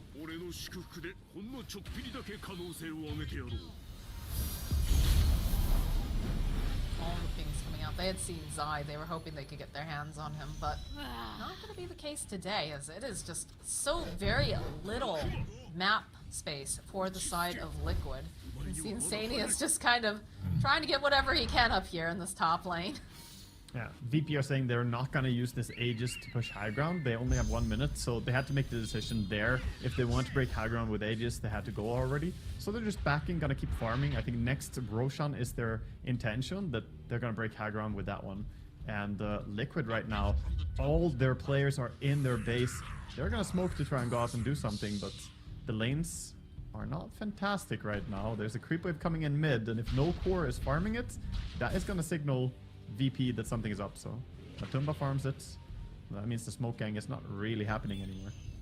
They're still holding on to a double damage on Mickey, so perhaps they're hoping that they'll find some sort of a straggler, but it definitely doesn't feel like Virtus Pro is going to give them the opportunity to do this at all. We do have the shard though now over on Insania. He was hard at work farming that up in the enemy jungle. The only safe place when your enemies have invaded your jungle. Yeah, he has the shard and he has 1700 gold now, so he has, you know, a little bit of money to work with. Question is what he can buy that has big impact here. He's not actually going for something like a Glimmer. I wonder if he's even considering going, like, saving up for the Aghanims perhaps. It does work with the shard, so it has nice synergy. Don't know. Do you have the BKB though finished from Matumba Man, so this time, if he plays his cards right, Hakoda's not gonna be able. Ooh. Hakoda, what a nice static storm. Matumba Man just gonna sit here patiently here. Do get it glimpse back over onto Zai. He's patient. Doesn't go for popping that BKB just yet. Holding on to the Chronosphere on top of everything else. So a little bit of a shock. Imagine if that Disruptor was saving for Aghanims. He'd just be dead right now. But he had Glimmer Cave because he didn't save for Aghanims. Look at that. Now he's around, he's useful, he can do stuff. I'm a big proponent of active post 5 Disruptor, not the Aghanims poverty Disruptor. There was this like campaign on TV a while back that would do like these little factoids, and there'd be a star that goes across the screen that's like, the more you know, and I feel like we just had that with you, Waga. That was the more you know Glimmer Cape moment. The for more sure. you know. Glimmer Cape saves lives, you know. I know, I'm a support player. I build it. I save my cores. Not always, though. Sometimes they're just way too far away from me, but I try. Right now it feels like Liquid are trying to at least consolidate some form of control on the map, so they want to go towards top. And GPK is sitting around thinking if he can sneak a kill somehow, but there's a lot of Liquid players around. Dire are scanning. He does have a BKB, though, so... No, it looks like he's just gonna play it safe. I like this move, though. He doesn't need to be making any sort of big flashy plays, so... We'll just teleport out, continue to farm. Yeah, he also doesn't have something like Shadow Blade, so he's not really built for getting solo pickoffs here, since he went for that Hurricane Pike. Which, by the way, I really like in this game. He can push back the Axe, and he can also push away the Void if he gets too close for comfort. Upgrading the Hurricane Pike early on SF in this game is a nice little play. Is under attack. Bottom, this tower is taking damage, like a lot of damage right now. Yeah, DM has just parked himself down in this bottom area. We'll end up losing one of the birds. Other one should be alright. You'll trade that for like 2,000 building damage or something for tier 3. Tower is really low now. And that means that their high ground siege is going to be much easier. The thing about Luna, by the way, when you push high ground, is that if she cracks down the tower, then the glaives start bouncing around on the racks and deeper into the base, right? So when the tier 3 falls, Luna actually is very hard to stop from taking barracks. So this bit of damage she did to the tier 3 tower as Visage, it can be very a very bad sign for Liquid when they have to defend high ground later on. Radiant are scanning. Oh yeah, for sure. If you lose a fight mid-game against a Luna and she's on your side of the map, you're going to be losing a lot of buildings along with it too. But as expected, Boxy does end up picking up the Wraith Pack, so... Even though they don't have a natural Wraith Pack carrier, he does end up being the person to secure this item. And these Yeah, he's damage been from working these on it. rockets. Oof. It's been working on it for a long time. The rockets are pretty nice with the Clockwork Aghanims. I still have yet to play it myself, but it seems very convenient. You can just spam out the rockets, get really big area of vision as well for every set of rockets you send out. And you can even push waves with it quite effectively. No Roche up just yet. It's going to be another 40-something seconds, but you can see VP, they have their mind on the Roche. They probably want to get a pick off, though, before they go into this. There's just too much of a threat with the AoE coming off from the side of Liquid. Throw out another rocket. they're They can under see a that ward. size there. That dire ward next to Roshan that they put is really crucial vision. I can see it.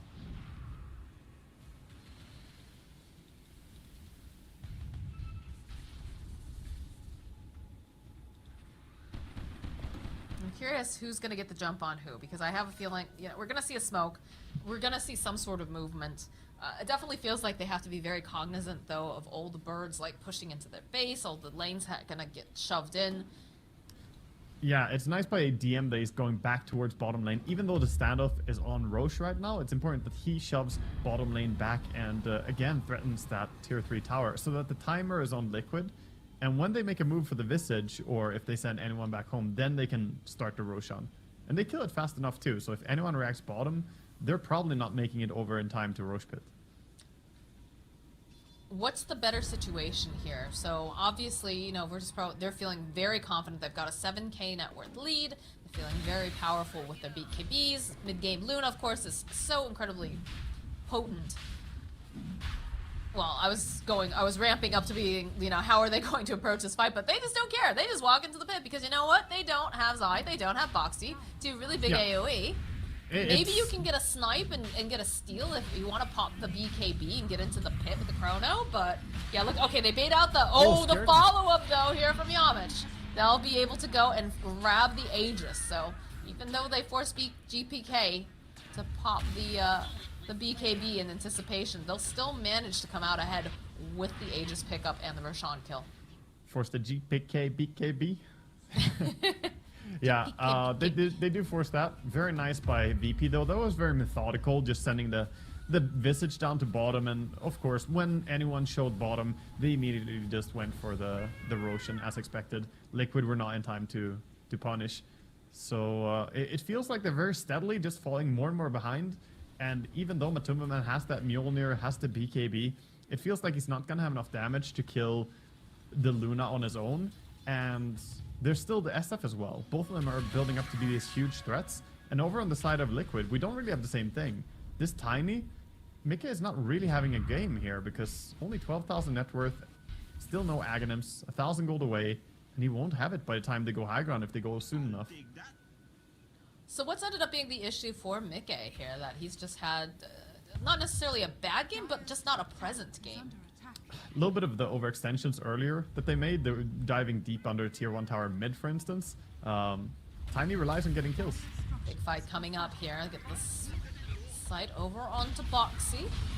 DK just sits back. They'll go in and grab some of these birds, but that's not really where you want to be because now Zai is stuck in the trees. Look at this damage coming out. Oh my god, Zai is just absolutely obliterated. In comes the Luna. Ramsey's cleaning up. The buybacks come out immediately. Liquid not happy that they got caught with the pants down here. Yeah, split pushing with Void right now. They're trying to trade some damage. But this Luna, again, if it's a mid-game Luna, you win a fight on the enemy side of the map, you're gonna end up losing lots of buildings. So, you know, Matu is doing the best that he can, but I don't know. I don't think you win this trade. Yeah, he's TPing home now, or he wants to. Oh wait, he doesn't. Oh, he doesn't have TP. What? Oh my god, what? What? He doesn't have TP? What? He doesn't have TP. Oh my god, this is looking very, very already. bad for Liquid right now. I can't believe he doesn't have it. What? Right. He's running. Oh, he's definitely coming through from the other side. Perhaps he can catch them, but they are smoked up over onto the back lines. The opening Static Storm. All right, there we go. BKB and Boxy over here will be able to take down the Aegis first time, but they'll clean up over on the Snapfire. And now it's just Matu. He's kind of stuck in an awkward position. We'll go for the Chronosphere, but everything is happening at different points. There's a throw over here onto the Luna, who's kind of stuck in here. But look at the damage coming out. Matu, he's trying. He does get the bash up, but they call GG. They realize that they just cannot stand toe-to-toe. What a way to end this series, Waga. A bit of an awkward end being stuck on the other side of the map there for sure, but it felt like even if they had the best possible fight that they could get, they just didn't really have the continuous damage output to kill both the SF and the Luna and the Visage. They were so far ahead on VP, and they just scaled better into mid and late game. So, yeah, I feel VP, they looked very confident throughout the entirety of this game, and they played with 0 hints of stress. Ramses never died, and they were just very calm, even after taking the first Aegis. They didn't go on high ground too early. They just knew their power spike was going to come later. Team Liquid, they didn't really have anything brewing in the same way. So, like I said, I felt like VP's draft was stronger, and they also show it. They played really fantastic. Yeah, I actually have VP as one of my teams that's going to make it out of this last chance qualifier because they did look so strong earlier. Of course, they're playing under the name Outsiders at the time, but they were fairly dominant. And it was a little bit of a shaky start in the group stage. We both talked about that. But at the same time, at the end of the day, it just matters that you get into upper bracket, you stay in upper bracket. So, you know, I think this game really highlights the fact that VP, they deserve to be up here. Liquid, also a fantastic team. Definitely having some trouble, though, I think, with Mickey on some of those heroes. He struggled a bit in this game. I think he struggled a little bit in the previous one as well. I'm not sure exactly what's going on there, but, you know, definitely solid performances coming out from GPK. Ramses, I have to say, Hakoda had some amazing just plays against just Matu alone, like being able to just totally disrupt those Chronospheres and make them useless. And DM's pushing was very just on point, the way that he was able to move around the map. Yeah, overall, I completely agree with all of that. I also feel like Zai had a very quiet game here, only 1-4-1. He didn't really get to do too much. He tried to combo with Boxy a little bit going together on the map, but VP dodged it really well. They recognized that Snapfire Kisses with the Axe Call would be a dangerous combination, but they avoided well, and they just never really felt like they got caught out of position on VP. So I think maybe this problem of having heroes that rely on getting kills, like the Tiny and to a degree the Axe, and then not being able to get the squeeze on the opponent is why they ended up diving a little bit big on mid lane, and suddenly they're just falling behind too much. They got punished, triple kill to GPK, and VP just run away with it more and more. Yeah, you know, they just looked incredibly dominant. Virtus.pro is going to stay in this upper bracket, winning the series 2. Love to see more of GPK at Primal Beast, by the way. That was incredible to watch. But that is going to wrap it up for Waga and I. But don't fear, we have so much more Dota going on the stream today. We've got another, I think, upper bracket match, I believe. We have a couple more matches in any case, and you definitely want to stick around and watch them. But for us, that's it for us. We're going to say goodbye, and we're going to throw to break. And when you come back, you're going to have fresh casters, fresh game, and it's going to be an amazing day of Dota.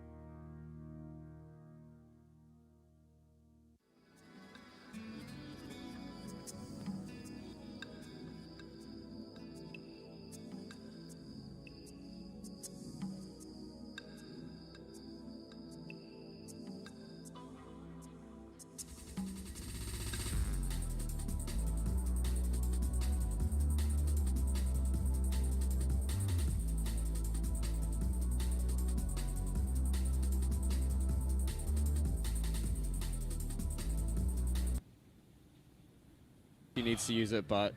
Oh, now he's TP. Oh! Oh, so close. Frisk picks him out exactly where he was afterwards, but he guessed wrong initially. Yep. Very, very close for him. That was very close to being worst case scenario. It definitely doesn't bode well for Wildcard if they lose their carry once again, back to back to back. Frisk doing such an amazing job, top lane. Frisk is literally everywhere. Like, I've been seeing this in the last couple of series that we've had for VG Gaming. Frisk, when he's playing on these heroes like the Tusk and the Marcy, has just been an aggression machine. He seems to always be able to be in the right place at the right time, catching out these very, very important heroes. Because for Wildcard right now, their Undying as well as their Queen of Pain are the two heroes that are doing the best right now. You're looking to try and see what these heroes are able to do. They can continue to kill Erica as well as Frisk. Then Wildcard can start to stabilize the game a little bit because it's not like a real hyper carry for VG Gaming that's going to take over the game. Yes, the Leshrac is starting to take over the game, but it's not like, you know, some Morphling or anything like that. So right now the Relocate comes in, Wildcard, they need to run. Yep. But very nice Centaur Conqueror War Stomp to try and prevent them from actually doing anything with this Relocate. XM still going to try and run forward. Frisk has access to the dispose, but has already committed the rebound. Honestly, Sam just saved this fight like an absolute boss. That play with the creeps prevents them from being able to make any kind of aggressive happen. And now they know that there's two heroes missing from here. So potentially they can try and force this engagement. There's no mana for the Sonic Wave though, and Alone is out of resources, so we'll choose and opt to back off. But for VG Gaming, they still haven't been able to fully leverage this Leshrac outside of getting a couple of kills on the map and some tower pushing. Becomes really, really disgusting once they involve him proper into these fights. And it's very frustrating for Wildcard, right? They've killed Erica so many times, and they're like, alright, sweet. Erica is an issue, but the issue with this Razor is no matter how many times you kill him, he just buys BKB, and then suddenly he's a real hero again. It's very, very annoying. Yeah, that's the kind of catch-22 that Wildcard have to deal with, right? Yeah, you're shutting down Erica, but at the same time, like, as long as he just survives a little bit longer and gets a leash off onto the Troll, you're going to be okay because XM's going to be doing all the damage. Right now, he has the Yule Scepter, he has the Cloak, and he's very, very close to being able to get him the first component to be able to move towards his Bloodstone. You know, the Voodoo Mask, if he wants to build that up, or whether or not he just wants to hold out completely for the Soul Booster. And, like, VG Gaming are perfectly okay with this because XM is just running around the map doing whatever he wants. Yeah, BAB is starting to move towards that Wraith Pack. Once he builds that up, same thing with Erica, right? Gets that BKB online, and then once they hit those item spikes, I really don't know what Wildcard are going to be able to do to them because they are probably going to run out of damage as well. Fight coming in bottom lane as two sides are both smoked up. BAB and Frisk coming in on the back line. They find Alex. At the front forward of the fight, XM suddenly realizes that, wait a second, this Undying is actually quite isolated. We're going to just burst down Divine Llama. Yules him up into the air. He's dead for sure. Sammy Boy did end up dying off screen. And this chase from the side of Wildcard Gaming could not have gone worse. They were trying to get XM and Yang on the bottom side of the map. Little did they know Vici had thought about it. We're already bringing reinforcements, and they're bringing more reinforcements in front of the tier 2 tower. Alone in danger. Rebound has just come back off cooldown, but they don't actually have good vision of him, so they'll allow him to live here. But Vici Gaming, 13-3 here in the first 14 minutes of this game. 4K net worth lead. Experience also trending in their direction. They are just dominating on the map right now. Wildcard also feels like they have so much time before they can reasonably make counterplays. Troll Warlord hasn't finished his Battle Fury just yet, so he's just not fighting for a while. He's off the cards. Alone is about to pick up the Witchblade, but we still haven't necessarily seen them being able to get a big Sonic Wave out, a big fight that utilizes both the Sonic Wave as well as the Morty's Kisses. So they're forced to go for these sort of meaty plays at the moment. Get themselves into Roshan Pit, poke and prod across the map, draw attention with the Llama, but team fighting is pretty much out of the question at the moment. They're going to try and sneak a Roche here.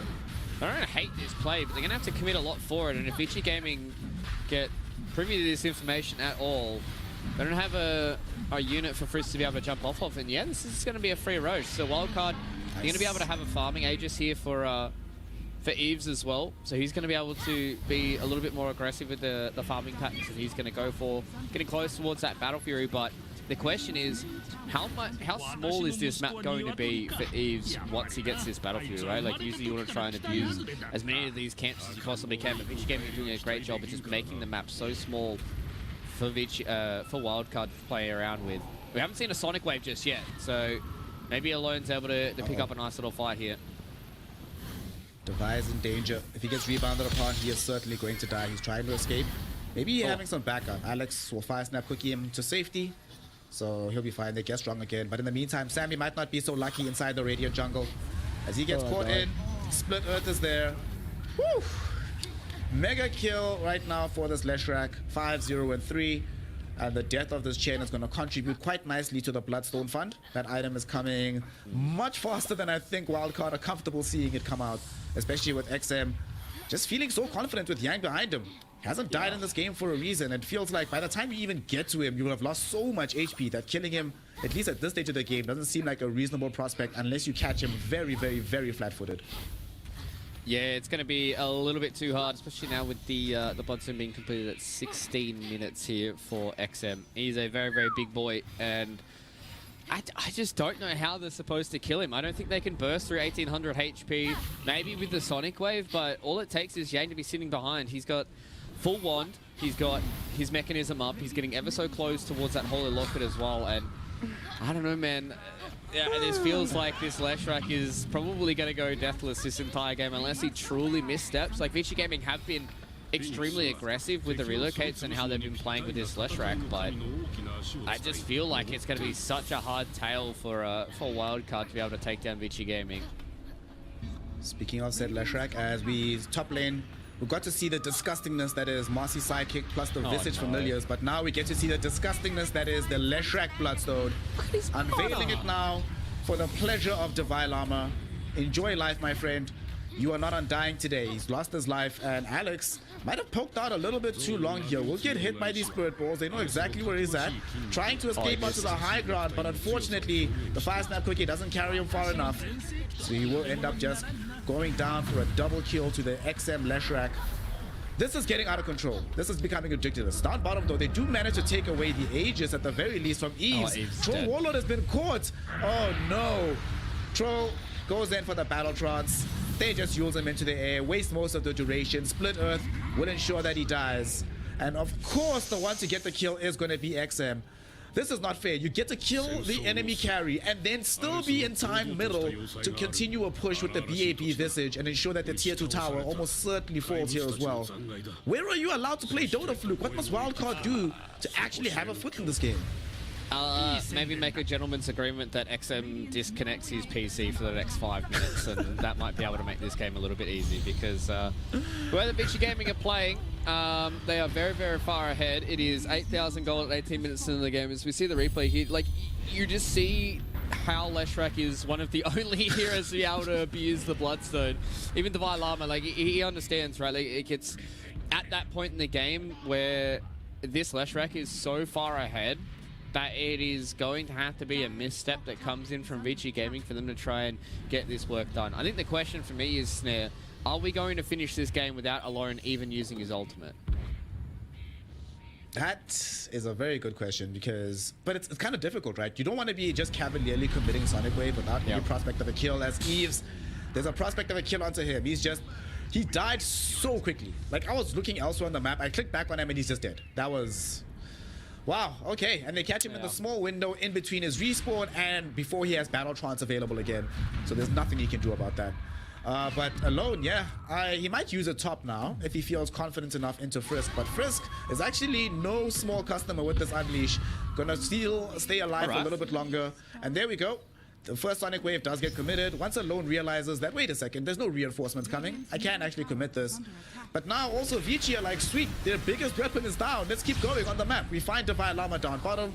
We kill him. We know that there's no response from anybody. And even if there was, they can't reasonably kill us. Base.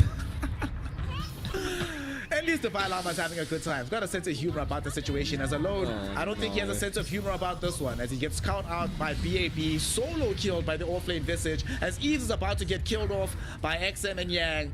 A tale as old as time. Troll Warlord just being walked down by obscene amounts of magic damage early on. And Vici Gaming, here they are. They're on the high ground, Fluke, looking for a tier 3 tower at 20 minutes into this game. Yeah, this is going to be a fast one to snap.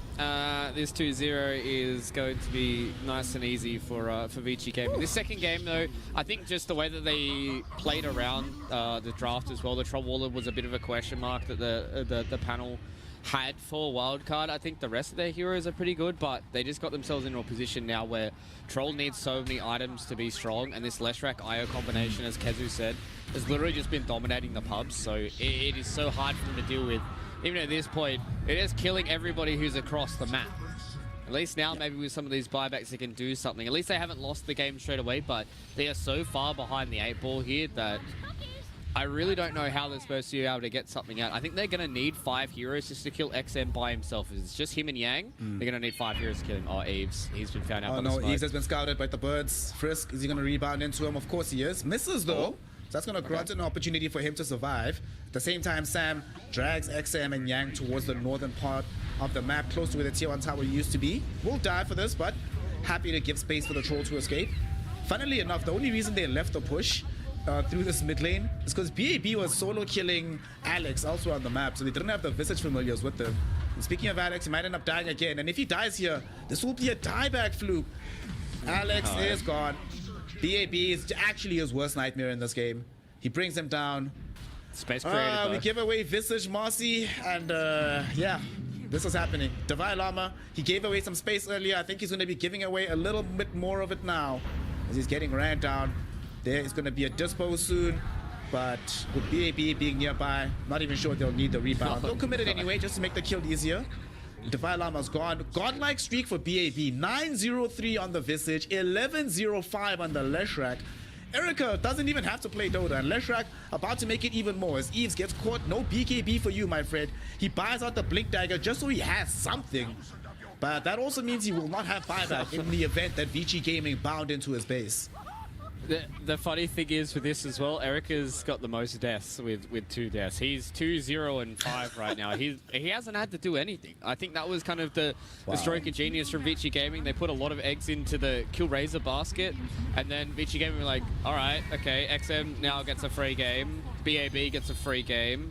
So everybody else, as soon as they start to come to these team fights, yeah, Erica doesn't really have much, but at the end of the day, he doesn't have to when you've got this tricore that's floating around. And Vici Gaming just kind of showing that they are definitely not here to muck about. They're definitely here to get themselves a victory. They're definitely here to see if they can move forward in the TI. Ooh, Snapfire finds himself getting stunned up and killed. That's going to be another death. Rebound coming in. Eves will be able to dodge that stun, but cannot dodge the dispos. He's certainly going to die. Gets off the Battletrons erstwhile. They're quickly killing off Divine Llama during the Yule's duration onto the Troll. And now that the Troll comes down, he goes down, and that's 3 heroes gone. They're about to lose another lane of racks. The Chinese classic of Lesh IO seems to be working very, very well. I have no doubt we're going to see this a lot coming out of TI, especially out of Team Aster. And if Vici Gaming get there, they'll certainly deploy the strategy once more. And we are at the end of the game here, Fluke. There's maybe, well, they don't have Glyph, right? There's maybe 1 fight left. They'll get Troll back up, and then they'll go all in. They'll be like, right, boys, it's our last fight here at the Last Chance qualifiers. Let us at least leave with a smile on our faces before we have to get to the airport. But is there do any of these heroes even die, Fluke, if they go for it? Oh, I definitely don't think so. They've got 2 seconds now. All right, let's see if Vici going to do the gentleman's agreement, and let's have a 5v5 before we say goodbye to Wildcard. All right, Wildcard. Divine Llama wants a Vessel Charge. He's asking for it, but BAB's like, get it from Sammy. I'll kill him. Get it that way, fam. Alex down bottom, going 1v1 versus Erica, will end up dying. In the meantime, Eves goes on to XM, but XM and the crew, they have more than enough damage to deal with this troll. They have brought him down. Frisk will die, though, granting the Vessel Charge towards Divine Llama. Good guy, Frisk. He dominates you in the game, but he at least gives you a favor before you have to go to the airport. And Vici Gaming will eliminate Wildcard Gaming here in the lower bracket. Their TI hopes are still alive, but what a performance coming out of them. Fluke, this wasn't even close. Shout out to Wildcard Gaming, but we're seeing the difference in the levels the closer we get to those qualification slots. Yeah, as soon as we start saying goodbye to more and more of these teams, some of these games might start to be blowouts, but as you said, shout out to Wildcard. Sorry SA, sorry NA, came out from alone as well there, so that plugged at my heartstrings a little bit here, but Vici Gaming came into this series. They've proven to us time and time again. When they fell down to that series up against Virtus Pro, I really did feel like that they could have taken that whole series up against VP, and now they're proving it in. We're all getting banned or picked up on the Navi side. Yeah, it's like Earth Spirit doesn't feel particularly good. Tiny hasn't really been a position 4 recently. I mean, it could come out.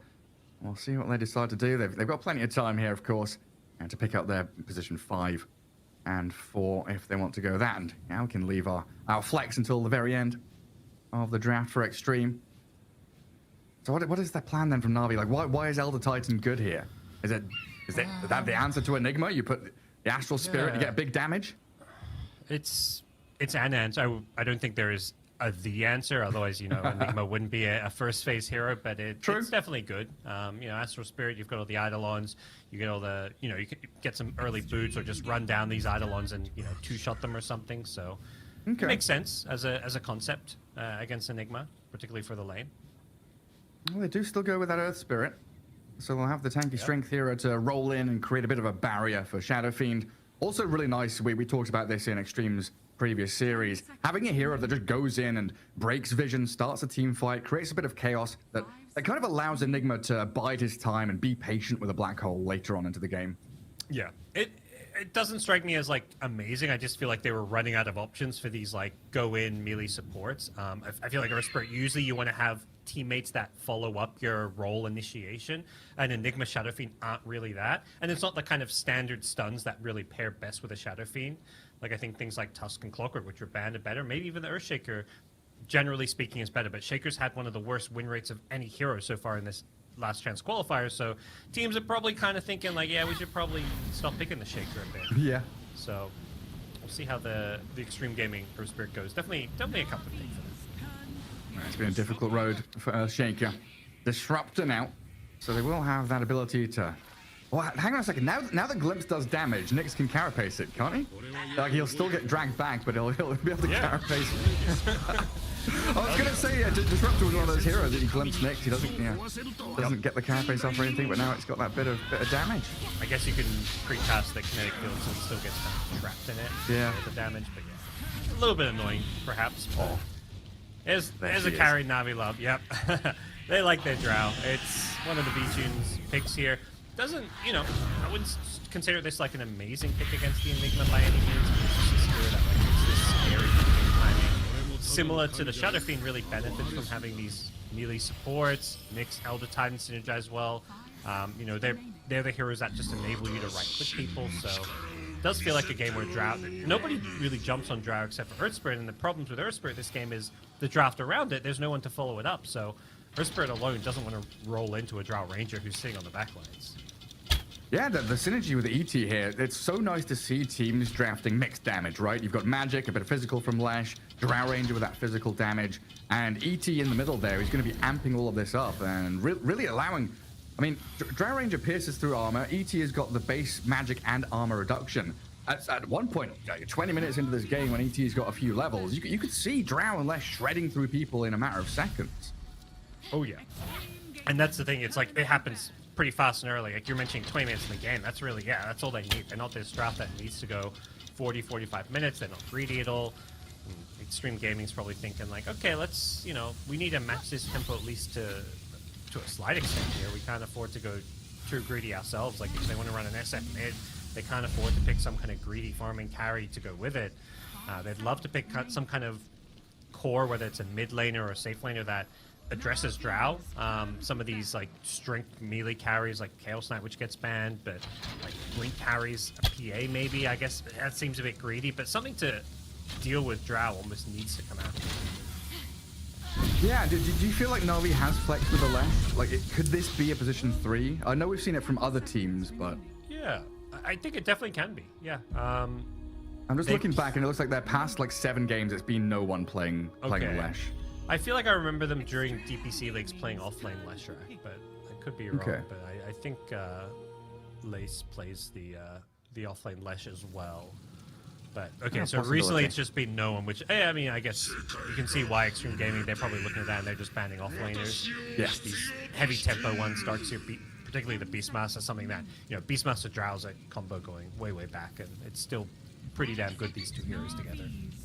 Yeah, and I guess Visage is already gone as well, so you won't have any of these big combos anymore.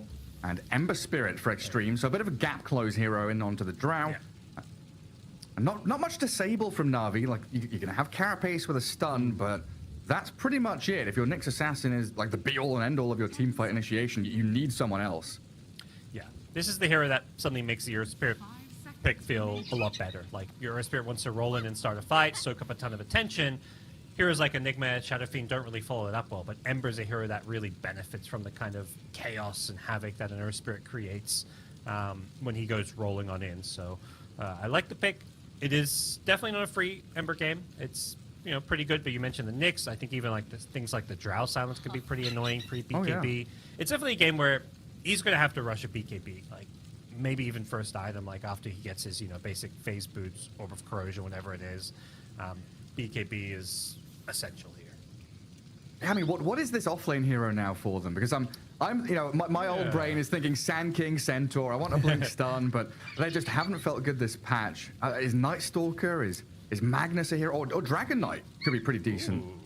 Yeah, I think a lot of those all sound pretty fine. There's nothing that jumps out to me as being like, okay, this is the perfect hero. I'm wondering if they're looking at like this Enigma that's still not been addressed. Like, hey, how do we deal with BKB Black Hole later on? Because we haven't got a way to really prevent that from happening. So that's one consideration. But at the same time, offlaners or maybe mid laners, if they do offlane less, they're that's not really where you find that. Beastmaster Roll would have been good, but banned out. So they use up all their reserve time and they get a Tide Hunter. So we've seen a little bit of Tide throughout this LCQ.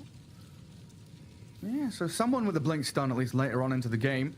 Ravage is going to allow the Drow Ranger to stand her ground. Yep. But it's still a challenge when we've seen such fast BKBs coming out of Shadow Fiends.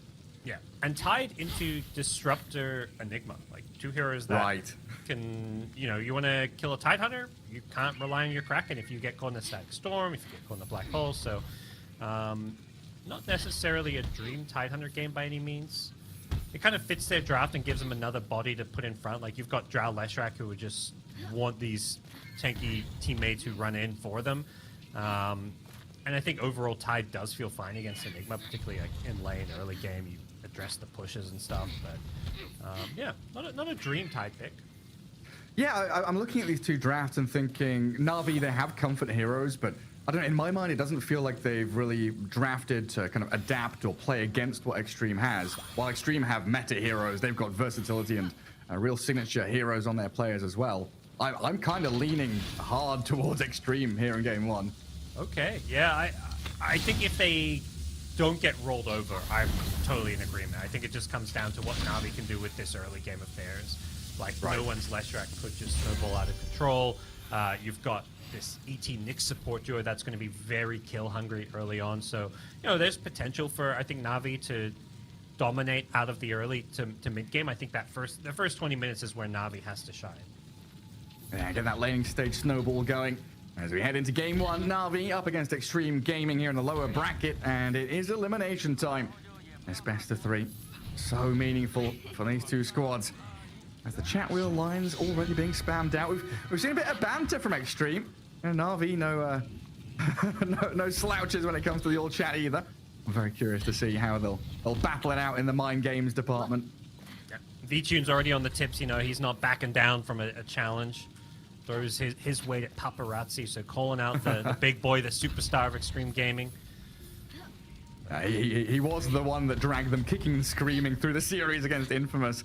He had some spectacular performances, one on his Ember Spirit in particular, causing all kinds of problems. He's such a patient player.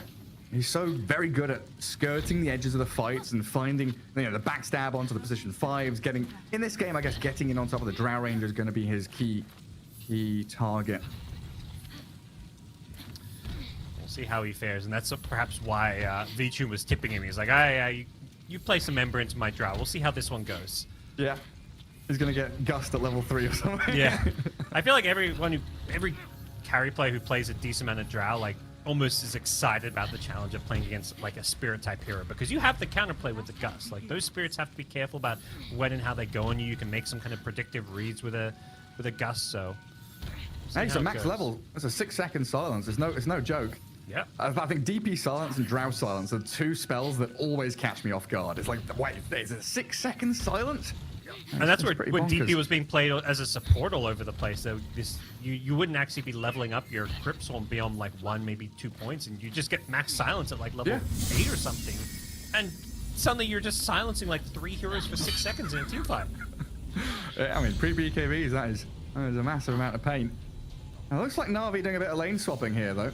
Lu is wandering around back through mid. Bottom lane is the Drow Nyx, where DY is facing off against them currently. And they're also bringing Solo down here to maybe not try lane, but just looking for these lane matchups. Yeah, it looks like they really want this SF versus Tide. They don't want the Tide versus Enigma, so Extreme Gaming trying to make sure they get some of those, I guess, favorable lanes for themselves. But I don't think Na'Vi are going to match this swap. If anything, it just you're going to feel like, okay, we're going to have like a small CS level advantage because they're wasting time running across them. Yeah, it does come back to your point though, and yeah, important for Na'Vi to get these early advantages to start that snowball. Yeah, and I think that's why they swapped the lanes, because they don't want to let Na'Vi crush them. Top lane, you can already see this SF is a hero that can cause Tidehunter problems.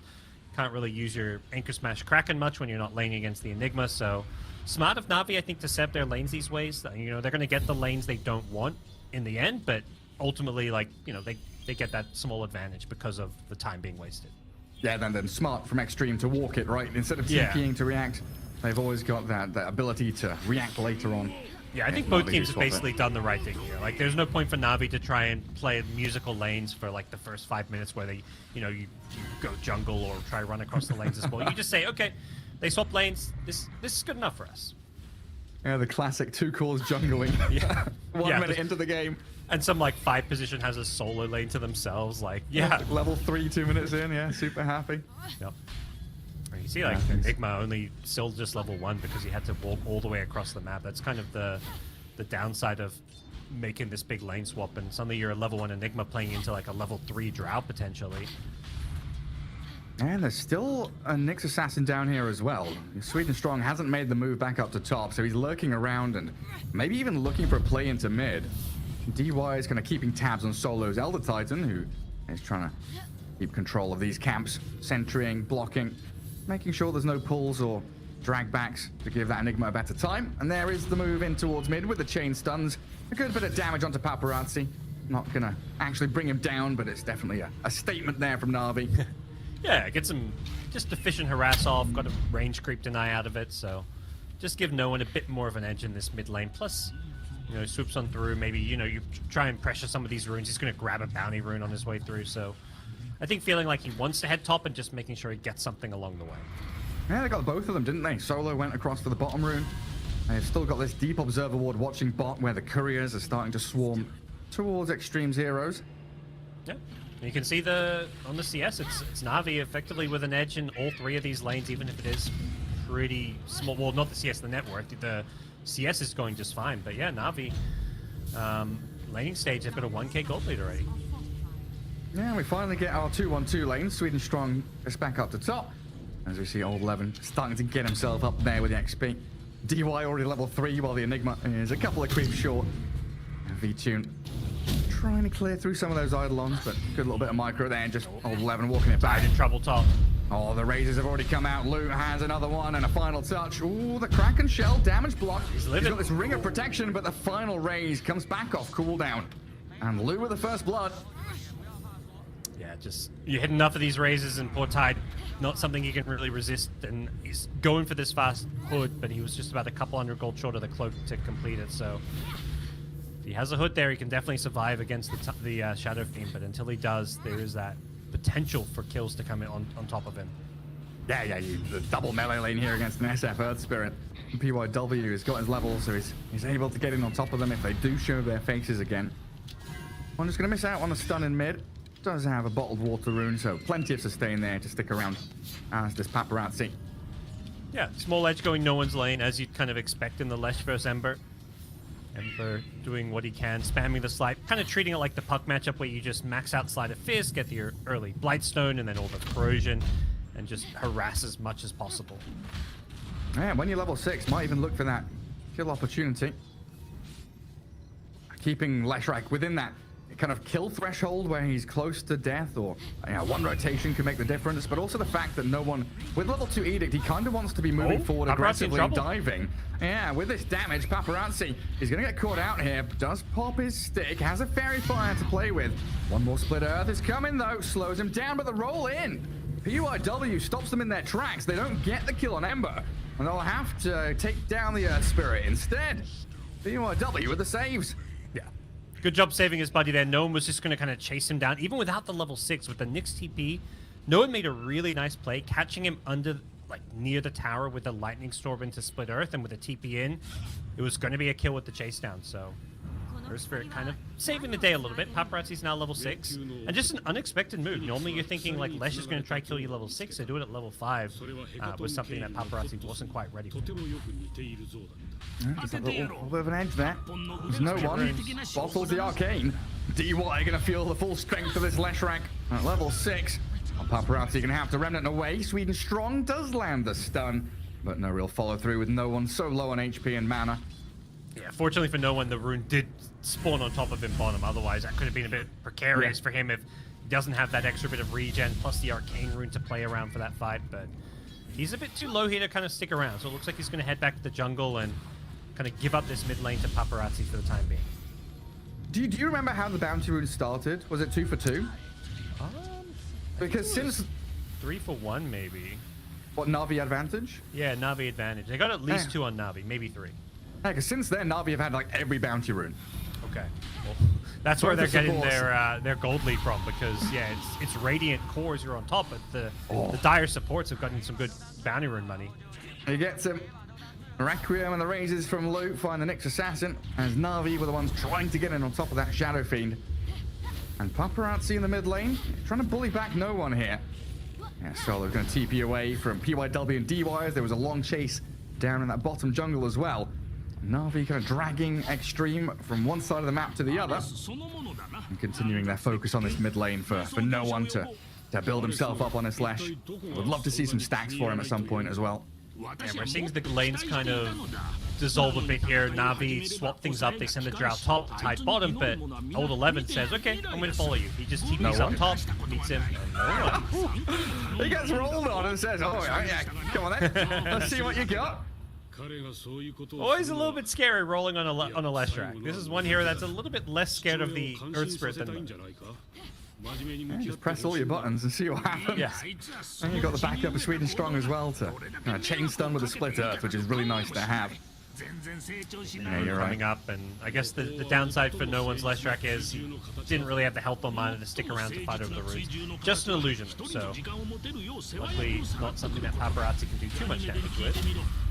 Down bottom. Oh, onto Lays again. PYW. Okay.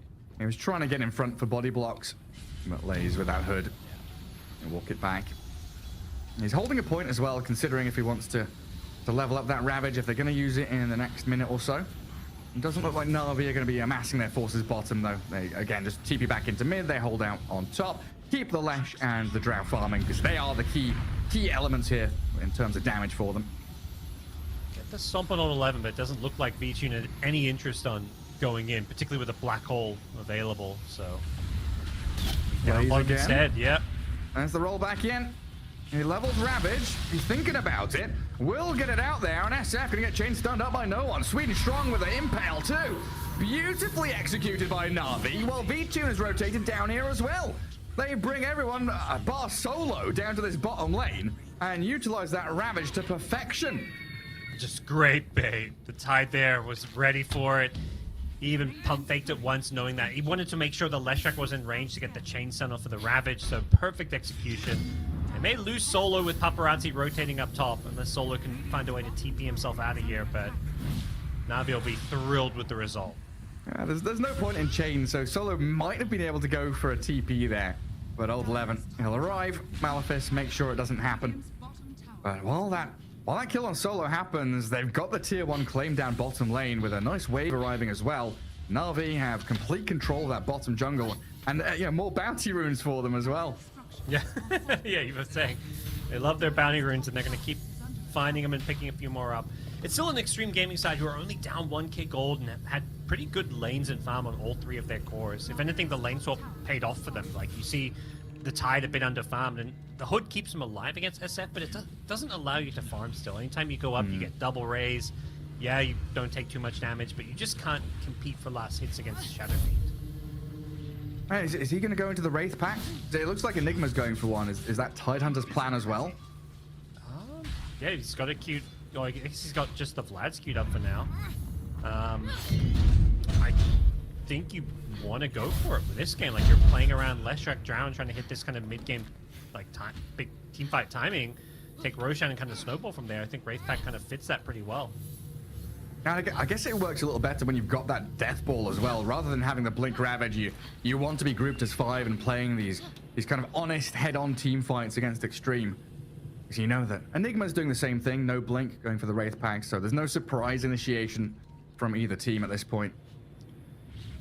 Extreme doing a good job though, just safeguarding the triangle for the Shadow Fiend by placing heroes mid and top.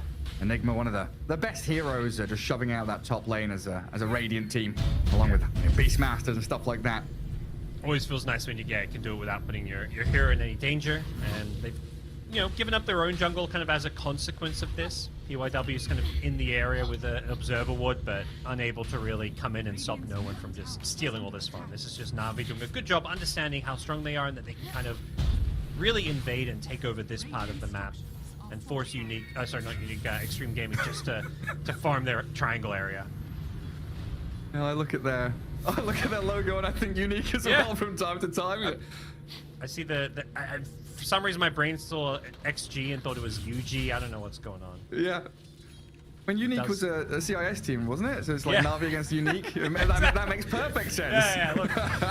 The brain's still waking up a bit today. We'll get there. Oh, fully understandable. A little pause in play though, as Extreme just going to farm themselves away. Na'Vi doing the exact same thing. And showing PYW bottom, old 11. He's going to wander into the jungle and see Sweden strong. He pops his Wraith Pact. Thinking about the go here. Get out of our jungle, they say. Yeah. 4 heroes surrounding him. Down goes the next assassin, but Na'Vi starting to move quickly out across the map. TP up top, they saw the Shadow Fiend, but he's pick-poling out of there. The second they bring that many heroes to their Radiant jungle, you're like, okay, that means Dire jungle should be ours. So, Solo goes up there with the no one Leshrac, and they can kind of farm out their jungle pretty safely, but definitely showing that they're not willing to take the full-on team fight in that, into the Wraith Pact. I think timing particularly, it's just so much damage mitigation that much safer to kind of wait for some of your own timings. Oh, this Radiant ward down bottom in that. Yeah, nice little spot. Sees them all coming, sees them all TPing. And Extreme, what have they got? They've got a ward. Yeah, they've got 2 wards in their own jungle, kind of scouting out this area as well. Might be thinking about amassing down here and starting a fight. They don't have Shadow Fiend here, but potential for this Enigma with a Black Hole and Paparazzi with a DD rune to do some serious damage. Blaze, the first point of contact. V-Tune gonna hold them back with a nice little flurry of multi-shot arrows. Killed the Wraith Pact. And it's down. And old 11 is scrambling away now as Na'Vi, they're charging forward. TPing back in towards mid where no one is getting chased down by Paparazzi and Luke. Looks like he's safe and sound and closing in on his Bloodstone pretty quickly on that Lash. Well, Na'Vi, they reapproach this mid lane. Tier 1 is sat just under 400 HP, so plonk the Tide in front of it and get the Drow Ranger hitting away. Yeah, this frontline Tide has kind of got to that point now, even just with Hood raindrops where there's not a whole lot you can do about him, and if you have a Drow behind him, right-clicking towers, you don't want to go on the Tide, you have to find a way to the backlines, and the only way to really easily do that is with some kind of smoke, and that's exactly what Extreme Gaming have in mind. They're trying to make a bit of a play here, but Solo's in the perfect position to kind of pop this one. Yeah, roll doesn't quite connect. PYW, he's giving vision for the glimpse back. So with the 4 heroes there, they'll claim the life of Solo. Not really. I mean, that's getting nothing really to me. Like, that's, I think, a bit of what we saw yesterday with Extreme Gaming. Sometimes some of these smoke moves are just not quite connecting the way they would like, whether it's smoking at like an awkward time outside of their item timings, or in this case, just kind of forcing a 4-man smoke. And obviously, credit to Solo. Like, he's positioned to kind of catch that one and tank the gank for his team. Yeah, and it's also Radiant team, like, okay, it's only 15 minutes in, but Radiant team kind of playing down into the bottom lane often feels kind of awkward, right? Oh, for sure. Like, it just isn't an area of the map where, like, even if they kill a core there, it's like there's not a whole lot of, like, plays to be made to follow it up. Maybe they kind of go for that tier 1 mid tower, but the mid lane was pushing out, so definitely an awkward play. Yeah, 5 heroes following bottom jungle as Extreme, while Na'Vi spread pretty wide across the map. And now regrouping, looking like they want to make a smoke themselves. What do we have here in terms of item timings? No one's Bloodstone's done.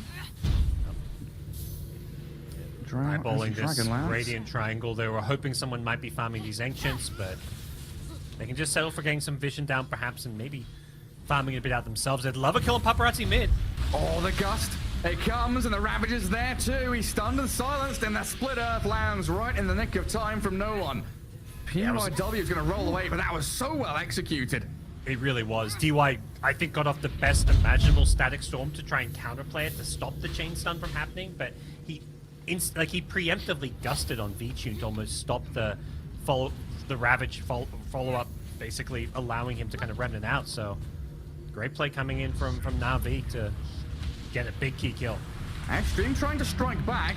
A black hole onto the Tide, but that's a Tide without Ravage. I think Laze is going to be pretty happy with that.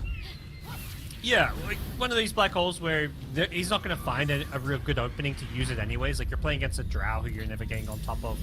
Leshrac usually seeing far back, so probably worth using. But yeah, like, totally agree. Na'Vi don't really probably care too much about that. They're going to be respawning. They can maybe go for tier 1 top tower. They can go for Roshan. They're probably feeling incredibly strong right now, knowing that Black Hole is down and Tide's going to be coming back with a completed Wraith Pact and soon Blink Dagger. Yeah. Yeah, he's huge. So coming back to No One, this Bloodstone, it's had a few changes over the past couple of years. What are your thoughts of the newish Bloodstone? I don't know. I'm going to be honest. What are your thoughts, Garrett? What are your thoughts? I miss on charges. My main miss thing is them? I missed the little number in the corner that said Yeah. I've got 60 charges on my Bloodstone. The little dopamine you get when your charges keep going up and up and up. Feels and good. You have a game where you get like 30 plus charges and you screenshot it to post on Facebook afterwards. Yeah, I do miss that. Oh, Solo. We'll see up to. He's tanking a gank again, but he's pretty tanky. Raindrops, fluffy hat, 16 charges to play with as well. Another roll, another glimpse, but mistimed and not synchronized. Extreme going to let him slip away. Solo's just being a nuisance this game. In the right places, and like his deaths are just the most acceptable deaths for a 5 position. He's only died twice, and once was he at the top lane, then he tanked a 4-man smoke gang. He's just getting all the intel for his team about where Extreme Gaming are playing on the map. Yeah, they're all down bottom. And Solo might be able to hold back this push on his own. A Spirit. I'll look for the stomp in a second. Kind of wants to find a hero. There's no one showing though, as Extreme do come back up top to try and quell the push that Na'Vi were building up. At this point, it feels like if Na'Vi just get 1 kill on a core, they are quickly into Roshan. They're in the right area of the map. They are set up for it. PYW, he gets a little roll away, but Sweden strong and in the right place here to set up for it. Kill off the Earth Spirit. Not a core kill, so no Roche, but it's still Na'Vi in that right area.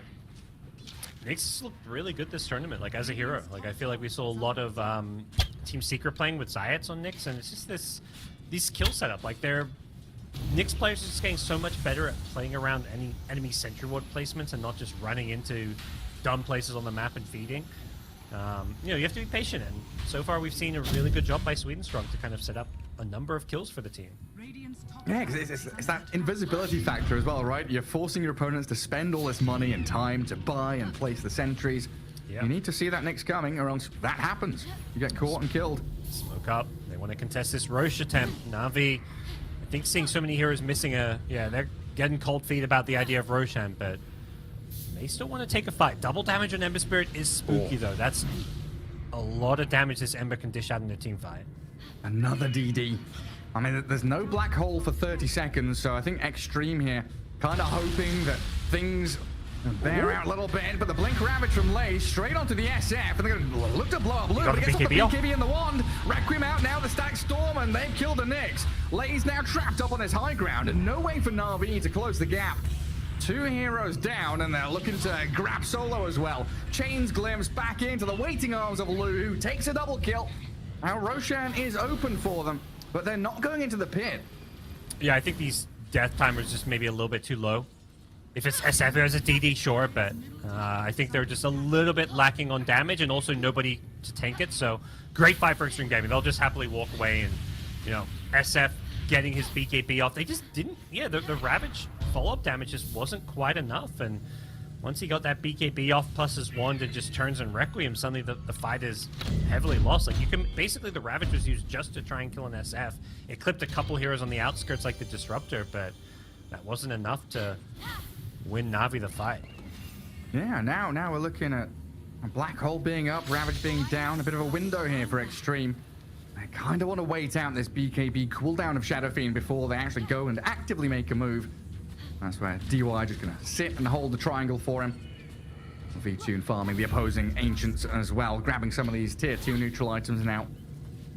That's a full Hurricane Pike on V-Tune, in fact. So no BKB for him coming. Going into Manta next. Yeah, I think this is... I don't think the BKB is super essential this game.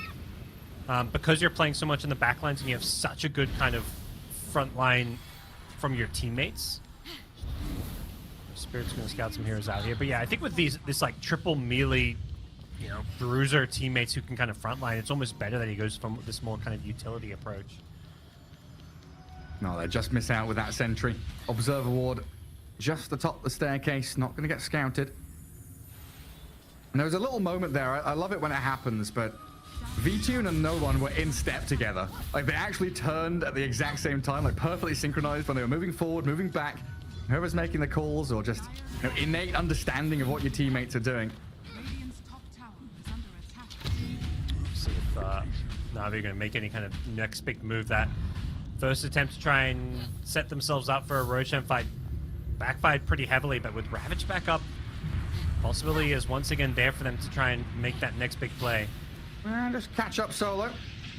Nice bit of damage from Lou, but not quite enough to finish him off.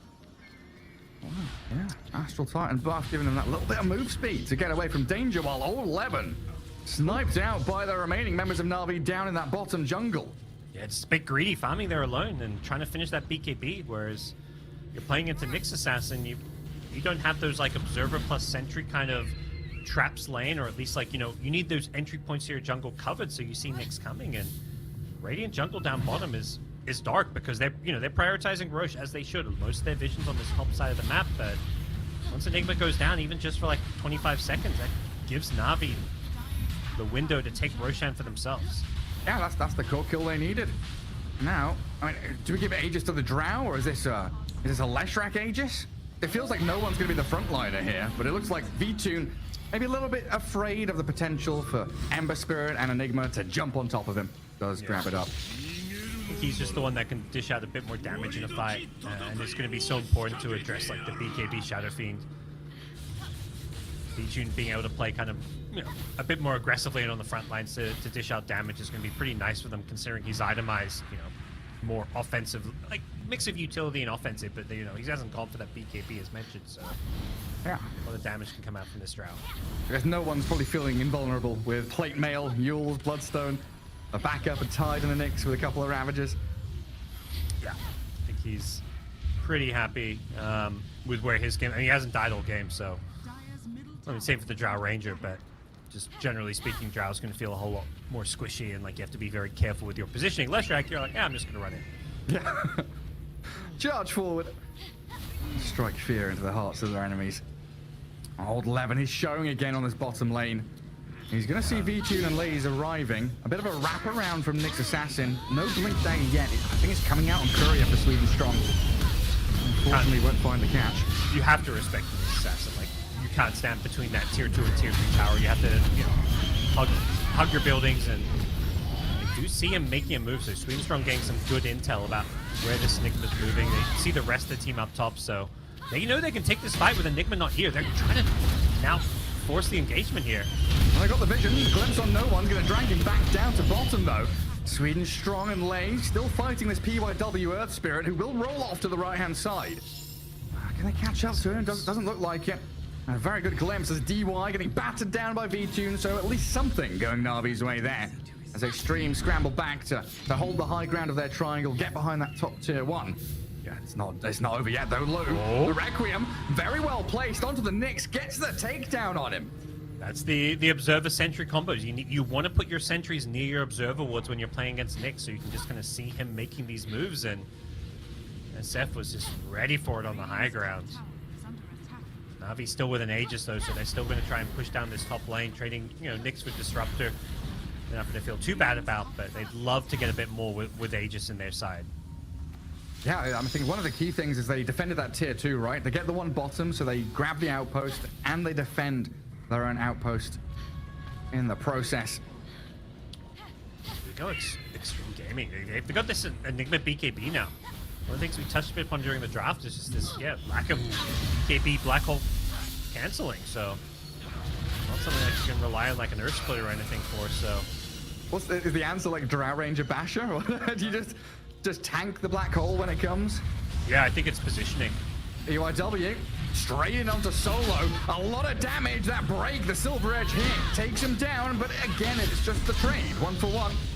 They can crouch forward, go for more. They need to be careful. The Radiant Vision with that Ward on the high ground has just given Extreme Gaming all of these kind of aggressive plays that they can make. Fortunately, trading support's not quite the outcome they're hoping for.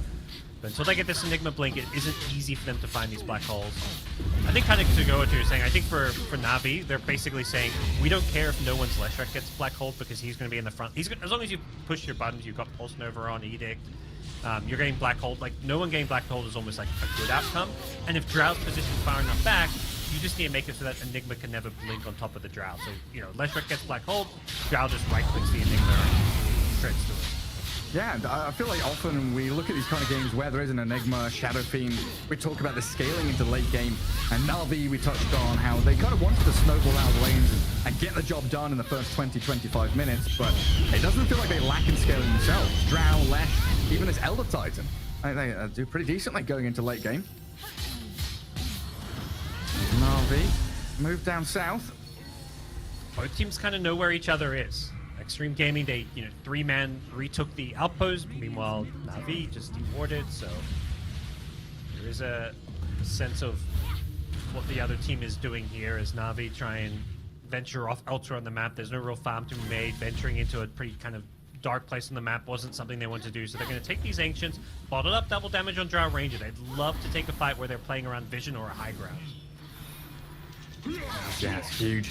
Like, both teams are looking for these high ground wards, right? Bottom jungle, there's two of them there, and PYW straight in onto VTune's DD rune. Yeah, he's just rolling across the map alone there, and Na'Vi are like, oh, okay. I think VTune was expecting more because he popped that DD as if a teamfight was about to break out, but with Aegis expiring, I'm not sure Na'Vi can get too much beyond maybe this top tier 2 tower here, which is definitely worth taking, and something that feels pretty low risk here with no one in position to defend it. Yeah, like Lu showed bottom lane. I think the dire ward they had in that bottom jungle, it did expire, but it might have caught a glimpse of the remaining members of XG. Yeah, Cold Feet though, BKB on no one with the Edict. I don't know if that was a misclick or what, but pushes over. All it took was a glyph and maybe a misclick BKB for things to very quickly end for Na'Vi. Everyone's on edge. You know, 11 to 11. We're 30 minutes in. There's not a net worth difference to be seen. Absolutely even between these two teams, and it's going to come down to these team fights, the execution, the vision. Who can get that jump in? Who can be more patient with these spells like Ravage and a Black Hole against BKBs? Try and wait them out in these team fights. We're closing in on Blink Enigma too. He's 700 gold away. It's going to be, even as I mentioned, like Na'Vi have ways to play against Black Hole without canceling it. It's still scary. Like the damage output, if you get the Midnight Pulse down with it adds up quickly. And there's no guarantees you save the Leshrac doing that Black Hole, for example.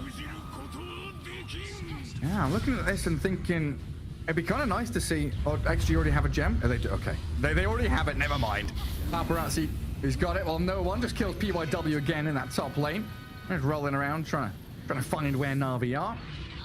Yeah, this Earth Spirit's, I think, just playing a bit too solo and a bit too aggressively. 7 deaths on PYW. It's definitely adding up, and every time he dies, it just allows Na'Vi to play like, very aggressively. Like, there's no fear of initiation, really, when he's out of the picture. At least not until this Enigma gets a Blink Dagger. He's 100 gold away now. Needs a little more cash.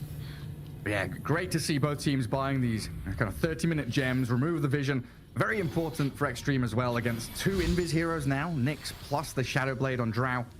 He's going to try and keep tabs on them in the team fight, see where that initiation's coming from. They've equally got a silver edge on Lu. And primarily the dewarding game through the gems. Tide's got the BKB queued up just to address some of like the the static storm and a lot of this. He wants to make sure he gets off his spells. Make damn sure. I mean, we're not gonna see an Aghanims on this disruptor anytime soon, are we?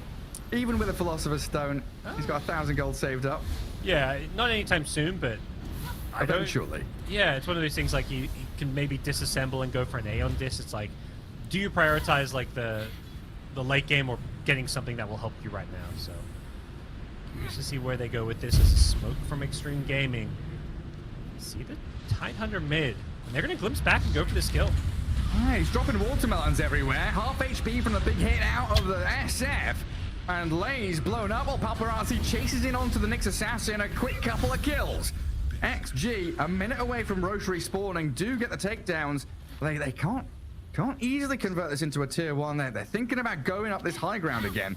You've got to be wary though. Na'Vi are still in the area. Unfortunately, yeah, they'd love a early Roche respawn here, going for it with 20 seconds plus on 2 heroes dead, but no Roshan to grab, and Na'Vi will get a chance to reset.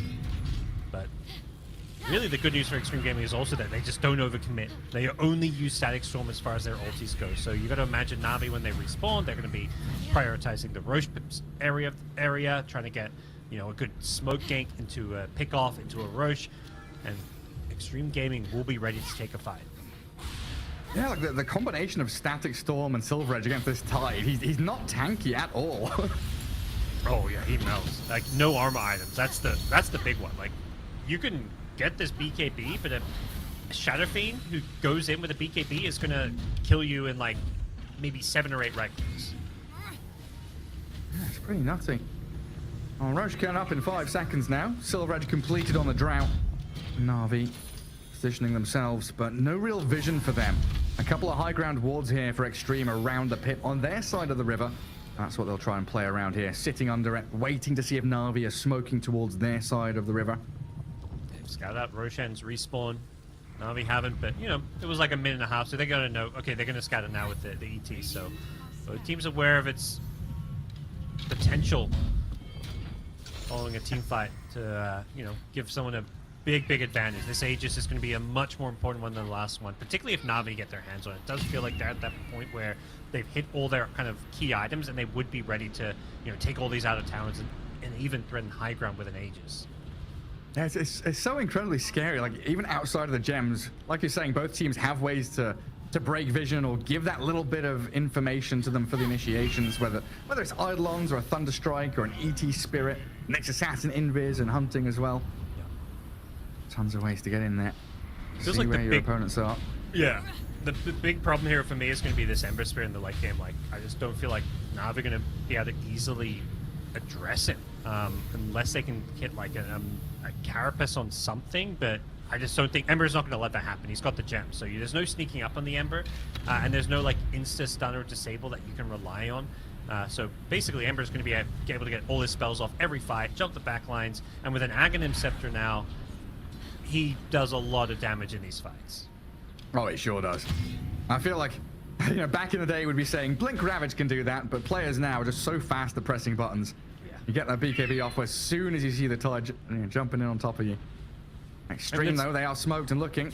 Lay's gonna break it, good positioning from him, but the damage is gonna come. Static Storm's there, Nyx Assassin battered down by Lose SF, and now the right clicks pummeling into the Tide. Na'Vi with a double buyback, knowing they have to fight around this Roshan. They're looking for more, but the roll away and the glimpse back allows Extreme to run away. As no one, he just dives in with a black hole. It's there, landing onto the Leshrac, stun back on the PYW. Oh, the Yules, no one's up in the air, but he's gonna come down with a thud.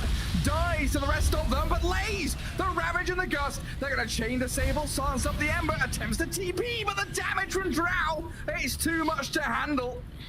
Na'Vi with the buybacks get a big team fight victory, and Roshan looks like it's theirs to claim. Yeah, unless Ember wants to buy back for this, but they've got no ultimates. They'll lose more, they'll lose DY2. This is definitely Na'Vi's, and that's the big thing for Extreme Gaming is it's the cooldown dependence. Like, they use a big cooldown, and that's where Na'Vi, the answer to big teamfight ultimates, in mid to late game Dota is always going to be buybacks or Aegis, because you're going to lose the initial team fight. Like one man black hole on the last track, that's a totally acceptable black hole for Extreme Gaming. The problem is you need to find a way to disengage once those buybacks come in. Ember thought he had a TP out. If he TP's out there, you're happy with the outcome, even if you lose Roshan, but multiple big kills go Navi's way on top of the Aegis. Yeah, we see this Drow Ranger damage with that Elder Titan Spirit on top of people. I mean, the Spirit gives the magic, right? And the hero itself has to be nearby for the base armor reduction, if I remember correctly. Well, yeah, you can see this fight here. I mean, it starts off great. Ember goes in. The problem is not just the spell cooldown, but also the BKB cooldown. So Ember had to instantly BKB when they ran to the Tidehunter because, he doesn't want to get ravaged and blown up. And then as a result, there's no way to continue this team fight. All they can do is just completely, abandon ship here. And Ember wasn't able to get out. Whoa, SF. Yeah, back in real time. Okay. Shadow Fiend gets killed off. He had a wicked 6 streak, so that's 1,500 gold going to V2. And that's halfway to his next item now. Yep. This is just the Nyx Assassin effect, just hunting around the map. He set up for the Drow Ranger who, did most of the dirty work as far as the damage goes, but great job hunting down some of these kills. And I feel like that's 35 minutes in the game, a hero like your most farm core should not be dying alone on the map. Oh, now the Enigma got stomped up by Solo. He scouted old 11, gets off the BKB, but doesn't get away. 2 huge core kills in a row here from Na'Vi as they move in towards mid-tier 2 and maybe even start thinking about high ground with this Drow Aegis. Neither with buyback. This is pretty inexcusable for Extreme Gaming to have 2 big cores die solo on the map at 36 minutes into the game. Your opponents have Aegis. They're going to be looking to make those aggressive plays and to try and force a high ground push. And all of a sudden, Extreme Gaming, they're going to have to give up at least 1 lane, maybe 2 lanes of Rex. Yeah, I mean, mid-tier 2 is being shoved in. Drow Ranger has that fresh BKB now as well, so V-Tune has even more safety in these fights just to stand his ground. And Sweet and Strong trying to scurry around, scout people out. As a full lane falls. The Glyph did defend mid, so tier 2 tower in both mid and top is going to prevent Na'Vi getting a second lane of racks, at least without a fight, because Extreme Gaming will have all 5 alive for a potential high ground defense here. And Enigma will have that blink. Black hole, but no BKB for 20 seconds. Let's see what Extreme can do as Na'Vi, they shift into mid, get the tier 2. Aegis in Drow's hands for 2.5 more minutes. And it looks like they're going to shift across the map here with no one's boots of travels. Push out that top wave, connect with the other 4 heroes, hold this high ground area near the Ancients. Yeah, this could very quickly become one. I mean, they've already got a lane of racks, but an Aegis where, they went from a pretty even game, a couple thousand gold lead, to like a 15,000 gold lead. They've got full control of the map. They've got the vision down in the bottom Radiant jungle. They've got controlling the Radiant triangle. They're taking all these outer towers, and they're getting all these big next level of items out, like the Drow's Butterfly. The Tide's going to have a shard to go with his BKB. Leshrack's about to finish a Wind Waker, which gives them maybe an answer to, saving somebody who gets black holed, although, as we saw last fight, it may just be no one himself getting black holed, particularly when Wind Waker comes online. Yeah, that's true. Oh, another tier 2 for Na'Vi. And being very patient about their move next, though. And not charging towards high ground, always respecting this black hole, the Ember slight spam. Great ways for Extreme to hold high ground and defend. This is on the prowl. BKB. Find elsewhere. Paparazzi pops it. He was a little afraid of what was coming, and in the mid lane, Sweden strong. He finds the grab on PYW. The Disruptor shredded by the Drow. V-Tune, just a couple of quick hits here and kills both supports. Whew. And they've still got Ravage, they've still got BKBs, and they've still got Aegis for a minute. Yeah, they may be enough, even it being just supports, for them to consider going for some kind of a high ground push. Yeah, I mean, old Levin and Lou giving a few clicks onto the Drow. But even if they claim this Aegis, she's going to come back with full HP, and in comes no one. Trying to get towards that Ember Spirit. Paparazzi remnanting around while no one, down to half health. did use his BKB and the Bloodstone, so full retreat for Na'Vi now. This is the chance for Extreme to chase. Lays, he gets a good stun, but the Black Hole comes. Old 11 catches the 2 cores. In we go, and is he on this popped? Trying to retreat now, though, as Lou and Paparazzi couldn't get on top of the Drow, and V2 just opens up on them. Requiem gonna fear back the Drow for now. 10 seconds on the Aegis remaining, and Na'Vi buying back with a Ravage from Lays. They want to continue. V-Tune opens up again and continues this beyond godlike streak while no one. He was diving. He knows where Lou is, but can't keep going. Respecting the tier 4s, going for Paparazzi instead with the Drow Gust. They get him. A triple for V-Tune, and no buybacks outside of the Ember Spirit here for Extreme. I don't know if they can defend this one. This could just be it. Na'Vi going for the killing blow here, looking for that last lane of racks, and just an Ember buyback doesn't feel like it's going to be enough. Oh, Lou. Scardy's slow. Manta out from V-Tune. Doesn't have BKB, but the Silver Edge going to give him a bit of safety. Solo and no one bodyguarding the Drow, getting onto Paparazzi, and he's dead for 100 seconds. Na'Vi looking like they've got game 1 in the bag now. Mega creeps are coming. And Extreme Gaming call the GGs. GG. Game 1 goes Na'Vi's way, and honestly, like, what ballsy game from Na'Vi. They weren't afraid to make some of these plays. It did drag maybe a bit further than they were perhaps hoping for in terms of, you know, you don't necessarily want to go too deep into the late game here. It felt like the Ember particularly was going to be a problem, but they just took some of these big decisive team fights. Yeah, it felt like Extreme with that draft. You know, I was leaning heavily towards them. It's super comfort, super meta from them, and it looked reasonably good coming out of the laning stage. But just Na'Vi with his team fight execution plays, just channeling so much energy into Ravage, Gust, Split Earth. Everything was perfect. Yeah. Honestly, the way they kind of played around this Drow Ranger and let V-Tune kind of sit back to his thing, 13-0-3. But the reason he has such a good game is because they just built this perfect draft around it. They had 4 teammates who could just run in. 3 of them tanky strength heroes to soak up spells and damage, and then no one on the Leshrac who, you know, he dies a couple times because he's the only real good black hole target that is presented. And if you're throwing everything to kill the Leshrac, sure, it's probably worth it and the best thing you can do, but every single time that was happening, V-Tune was just eating people alive. Yeah, and Extreme, you know, on the other hand, we praise Na'Vi because they did perform very well, but there's definitely questions to be asked here about Extreme. Some of the same problems that we saw as they faced against Infamous, right? Some of these smoke moves, some of these core heroes being killed alone on the map. Is this you know, a captaining issue? What's happening with them?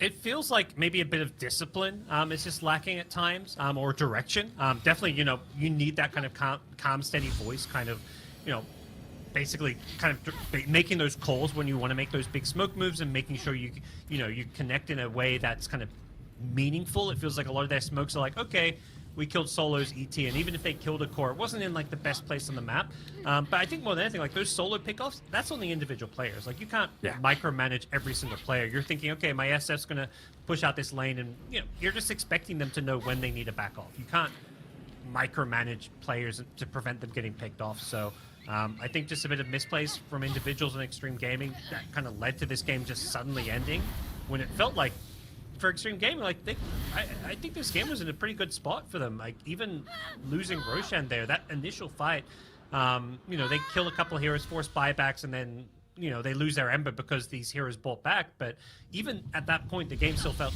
you know, at worst 50-50. Yeah, I mean, some tightening up to do for Extreme. We'll see how they do as we are going to head into Game 2 right after this break.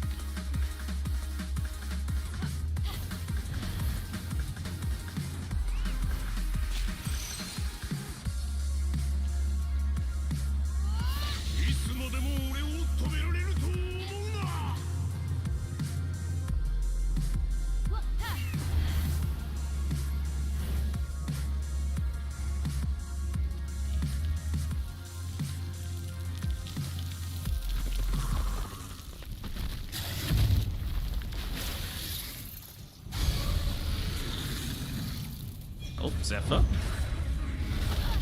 I think it'll be Close to the okay. tower. Yeah, Glimmercape, he's chilling. Alright, Reno, then BAB. He's got a little soft spot here for Mr. Zephyr. Seems like all the arenas have been used like that. Thompson, early use of the BKB. They're going to be able to glimpse back Erica, though. Beautifully done from Whitemon. Trying to carry Avicii Gaming. Now, Frisk is in trouble as well as the pound connects. The Cookie's going to get no distance away from the Undying, and Arna's got another pounce to catch up as well. You know, there's moments on T1 where you get little glimpses of what made the OG squad of 2018, 2019 so successful. Just that one more mentality, right? Where they're able to connect through onto the next stage of the team fight and really break the ranks of their enemy team. And that's exactly what they did just then. Not satisfied enough just to get to the person that's closest. They use Glimpse onto the person that was slightly further back, bring them back into the ultimate while they don't have that spell immunity. And then Ana, just with that super long pounce, able to connect onto one more. So 2 plus an objective suddenly turns a 2k net worth lead straight into 6. Now, what do we need to see out of Vici Gaming? Because T1 still have this Aegis for another 2 minutes, so they can continue to get map control. Do we feel like Vici just need to split up the map, or can they take a team fight into the Aegis advantage? I think you just got to give up this tier 2 top. I think you got to try and split up the map, see if you can get to that next timing. Puck really needs the Yule Scepter. Lane Thompson, again, they're onto Erica, who kept the BKB off for the last second. The right clicks need to come out. Arna's going to attempt to find them, but again, he won't be able to keep up at the moment. Pounce is up in a couple of seconds. Arna's going to look to go for Yang instead. Off of the left side, we do see Whitemon go down. It's a pretty decent retreat out of Vici Gaming. If all they lose is Frisk, they're pretty happy with that. It's real good. They were able to get a free kill as well. I mean, a 1-for-1 trade. You're going to be incredibly happy with that on Vici Gaming's side. And, well, they might be looking to try and get a bit of a return play here, but Cuckoo, he's even playing Fearless. Doesn't look like they'll be able to connect in time. Thompson giving a lot of respect through, though. He's going into the plate mail next, realizing that, look, I'm going up against this this Chaos Knight. He's starting to hit pretty damn hard, even though we've been able to slow down that game a little bit on Erica. Into that Shivas as well is going to provide a lot of assistance against some of that lifesteal coming through against... Does he have any points in the Soul Rip just yet on the Undying? He's... can't be a complete Giga Chat yet. Just the 1 point. I think that's valid enough. You got to protect the tombstone a little. Misses out on the spear. Backpack's already been used. They actually might be able to blow him up the first life. Vici Gaming, they're going to try and set themselves up as well. They got the tombstone laid down. They're forced to retreat, though, as all of Tier 1 show up, as Cuckoo's even got a TP into the middle. They've addressed the tombstone issue. Ana's going to be cautious, though, still playing with the Shadow Dance. He even has the Aghanim Shard to utilize as well, but Ana is caught out inside the corner. The AoE damage, it's not coming through fast enough as Ana will survive, and now Thompson's into the middle. The Pulverize to bring down one. They'll turn to Frisk, and they'll even catch out XM. As a beautifully timed pounce from Ana is not enough. XM just is able to jaunt away. Yeah, you're having to play so much more passively on XM here than I'm sure he's used to. I want to see the fight recap from that one, just in terms of the damage, because I'm sure Zephyr would be up towards the top. Look at that damage from the Venomancer. Just Poison Over, that's all he did, but it just connects forward onto all of these strength heroes, and that percentage damage, especially now that he's level 12, just does an incredible amount here. I like this. They didn't look to commit too heavily. They knew he had 40 seconds left on the Aegis. Good Yule Scepter use by XM, but it means that he can't continue to play aggressively. And then Ana realizing the fact that, look, I've got the Dark Shroud, I've got the Shadow Dance, I'm able to play this aggressive style. They nearly get picked off, but he's able to retreat back fast enough. Playing. Oh, yeah.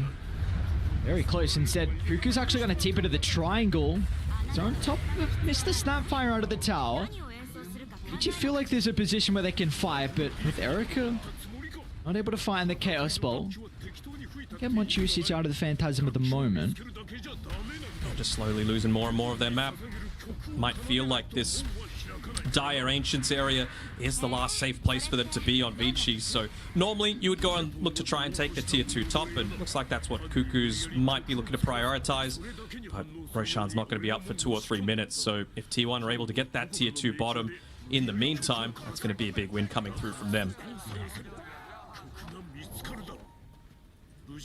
Seems like for Vici Gaming, they're in a position where they just need to kite these BKBs, but it's so difficult because for them, they also need to use, yeah, that's the thing, like you need to use your ultimates at the initial jump as well, so how else are you going to force the BKB early?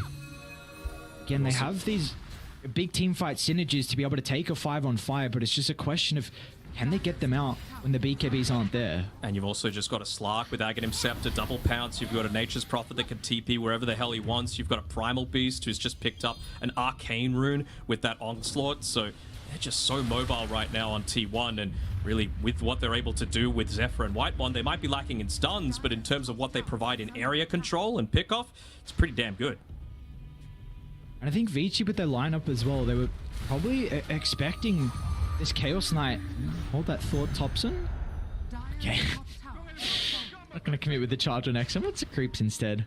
Yeah, I'm sure he just had a quick glance over at the minimap to see, all right, where is everyone? At the moment, Erica was showing on the bottom-hand side for T1, but he's not going to risk running into 4.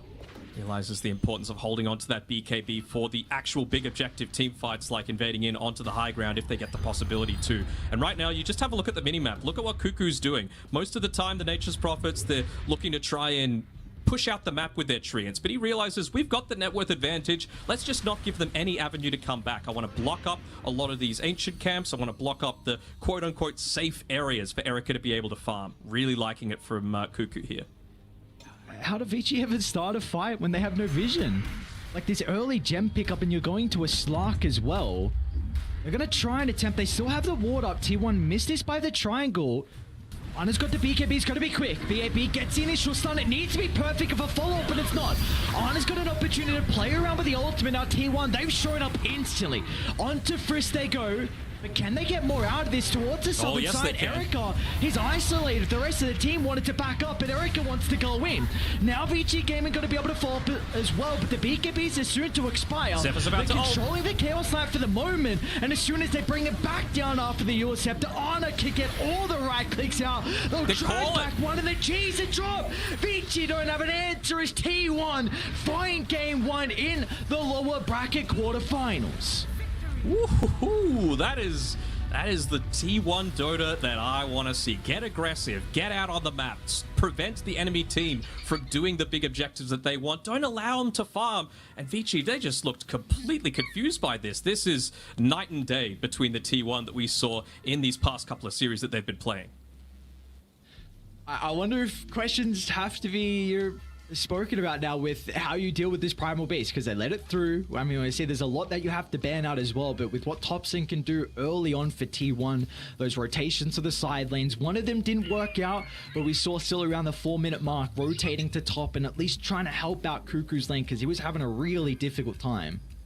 Yeah, I mean, it was looking rough. I think you just got to make sure that you're taking away a lot of this comfort that they've got from a lot of these heroes, because you know, Thompson, he hasn't shown the greatest versatility with his hero pool so far this TI. Well, he has, but sometimes it's looked super clowny. So the stuff that's worked, you got to get rid of that. I think that would be the main priority because, I mean, we just saw some of those early rotations coming through, right? 3 minutes, 4 minutes. It's clear he's the one that's wanting to get out there and make a lot of the action happen. But enough about us. I mean, we casted a 30-minute game, but we got to get rested up for the next one. And we're going to throw it back to the panel to see what else they have to say with Nat and the gang. Thank you so much, Danog and Aries. You know, he highlights there that, you know, Thompson might not have the biggest hero pool or whatnot, but it doesn't matter when you look that good on Primal Beast and you're able to get your hands on it. Fear, giving Thompson Primal Beast just seems to be a massive mistake. Yeah, I mean, I don't know about him having a small hero pool. I think that guy's got a pretty big hero pool, but in this particular tournament, his Primal Beast is tiny. Like, he just does things. Look at this right here. What's the timer? 4 minutes into the game, he's ganking top lane. This man is level 4, is a mid laner, and he's ganking at 3.5 minutes. Like, who else does this? Nobody else does this. And then, like, he's all over the map. He's ganking bottom, he's ganking top. Like, he has a very unique playstyle. And by the way, they first picked his hero too. He's top net worth. This guy is like just having incredible performances on this Primal Beast, but he does it on Tiny too. It's not only a Primal Beast thing. So can you get rid of all of his heroes? Maybe if you force him into an Oracle, you might be in a good spot. But that's the only hero so far I've seen him on where he's not able to have this type of early game impact. And for the rest of your team, if your mid player is having this performance where he's first pick, he's ganking all 3 lanes, winning his lane, the game is just pretty easy for you. So he's got to get the MVP for me for this game. Mm-hmm. It's like watching dads versus kids playing ice hockey, right? Oh gosh, I don't know if I would have put it down that low, but maybe T-Fan. And I mean, Fee, you talked about we might be able to ban out his hero pool, but even if you were, it means that you leave open so many more options for Honor. And the question was, is his slug enough? Is he able to do enough? And yes, that was that essence of Thompson making so much space, but the slug also doing really well. Because for you, how well did you enjoy T1's tempo that they were able to bring to this series in game 1? Also, I think that their lanes mid lane went really well, and then with Thompson, going around as Fear highlighted, it turned open the whole game for them because Cuckoo was not enjoying this top lane so much. And then Vici, I think for them, they actually had to try and land a few more plays with their Mars and Snap because in the mid game, eventually with how fast T1 were playing, now you can even see that they're ahead in this clip. They have Aegis Gem. When you fall behind against this Radiant Draft, you're gonna get picked off by Disruptor, Nature's Prophet. You're gonna lose all your vision against Slark, who's running around with a gem. You're running into Veno wards and Treants blocking cams. So once they fall behind, I feel like it's nearly impossible for them to get back in this game on Vici. A hero that you were looking forward to, T-Panda, was BAB on that Mars, and he even had the pairing of that Snapfire, but there wasn't much more VG could do despite getting that comfort in something that we were looking forward to. Yeah, I think their map just got really small. I kind of feel like everything culminates towards this Primal Beast, but that also enabled all of their cores, meaning that this CK just didn't feel like Eric actually had a game at all. These were very high win rate heroes for VG Gaming, but they were completely in the hands of T1 in terms of control in the game. I could see that they made a couple attempts where they would attempt to answer the aggression from T1. But in the end, it just kind of solved out that, well, we are, even if the game looks like it's even, we're actually playing with a very big deficit because this is a Slark lineup taking team fights and having a better team fight than your lineup. You have a Puck that's supposed to be dominant up till 20 minutes, maybe even after that. You have BAB with his Mars. These are the kind of things where you are in. It's a difficult situation to put yourself in when you're playing behind against the Slark line. Fear, do you think that VG is able to handle such aggression from other teams, or is it very much you try and match their tempo and they're going to be the team that might struggle? They can definitely match it. They need to keep an eye on, first of all, Thompson, right? You need to limit his hero pool so he can't have this good of a game. I think Danog mentioned as well while he's casting that Slark is, I didn't really think about too much, but Slark is a hero that is very aggressive for Ana. It's not a hero he sits back on, so he joins Thompson after he has a good game, like on a Primal Beast or a Tiny, and they get really aggressive really fast. So checking these two heroes' player pool is very important, and I think between the rest of the players, they all play pretty static for the most part. Cuckoo's going to be on his NP, he's going to be ready, but the setup has to be there. And I think if Ana is playing this Slark, I think he's undefeated at this point on this hero. He gets really aggressive really early, and this is when T1 look the best by far.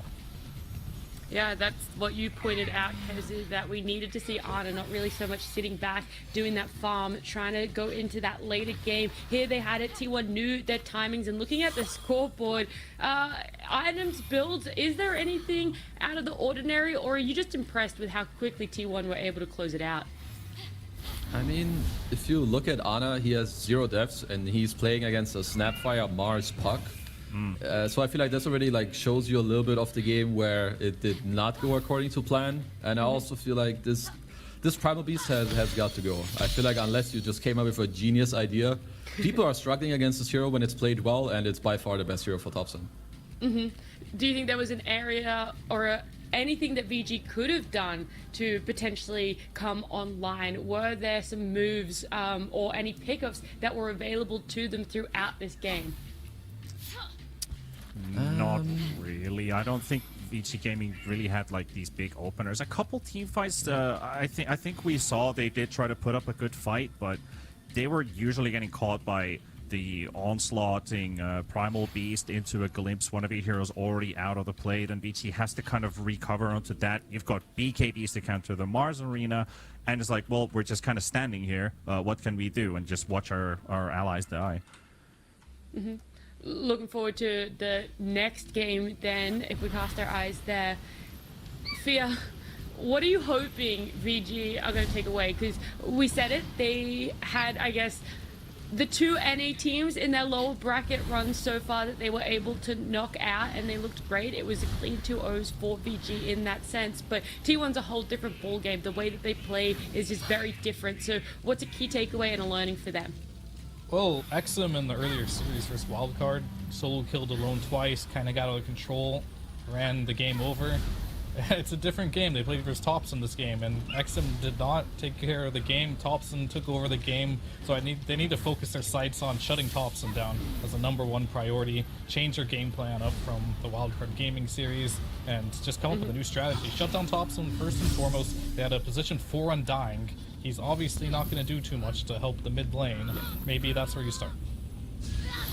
Okay, Kizu, is there anything else that you want to add on top of that, or does this very much feel like let's just shut down Topson? That's what we have to alter right now. I would kind of, yeah, I would join that point for sure. I think just trying to, I would say first step, you take out the Primal Beast, and then second step, pay more attention to the mid lane. Maybe you can help out your mid hero. I think they did try to do that a little bit in this game, but T1 just made too many moves on them, and then it felt like they could never really go together and play their draft the way they wanted to. Well, we can speculate as much as we want about what changes VG are going to make, but I just want to see them, and to make that happen, we do have to jump to a break first. When we come back, it's game 2.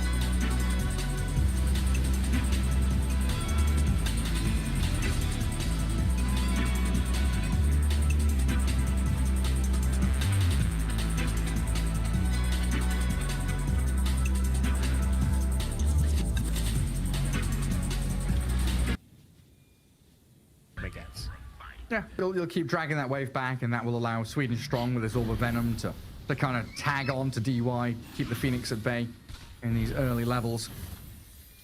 And DP in the mid lane, not doing too poorly. 7-0 against the Sniper's equal amount of last hits. But little things like losing that high ground ward meant that he was throwing Crypt Swarm onto the range creep, but the Sniper dodges it because there's no Observer ward to give high ground vision. So all these little things can add up. And we'll get that refilled with the water rune. We'll move back into mid. Well, Sweden Strong, yeah, Fiery Spirit's very annoying. DY now level 2, so we'll be able to dive away from the initiations that come.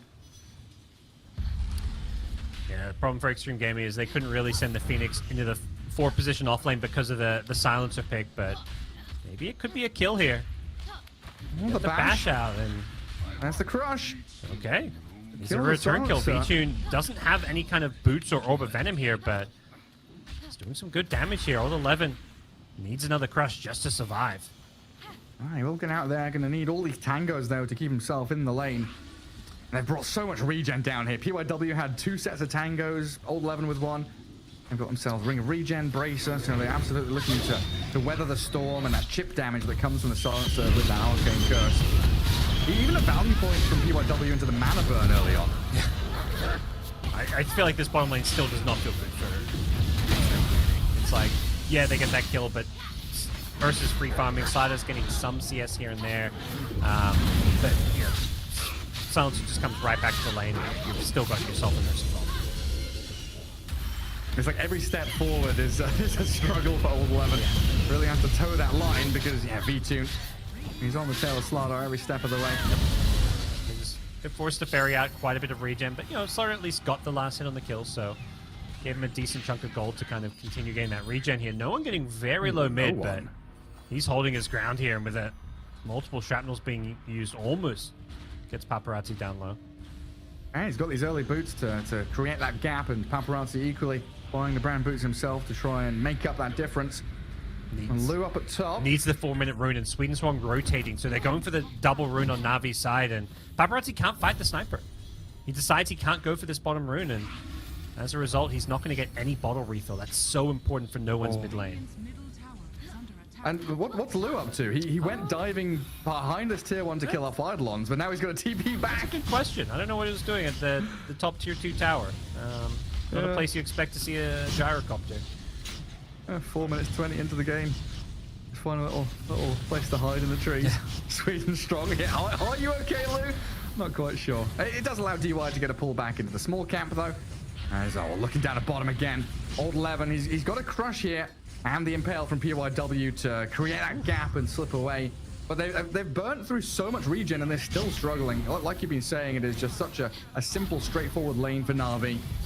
The good news is the kill threat kind of disappears now that the Eris is a bit out of mana. He doesn't really want to be buying mangoes or clarities at this stage. So I walk back to base for Old 11 Slaughter.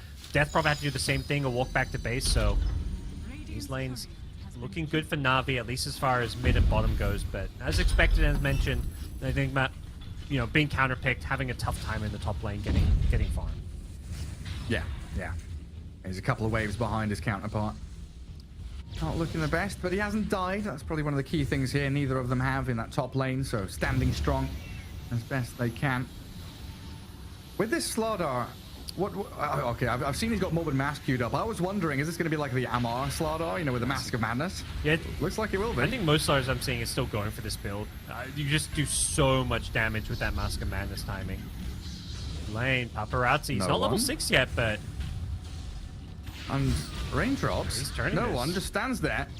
Yeah, peeps back into PYW. There's no level in Carapace, but Sweden Strong not able to be fast enough to counteract that play. 6-minute rune's coming up, and it looks like it's going to be a coin flip with each team camping one, and it goes the way of Paparazzi. A haste rune as well. That is the most beloved rune for every Death Prophet player. You get this with your level 6, and you just chase anybody down. Hit 6. I mean, is this a TP into a side lane kind of rune, or do you try and look into triangle? What's your angle here? And Sniper's the dream kill, I think, as far as this one goes, but probably he's just going to hold on to it for now. He doesn't want to, I think, immediately rotate off this lane, but at least waiting to see what kind of openings present itself. Well, they got that deep ward behind tier 1, and they see no one moving across. Traversing himself into the triangle, the haste and the stun in from PYW.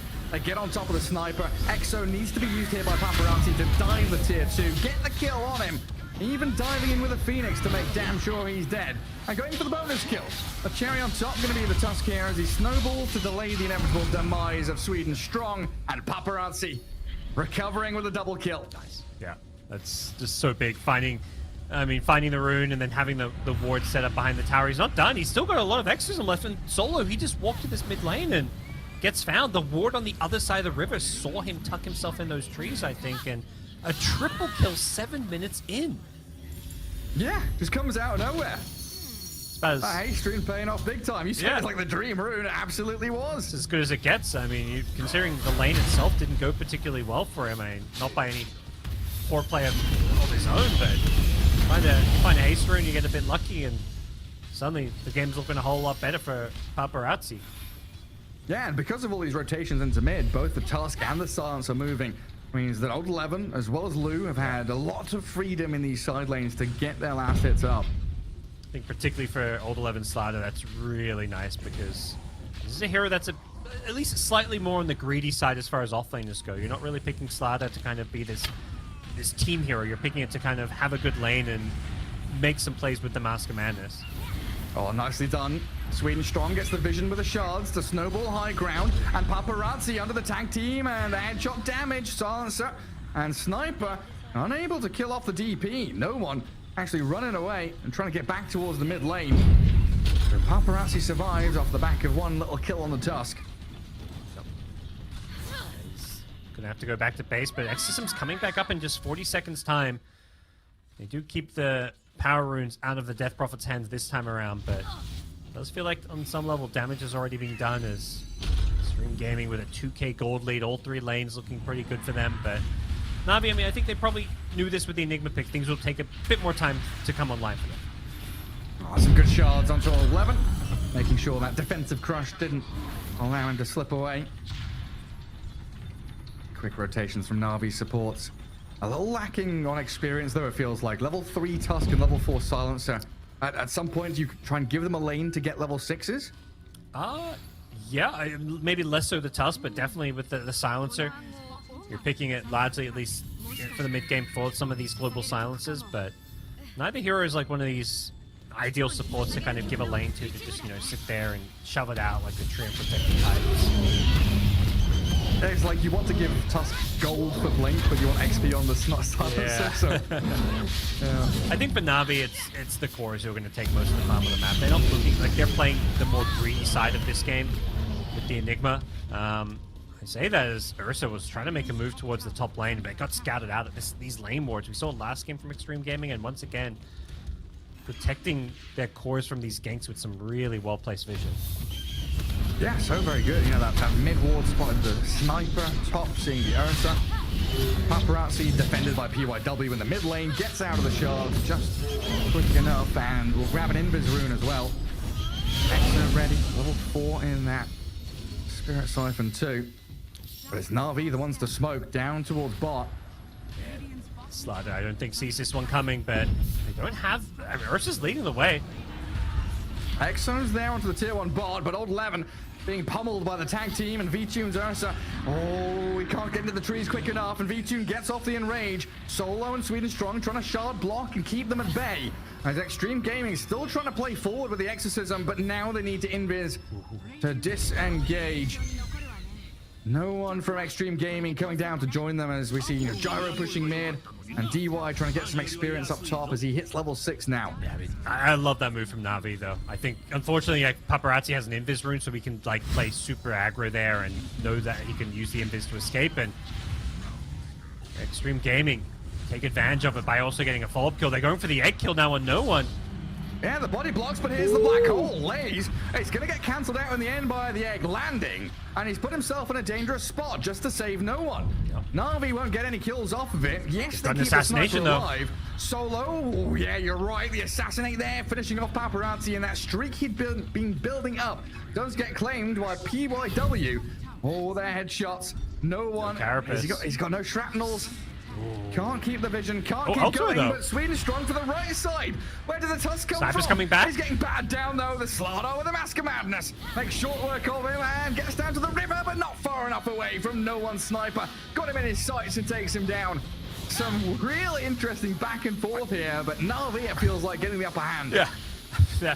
It was just like 4 different skirmishes going on there. I'm just like, I don't know which one to follow or what the hell's happening here.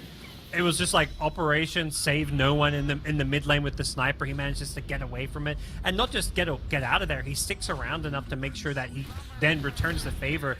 He can't save his teammate, but he can get the retaliation kill. So this sniper suddenly set to have a great game. The one hero we're seeing 0 of is Lou's Gyrocopter. He is silently just farming himself up a storm, 1,000+ net worth ahead of everybody in the game.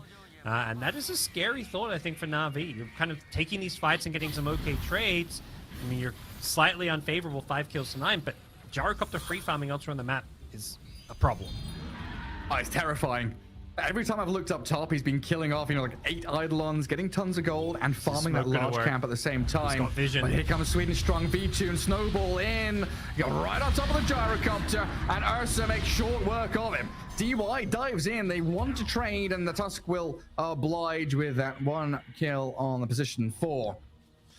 He had the ward and the smoke pop, but he was just a little bit too close with enough slows coming out from the Arcane Curse, and then the Tusk also getting on top of him. Just couldn't quite get out of there.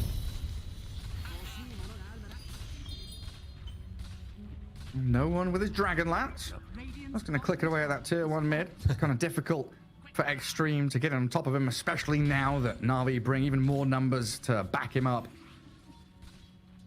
Ursa has an early defusal, so this is not the greedy Battlefield Ursas we've seen a little bit of. He knows with a sniper on his team, his job to be more active, playing around the 2 supports. V-Tune, another smoke. They're just smoking all over the map, looking for these kills. But a Yule Scepter on Death Prophet could cause him some problems here. You're right. They'll see old 11 though. Okay. Oh, good find. Comes down from that large camp. It looked like Extreme might have been able to get away with that. Or just like have a support tank the gank or something. If they've got to fight on their high ground there, if anything, I think Extreme Gaming can win it with the Yule Scepter. But yeah. Slada just in the river getting found there. And now we really have to start considering Roshan. You know, another core pickoff here onto Extreme can lead Na'Vi directly into the pit. One point of contention, though, is that tier 1 top. You really want to get that tower down. That's why Lou has spent so much time making sure Enigma doesn't have that ease of access. Yep. Wraith Pact is online, so if Na'Vi get any kind of a pickoff, Roshan definitely a possibility. Solo does a good job tanking this smoke gank. We saw it last game on the ET. He picks up where he left off, just protecting his cores with his positioning. His body. Yeah. Oh, yeah. Immediate D-ward as well from DY. Again, it's just, it's not the worst place to get smoke gank, taking this top tier 1 tower. Like, they know how important Roche is. They want to take these towers that are close to the Roche. So I quite like this, but it's just a bit of a slow move. Like, they suddenly realize, like, actually, maybe we can't stick around. He's going to be respawning. They've got a black hole plus a global silence. Like, it just feels like Extreme Gaming are a little bit too slow with some of these moves to turn a kill into a tower. Yeah, well, Na'Vi just continue farming up on this sniper and Ursa. Yeah. But Lou finds himself some stacks in the jungle. His Aghanims is done, so accelerating his farm rate even further. Yeah, because much as Sniper and Ursa are getting, Gyro's just getting that little bit more, and it's a bit more than a little at this point. Ag Scepter already, he's going to farm a BKB in no time at all, it feels like, if that's the route he wants to go. Yeah, like what is it here? Because we saw a little bit the Crystallis build, where it was like Crystallis into Ags, then BKB. Is it like the reverse here, or is it just Ags BKB? Maelstrom used to be an item you grab up, but it doesn't feel like that is kind of required in this game. Yeah, I think BKB doesn't feel the greatest, like against Ursa, Sniper, and Enigma, so maybe you go more kind of stats lifesteal heavy. Well, he's going Silver Edge, but with this Diffuser Blade slow and the global to cover Na'Vi, they're straight in onto Lou. This is the huge net worth hero down and out. Den for 40 seconds. That is the question. In comes the stun. PYW landed on the two of them, chain disabling this Ursa. He's going to get off his enrage, but the bash is rolled 11, looking to close the gap with DY, trying to slow him down, and the Fiery Spirit is landing right on top of it. Good trade back from Extreme. Unfortunate they lose the gyro, but at least fighting back. I think it's still an even trade. Like, the recap says it favors Extreme Gaming by like 300 gold, but that gyro is just so goddamn massive that I think for Na'Vi, they probably don't even totally mind it. This sniper is kind of their true counter. So trading the Ursa for the gyro is fine. There was that extra support kill, which probably swings the, you know, the trade at least a little bit in Extreme Gaming's favor, but elsewhere on the map, Na'Vi were getting farmed. That was just a 2-man rotation, and then it took like Extreme Gaming 3-4 heroes to get the retaliation. So any kill on a gyrocopter is going to feel pretty good for Na'Vi if they're not giving up too much. Man, you still... I like when Gyro's down, Enigma's like, yes, I can play Dota 2! Use my Eidolons to farm, get some gold. 700 away from Blink now after that Wraith Pact on Lays. He's got the Blink queued up. I mean, another game where this gyro has done amazingly well against the Enigma so far, but once you start getting around that 25, 30, 35 minute mark, all of a sudden it's Gyrocopter who has to be afraid of Enigma, because that BKB Blink Black Hole is just something that you don't really have good answers to. And, you know, Slaughter kind of hits this power spike around now with this Blink Mask of Madness, but he hasn't used it that effectively. He's 2 and 5, and it feels like Old 11 is also going to be kind of food for this Enigma Black Hole. Plus, you know, anyone getting caught in this Black Hole is going to get eaten alive by Ursa and Sniper. Oh, absolutely. Oh, wait, we see some pretty nice tier 2 neutral items coming out. Specialist Array over on the Sniper. I saw a Grove Bow, which they've given to the Gyrocopter, along with the Dragon Lance, so he's actually built up a nice bit of attack range there to try and deal with the Sniper's immense amount of range. Yeah, that's one way to go about it, and definitely don't blame him. He also wants to be able to stay as far away from this Ursa as possible, so the more attack range, the better.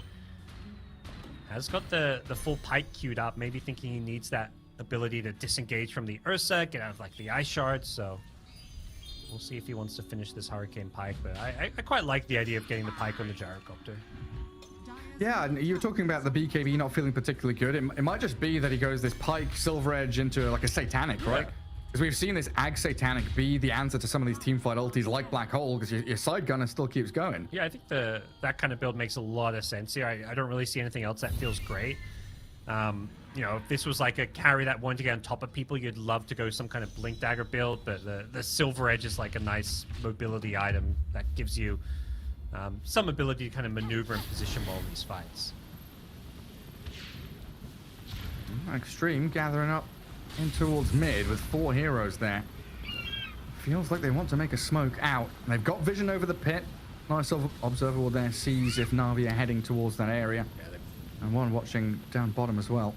You don't want to give Na'Vi a Roshan here. Giving an Aegis up would be pretty catastrophic for this mid-game phase. BYW scouting out as he was in biz, then moves into mid. Sweden strong, down for the count. 30 seconds with no Tusk, and tier 1 in the mid lane sat around 500 health. Paparazzi doesn't have a lot of mana to work with here, though. Gets the Yules in off the Ursa. Lays blinks in. The Black Hole fake pumped, and the Global is there to give a bit of coverage. They're melting, though. This sniper's just destroying them. Paparazzi goes down. DY may have to egg here as well. Lou's dying. Sniper is going wild on them. Old Levin can't blink in. His play's cancelled by the sniper. Now the egg getting a bit of space. The right clicks the stun. BYW. He covers for Old Levin to blink back in with another crush. They kill off the Enigma, but the snowball's back towards them, and no one just plinking away at these heroes. Huge damage from range, and the assassinate. Oh, is that enough? Damage over time. Kills him off. -2. Give the bonus in across the silencer, and away into Roche we go. That's yeah. Let's see this recap. Sniper just did so much damage. 5.5. Silencer did almost 4,000 damage. That's 4,000. That's more impressive than the sniper actually. They were just everyone was just like possible? constantly ticking down. I'm just watching Extreme Gaming. Like they're not even fighting and they're dying because this sniper is just hitting them from such range. The Arcane Curse was just eating people alive as well.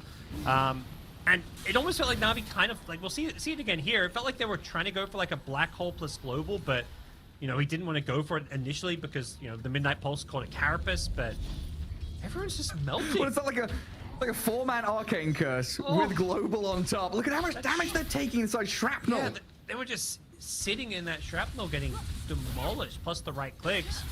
Gyrocopter was lucky to survive. He just TP'd out of there to go farm the top lane, but an incredible fight for Na'Vi, and that's kind of almost a sign of things to come. How do you deal with this sniper if you can't get on top of it? And like you said, they didn't use Black Hole, so they still have Blink Black Hole ready with Aegis on Sniper. Extreme, they're going to smoke up, and they're starting to feel a little bit desperate now. They've got to make some moves. Exo level 2 with a fresh BKB on Paparazzi is ready. Try and play around Old 11 with this Blink, find a target and try and kill them off. It looks like Solo might be the one to break the smoke and just tank the gank for his team. He's done this a few times, and he's probably more than happy once again, but scouts up PYW. The sniper needs to get out of this one. Good Carapaced up, Solo full staffed away, and Paparazzi with BKB charging forward, but they've got the Global. The long range damage, Sniper comes back in, they kill off DY. Old 11 did find the takedown onto Lays though, as Paparazzi and Old 11 trying to chase back in towards this cooldown. Well, they don't have what it takes to reinitiate. Everyone too low HP, so they hold high ground and they hope for Na'Vi to move up there, but very deliberate fallback plan for Na'Vi. Not the best of traits for Na'Vi in the end, but you know, considering that they were the ones getting jumped on, and you know, it was a bit of a precarious position with Paparazzi getting Exorcism off in the middle of a couple of heroes, including the sniper. But no, and you know, he's got an Aegis, he just pikes away. You don't really want to chase a sniper around, although you'd love to take a free kill on him here if you can break this Aegis. Yeah, all alone in that mid lane, tries to pike to low ground, gets some good damage out, but the Supernova now being used, they want a second kill on him. Sweden strong, can he save his buddy? Trying to snowball across, lifts up no one, and they come back in. Sniper still alive, but no pike and no life. Paparazzi blown up by V-Tune as they turn onto Old 11 now. Ursa makes short work of him, so they lose 2 lives on the Sniper for a couple of core kills. I just don't know which way this game's going now. I mean, in the end, yeah, Na'Vi, at least as a team, are going to feel okay about that one. Definitely a scenario where I think no one shouldn't be dying twice there. You know, he ever so slightly misses the pike to the low ground. If he'd saved it for his respawn after Aegis, he probably lives as well once his teammates get there. So scenario where I think, no one's going to be kicking himself saying, I messed up there, but Na'Vi as a team do a great job responding, getting these big kills, 2 cores in exchange for the sniper, put themselves in a position where this game is going kind of into the late game, and when you've got sniper plus Enigma, like, you feel pretty happy about that. Yeah, sure do. This Gyrocopter, he's a monster. 15,000 net worth. Did get the Crystallis and the Dragon Lance in the end, so it looks like he should have a Shadow Blade. Sorry, it's a BKB coming out to Lou right now. Hey. We have a change of heart a couple of times. Like, the itemization, it really kind of highlights, I think, how Extreme Gaming aren't quite sure how to play this game. Like, you had Sarda, who had an Axe queued up for the longest time, and then suddenly, after they lose one fight, he's like, okay, I need BKB. And I think we're going to see how a lot of these Extreme Gaming heroes probably just feel like they have to just BKB and charge at this sniper and try and kill him, but it doesn't feel good. Like, BKB doesn't do a whole lot against Ursa, Sniper, Enigma, but that last fight when they got eaten alive by Shrapnel and Arcane Curse probably just made him feel like, you can't move as well. That's the thing. It's not just the damage. It's all these movement speed slows that just stack up. Alright, blink cancels, move speed slows, all this nonsense. There's a lot of noise on the map from Na'Vi. No one. Oh, the Yules. PYW is going to find him. Global, though. That's the cover. The safety net for the sniper to get away thanks to Solo. And Paparazzi, he used Exo and BKB for this. It feels like Na'Vi, they're going to smoke and look for their opportunity to strike now. PYW and Lou back to the high ground. Falling back as a unit, but there we jump in! The Enigma has the perfect black hole, kills off Lou, and on to DY2. He's got last word on him. Assassinate will come in, but he tries to Yules dodge it. Successful in that at the very least. Supernova's ready, but he won't waste it. Na'Vi with a perfect jump, and Paparazzi might get found. No one was on his tail. V2 blinks forward. They know where he is. Well, they know where he was. Can't quite catch up, but Na'Vi, no BKB, no problem. Just lays on the Enigma, gets a massive black hole off to put Na'Vi in an amazing position for this game. There's no goal difference between the two teams, but just tactically and draft-wise, there's just no real answers for Enigma as this game goes on, not to mention the kind of teamfight synergy with the global silence to kind of cover your bases, the sniper who is just kind of unanswered as well in this game. Even with the 2 deaths, it feels like the more farm and the longer this game goes, the harder it's going to be to address this sniper. Yeah, and then you start thinking about next Roshan. 2.5 minutes until fast spawn. And all these tools you're mentioning from Na'Vi just gives them such a nice spot when he does respawn to get back in the pit. But a jump down bottom. A quick blow up onto Lays from Old Levin and PYW. And a Carapace catching out no one, but in comes V2 munching away at the Nyx. It does allow Old Levin to get away there, though, with a quick in and out from the Slardar. Enigma just coming back, looking for some farm, gets picked off. That's the